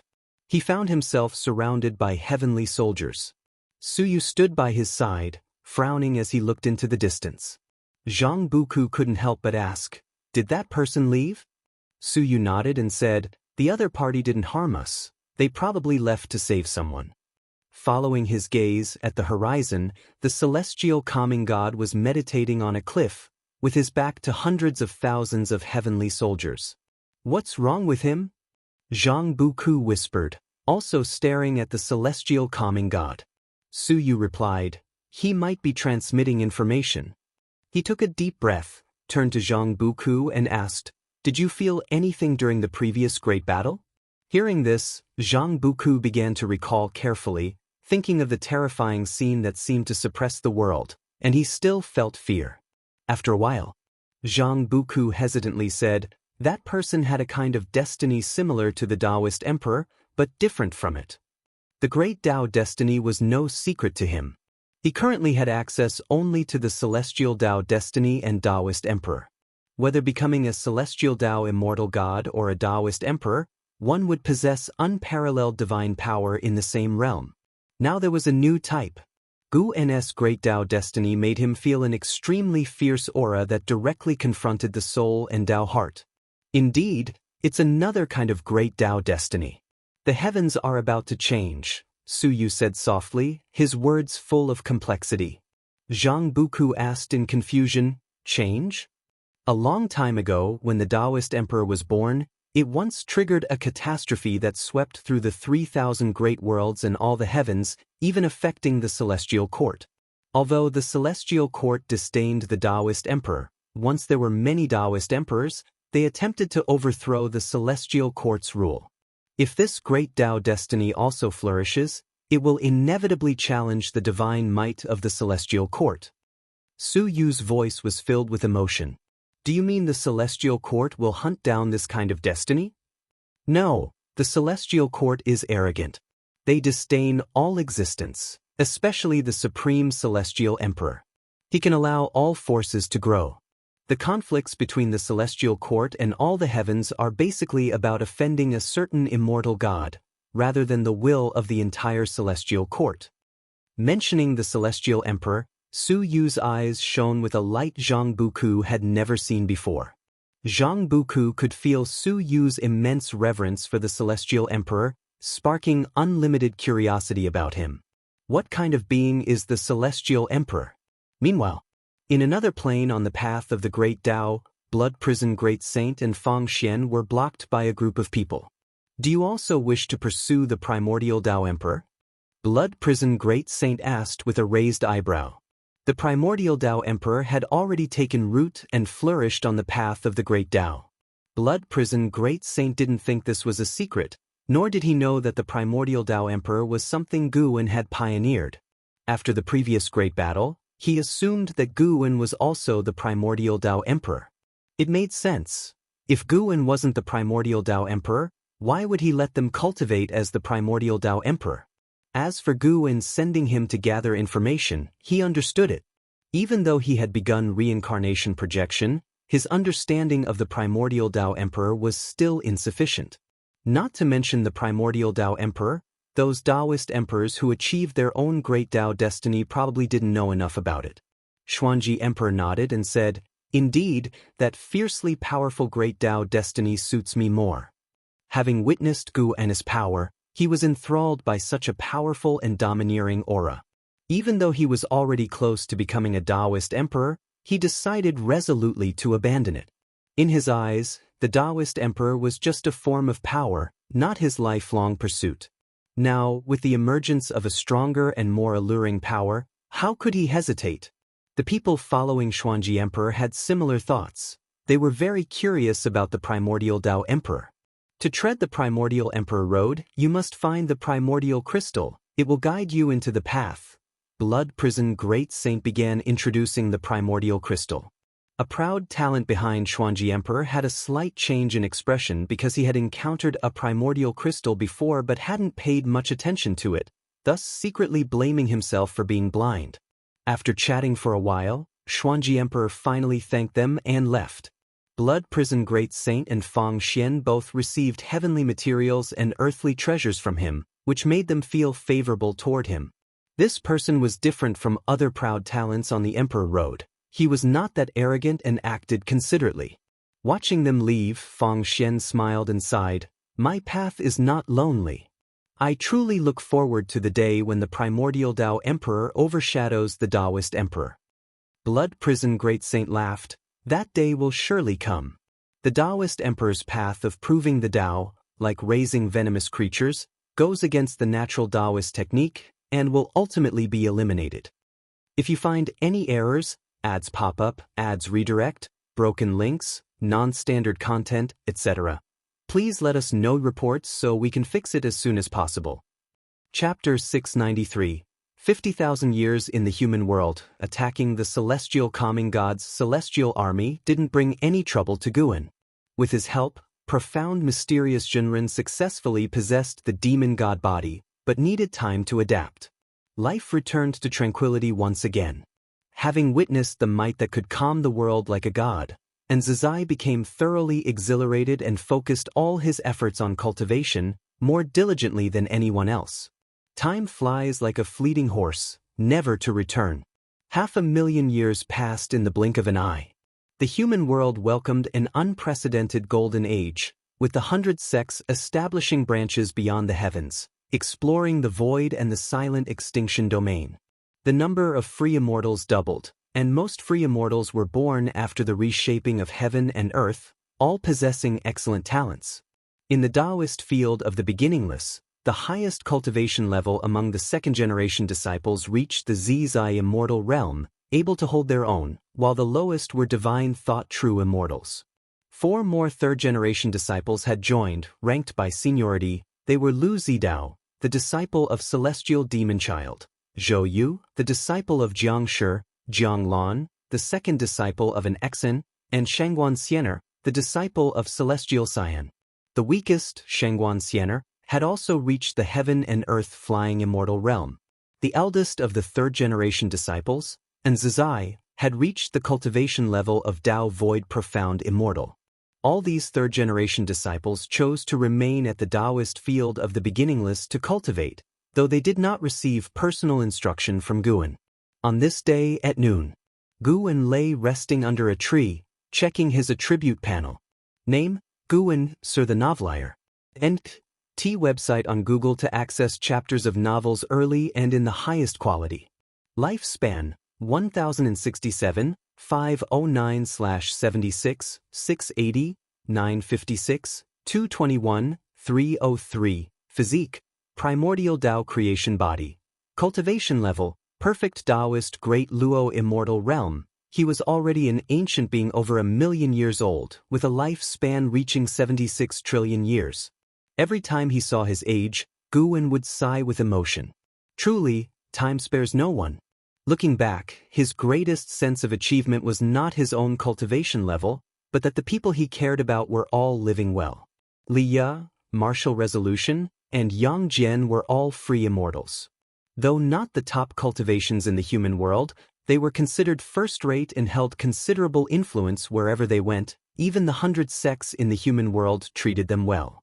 Other old friends like Jiang Qiong, Li Xiandao, and Profound Celestial Intent were all doing well. Even those like Lu Lingjun, Guyu, Lin, and Yu Inying, with whom he had lost contact, had received his secret assistance and were living their own brilliant lives. Some people, though drifting further apart, did not leave Guwen feeling regretful.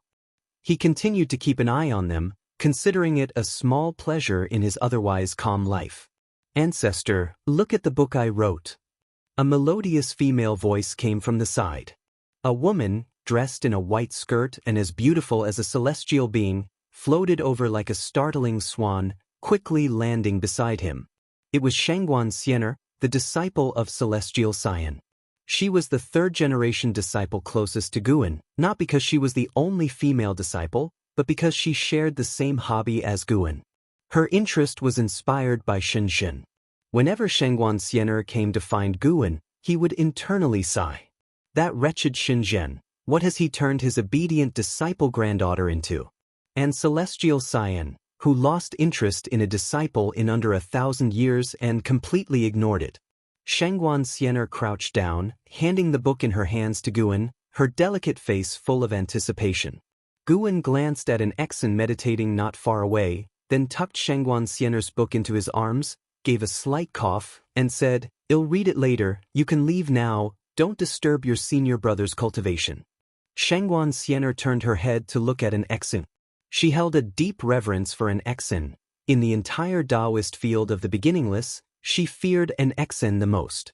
Seeing an Exen still meditating, Xianxia turned back, looked at Guwen, and said mysteriously, "Ancestor, Qianquan's sect is going to war with the Dao court because of Yuan Luo. The information is very reliable." Yuan Luo and Zhao Rushan had a long-standing feud from their early years. Both were once the first geniuses of their respective sects and now held great power, which gave them even more confidence. Conflicts arose with each encounter. "What's it to you?" Guwen said casually. In fact, he had already foreseen the final outcome of this conflict. Before Yuan Luo's birth, Emperor Tianhong would kill Zhao Rushan, causing the decline of the Dao court until it disappeared from history. Now that Yuan Luo replaced Emperor Tianhong, a war between Qianquan's sect and the Dao court was inevitable. Not just Qianquan's sect, the 100 sects in the human world would also besiege the Dao court, aiming to overturn the world order of the past million years. Many other sects' great cultivators had already secretly colluded with Yuan Luo. The 20 geniuses from the undefeated Emperor clan had also risen. They came from the Emperor clan, inherently belligerent, and had long wished to overthrow the Dao court. Now they were on good terms with Yuan Luo, serving as his support. Even without these 20 geniuses, the Dao court would ultimately fall. It was a destined fate, as no power could remain prosperous forever in the human world, so Guwen didn't stop the geniuses from the undefeated Emperor clan. Not only had he introduced variables to the human world, but over these 500,000 years, there were also more than 1,000 beings with great divine skills from other great thousand worlds. The celestial spirit god did not intervene, for the celestial spirit great world also had many who ventured through the world gate. The variables increased, and the profound Yuan-free immortals and Daoist Zhangzizai immortals of the human world could no longer foresee the future, causing unrest within the Dao court. Yet the fate of the celestial spirit great world remained visible to Gu, and whenever changes occurred, new destinies appeared in his vision. If he focused, he could even see the destiny branches created by these variables in advance. That's the Dao court, the strongest sect under the heavens. No, it's the strongest even beyond the heavens. Once Qianquan's sect goes to war with them, could it affect our Daoist field of the beginningless? Xianxia's voice was filled with excitement and anticipation as she spoke. Among the third-generation disciples, aside from Nzizai, the others only knew Guwen was strong, but how strong exactly, they were unsure. Moreover, the second-generation disciples intentionally didn't reveal that Guwen was invincible to prevent them from becoming too arrogant. Guwen stood up, listlessly saying, "Maybe. You better seize the time to cultivate. With your cultivation, you're merely cannon fodder against the Dao court." He touched his chest, curious about the book Xianxia had written. Deliberately, he didn't simulate it beforehand, letting this book remain a mystery. Objectively speaking, Shangguan Xian'er's characterization of people and depiction of environments was indeed top-notch, though she lacked the creativity of Shenzhen. Shangguan Xian'er huffed, "I've already preliminarily mastered the 3,000 slaying Dao swords. I may not lack the strength to fight." "Oh please, with your swordsmanship, you call that the 3,000 slaying Dao swords? Ancestor, you're going too far. Not just your 3,000 slaying Dao swords, even your master's doesn't qualify. Your comprehension in sword Dao is too poor." Gu En deliberately teased Shangguan Xian'er, inciting her face to redden with anger. Unlike how he encouraged the second-generation disciples, Gu En relished discouraging the third-generation ones. He just liked seeing his disciple grandkids getting rattled. He knew he was quite vile for doing so, but seeing his grand disciples, he just couldn't help but crack jokes.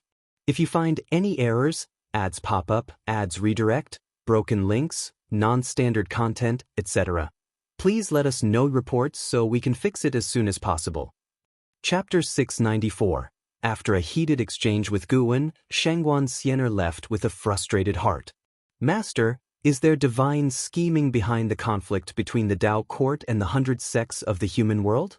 And Xin's voice came through, as she opened her eyes, gazing at Guwen from afar. Guwen turned his head to look at her and asked with a smile, "What is it? Are you worried about the Qiankuan sect?" And Exin shook her head and replied, "It doesn't matter who wins or loses, it's natural selection, destined by fate. I'm just worried that there's some interference from outer heaven. If that's the case, wouldn't it be a great pity for the sects of the human world? No matter who wins or loses, the internal strife in the celestial spirit great world can't affect much, as a new order will always arise. But the variables brought by the immortal gods are different, potentially overwhelming the entire celestial spirit great world. Such events have occurred before. Then you don't need to worry. The current disputes are also an evolution of the human world's progress." Facing an Exin, Guwen was willing to reveal some heavenly secrets. The scheming of the immortal gods has always existed, but it's not the current conflict. And Exin nodded slightly, then came to Gu En's side, beginning to inquire about difficulties in cultivation. She, too, had stepped onto the primordial emperor road, though her daily cultivation still primarily focused on the immortal emperor's eye. The master and disciple chatted for a while before Gu En finally departed. He walked through the woods, his gaze fixed on the path of the great Dao. Someone was about to achieve the position of primordial Dao emperor. This will be the first primordial Dao emperor. And that person is Fang Xian. On the current path of the great Dao, over 3,000 beings have stepped onto the primordial emperor road. Once the first primordial Dao emperor is born, the fortune of the primordial Dao emperor will rise significantly, extending to the 3,000 great worlds. At that time, the primordial crystal will also be distributed across all heavens and myriad realms. The fortune of the primordial Dao emperor is still in a growing state. If someone were to kill Guwen, this fortune would dissipate into thin air. Once a primordial Dao emperor is born, then, even if Guwen were to fall, the fortune of the primordial Dao emperor would remain, just like the great Dao, eternal and unchanging. Because of this, Guwen also eagerly anticipated Fang Xian's success. At this moment, Fang Xian was meditating in an independent void, where only he and the blood prison great saint existed. The blood prison great saint was far away, not daring to disturb him.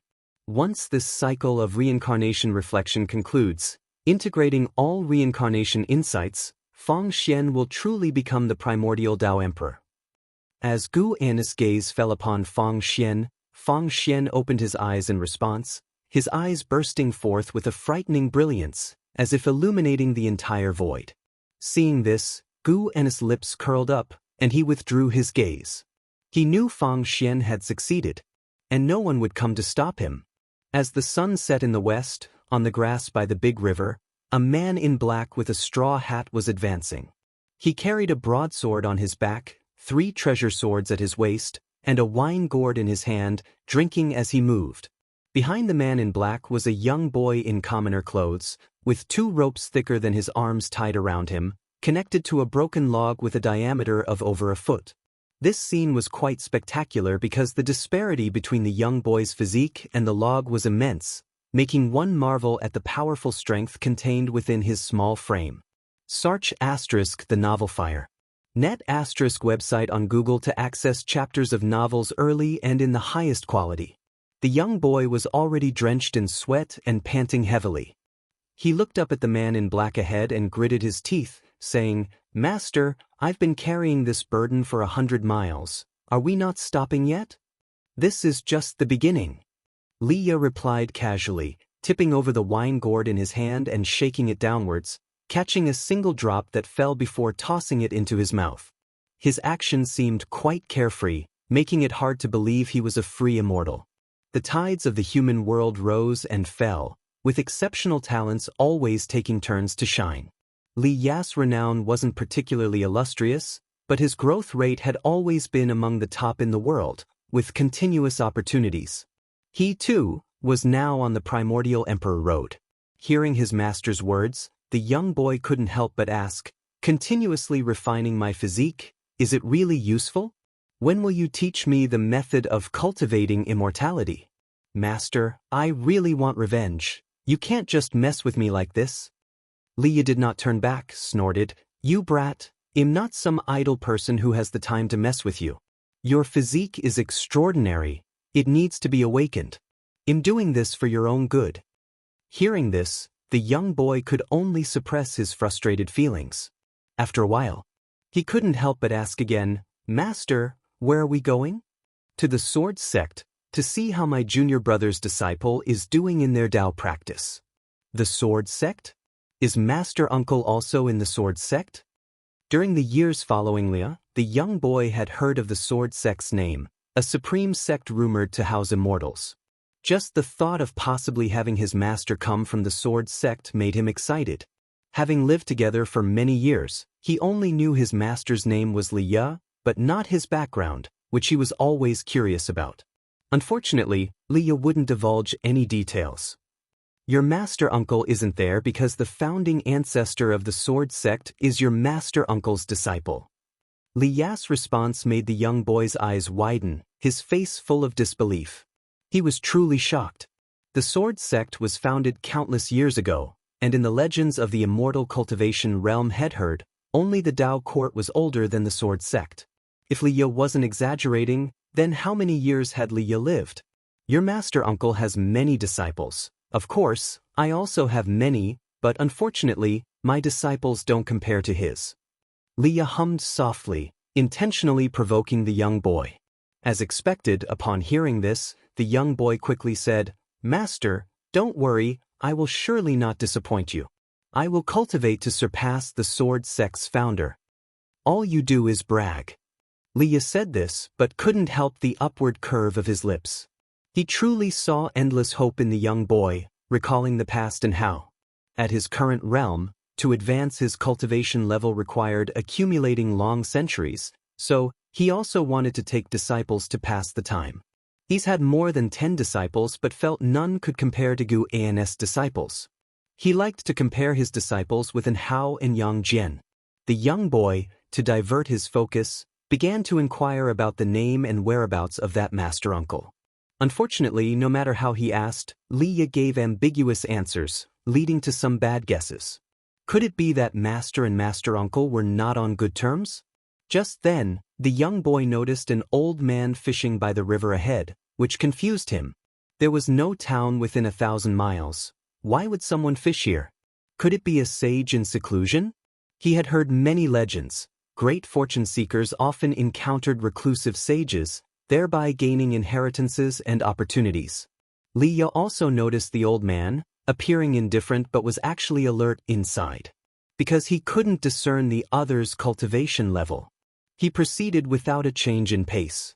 As he walked past the old man's back, the old man spoke. "Liya, from the Taizong dynasty, son of the son of heaven of Taizong, sent to the supreme sect for cultivation in his youth." Liya stopped immediately upon hearing this. If you find any errors, ads pop up, ads redirect, broken links, non-standard content, etc., please let us know reports so we can fix it as soon as possible. Chapter 695. heavenly ascension stares. Leah looked at the old man by the river and squinted, asking, "Who are you, sir, and how do you know me?" The boy in coarse clothing followed and stopped, looking at them nervously. This old man had an unfathomable aura and immediately revealed his master's origins. Clearly, he wasn't simple. The old man slowly stood up, turned to Leah, revealing a face full of wrinkles. His eyes were so hollow that it sent chills down one's spine. "If I said I am an immortal god, would you believe me?" The old man stared at Leah, speaking in an indifferent tone. Leah raised an eyebrow and said, "Anyone who reaches nirvana can call themselves an immortal. There are plenty of immortals in this world. Why wouldn't I believe it? Immortal gods." The boy in coarse clothing was stunned, quickly removing the rope from his body and watching the old man warily. He had experienced family destruction, so his vigilance was extremely high. "I am the Huang Feng, immortal monarch of the celestial court, ruling over the 3,000 great worlds. Everything in your eyes is not even as large as my palm to me." As the old man spoke, he raised his right hand, his gaze falling on his palm. Such arrogant words made Leah frown. He also grew cautious, ready to fight at any time. "Throughout hundreds of thousands of years, I've sent people to help you numerous times, teaching you Daoist techniques. Of course, your accomplishments today are also due to your own strong fuyuan and the help of other benefactors. But the immortal gods have always been watching you." Huang Feng, immortal monarch, raised his eyes to Leah, their eyes meeting. Leah inexplicably believed him. Leah asked, "So, what do you want? Do you need me to repay you?" Huang Feng, immortal monarch, asked, "If I offer you the opportunity to become an immortal class, would you take it? What are the conditions? After joining the immortal class, Sangtian will only grant you duties and divine power. I don't need you to do anything for me." The words of Huang Feng, immortal monarch, made Leah frown even more. Leah stared intently at Huang Feng, immortal monarch, as if trying to see through him. Huang Feng, immortal monarch, continued, "To be honest, choosing you wasn't because of your own opportunity, but because of the supporting Dao sword venerable. I think the supporting Dao sword venerable has a misunderstanding about the celestial court and the immortal gods. If there's no substantive conflict, I see no need to be enemies. If you become an immortal god and understand the celestial court, you would build a bridge between the celestial court and the supporting Dao sword venerable. In the future, a terrifying cataclysm will descend, sweeping across the 3,000 great worlds. We can face it together." Upon hearing him mention Guan, Li Ya's frown instead eased. Saying it like this, it seems true. Although he thinks highly of himself, he wouldn't truly think he could attract the attention of the immortal gods. Even though he doesn't know where the celestial court is, just hearing about it, he imagines it as an unimaginably powerful force. Leah asked, "If that's the case, why don't you just approach him directly? Can't you find him?" Huang Feng, immortal monarch, turned his head towards the horizon, speaking leisurely, "There is already an immortal god by his side, and sooner or later he will be told. As for finding you, it's just to deepen my sincerity." Leah thought for a moment and said, "Then can I talk to him first before coming to you?" Huang Feng, immortal monarch, looked at him, smiled, and softly said, "Of course, that's not a problem. Let me first take you to see the celestial court." As he finished speaking, he suddenly swung his sleeve, sweeping away Leah and the boy in coarse clothing, the three disappearing together from the grass. Far away on the Taizong continent, Guan did not stop what he was doing, continuing to pick medicinal herbs. Profound, mysterious Shinran followed beside him. After 500,000 years, he had completely mastered the demon god body, his cultivation reaching the Zizai immortal realm, with an even more terrifying physical strength. Guan believed that even Daoist Zhang Zizai immortal was no match for him. Such progress is not exaggerated. After all, the demon god body is a great opportunity from the celestial court. Now when facing him, Guan no longer hides behind a tiny masked figure but confronts with his true form. Profound, mysterious Shinran followed beside Guan, like a Daoist child, inquiring about his cultivation doubts. Guan listened patiently, answering every question. After Guan finished picking the ripe medicinal herbs, profound, mysterious Shinran began sowing seeds. Gu did not leave immediately but waited in the courtyard, his gaze on the row of stone statues in front of the courtyard wall, all of which were sword-venerate divine statues crafted by profound mysterious Shenren. When profound mysterious Shenren returned to the courtyard, Gu spoke, "Why make these stone statues? I don't need faith, nor do I need people to always remember me." This was the truth. His cultivation to date was not reliant on the faith of the masses or worldly merits. They should remember. You don't need faith, but the world must not forget you. This is my selfish thought because I know this world isn't so important to you. If no one remembers you, there's no need for you to remain here. Profound mysterious Shinran spoke earnestly. The higher his cultivation level, the more he admired Guan. Even with a Tao heart like his, he would yearn for the universe beyond, for other great thousand worlds, but Guan could remain reclusive here and save the world multiple times. After hearing this, Guan did not respond directly but smiled. "Your kin is about to ascend to immortality." "Kin? Do you mean Liya?" Profound mysterious Shinran asked with a frown.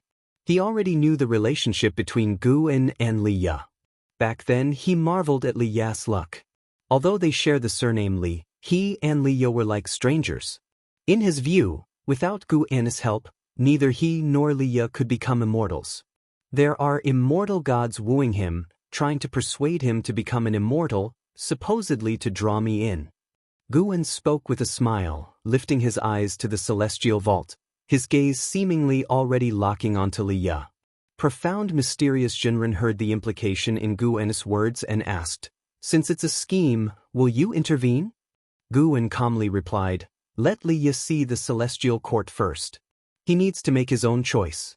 Even if the other party's target is me, for him, it's a great opportunity rarely encountered in life." These words made profound mysterious Shinran deeply respectful. Compared to Guan's broad-mindedness, the schemes of the heavenly court immortals were insignificant. The lord of the celestial court is lacking. It would be better to let the senior take charge. Profound mysterious Shinran looked at Guan, thinking to himself. Above the sea of clouds, Huang Feng immortal monarch, Liya, and the boy in coarse clothing appeared out of thin air. The boy in coarse clothing collapsed directly onto the clouds. He was about to speak, but was captivated by the sight above. Following his gaze, the celestial vault was azure, and at the top of the celestial vault, one could see the cosmic starry sky, vast and boundless, giving a fantastical sense of being in a dream. Sir the Nelfire. NT website on Google to access chapters of novels early and in the highest quality. The celestial vault merged seamlessly with the universe.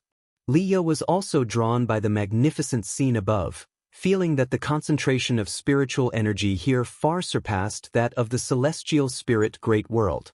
Cultivating here for a day might equal several months in the celestial spirit great world. "Is this the celestial court?" Huang Feng immortal monarch spoke. "This is not the celestial court, but it leads to the celestial court. The celestial court is above all realms, and cannot be reached merely by traversing the universe. One must ascend the heavenly ascension stairs. In the celestial court, not all immortal gods can ascend the heavenly ascension stairs. The celestial spirit god who guards the celestial spirit great world has never stepped on the heavenly ascension stairs in his life. If you find any errors, ads pop up, ads redirect, broken links, non-standard content, etc., please let us know reports so we can fix it as soon as possible.